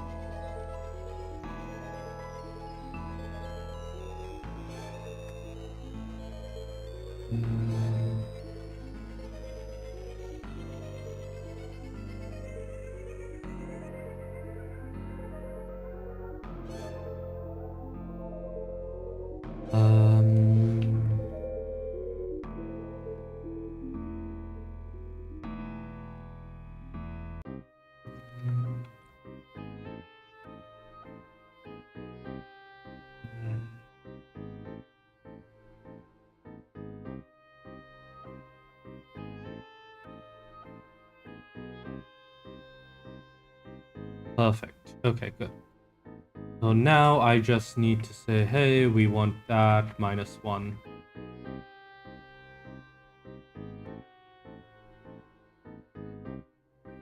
And then we want to say, add a quick test function here, which says,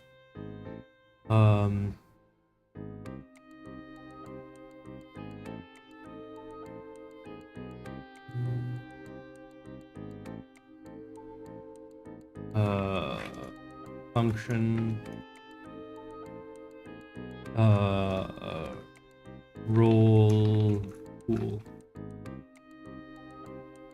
which is just underscore roll prize pool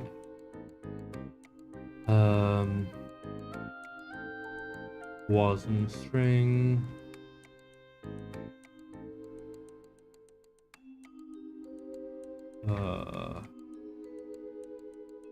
Roll.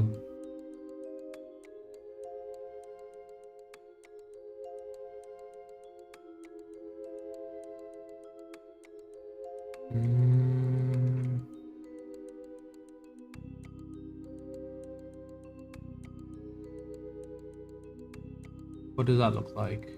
That looks about right. Roll console.log.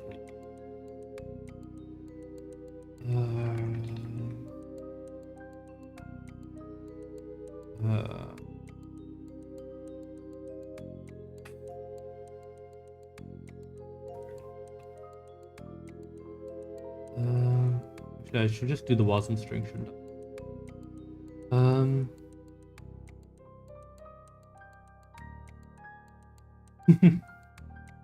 Yeah. Oh yeah, that reminds me. I need to get rid of all the printf.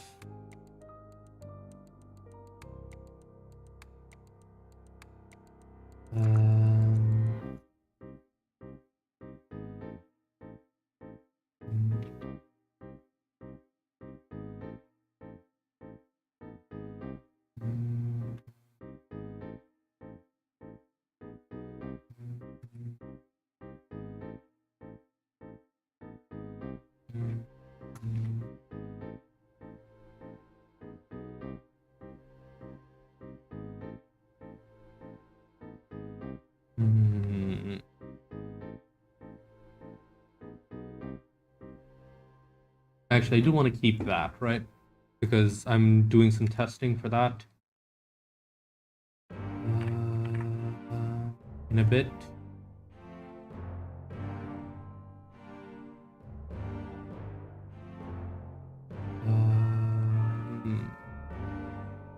Good. That's ready. Let's do that, and then I'm gonna go to sleep.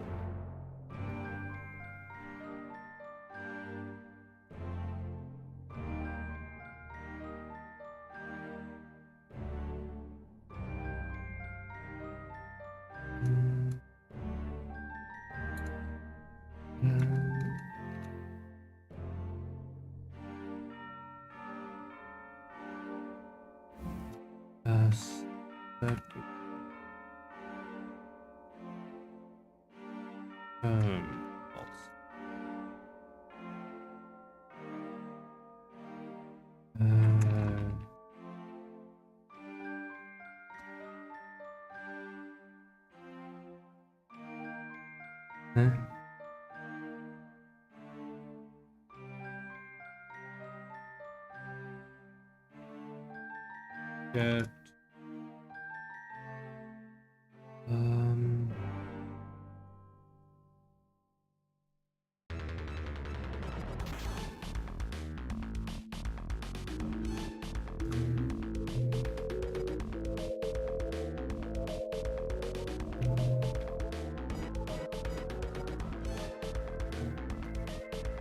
okay.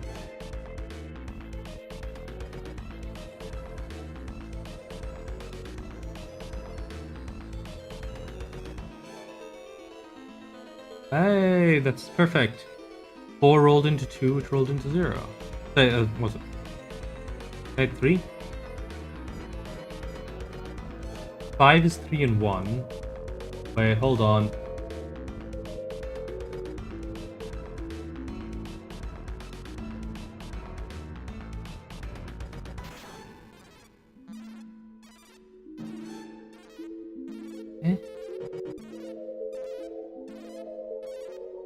Oh yeah, that's right.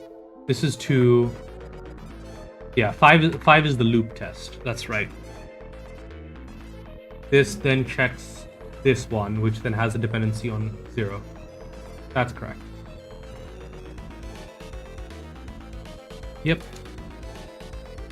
This is the. Is this the other one? No, it's 3. Yeah, because it's test 5. I want to see test 4 somewhere. 4 is the other big one. Yeah, here you can see test 4. If I open up test 4, you can see test 4 rolls perk 2, perk 3, which rolls perk 1. That's in the correct order too. Perfect. So we've got options. So now I just need to rebuild the UI. I think everything else should be done, and the UI is going to get a big overhaul because I am doing ability to select what pools you're going for, which will automatically set up and disable, which removes the need for thingamajig. Anyways, point is, it all works. Yay. We have fast rolling and all of that. And I just need to do the thing with formatting and all of the other stuff.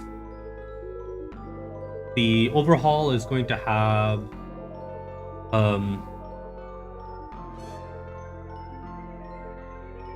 yes, it's going to have a little pop-up thing that shows you all the perks, and if you click on a perk, it'll pop up a thing with like a full description of that perk. That's why I made the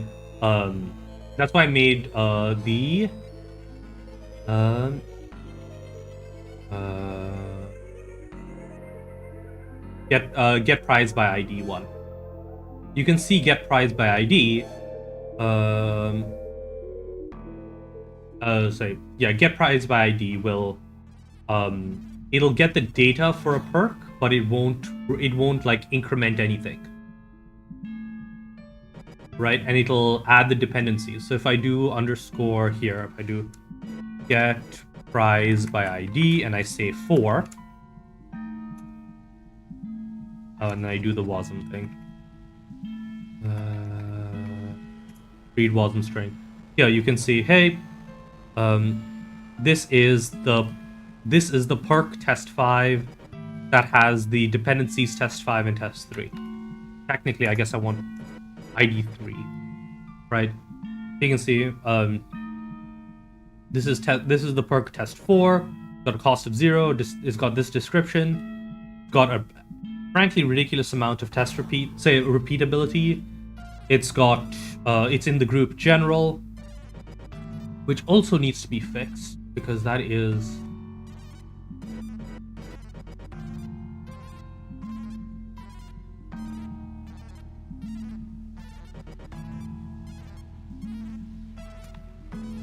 it's in the group general, and it's got the dependencies test 2 and test 3.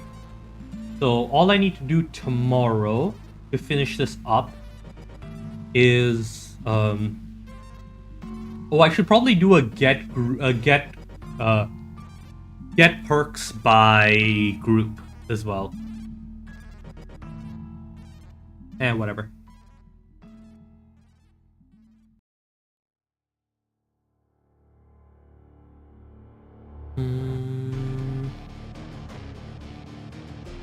But basically the idea is that there'll be a little pop-up window that allows you to scroll through all the perks and select whichever one you want.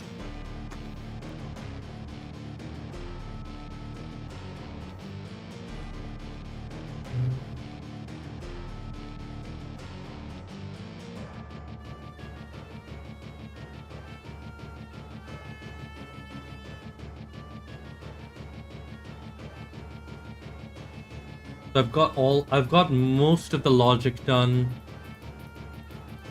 I'm fairly certain that almost all of it is there, but most of it should be.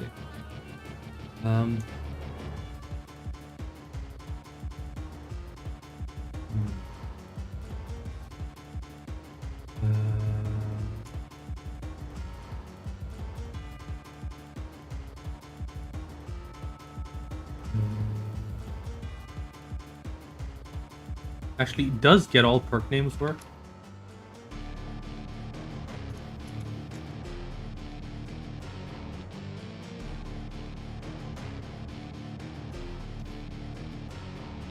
Of course it doesn't.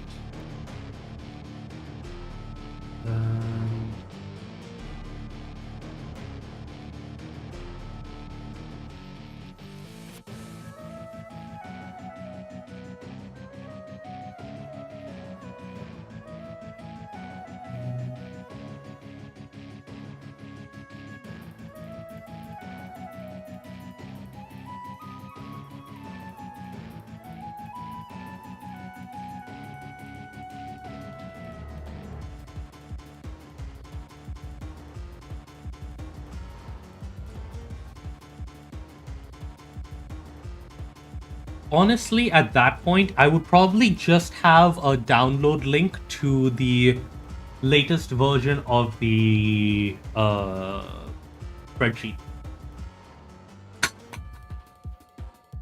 Because that is honestly the better way of doing it. Because, like, open document format is perfectly accessible if you have Windows or if you have a free thing. So this is the better way of searching all of these. In fact, I use this as a source of truth when I generate the perks for the thingamajig. So yeah.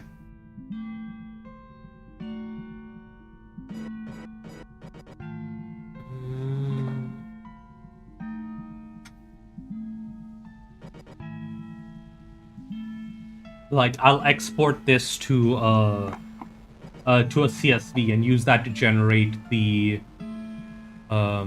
equivalent of this big block of initializations.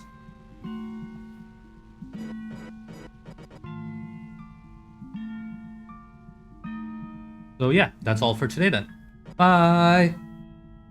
I have no idea why it keeps thinking that my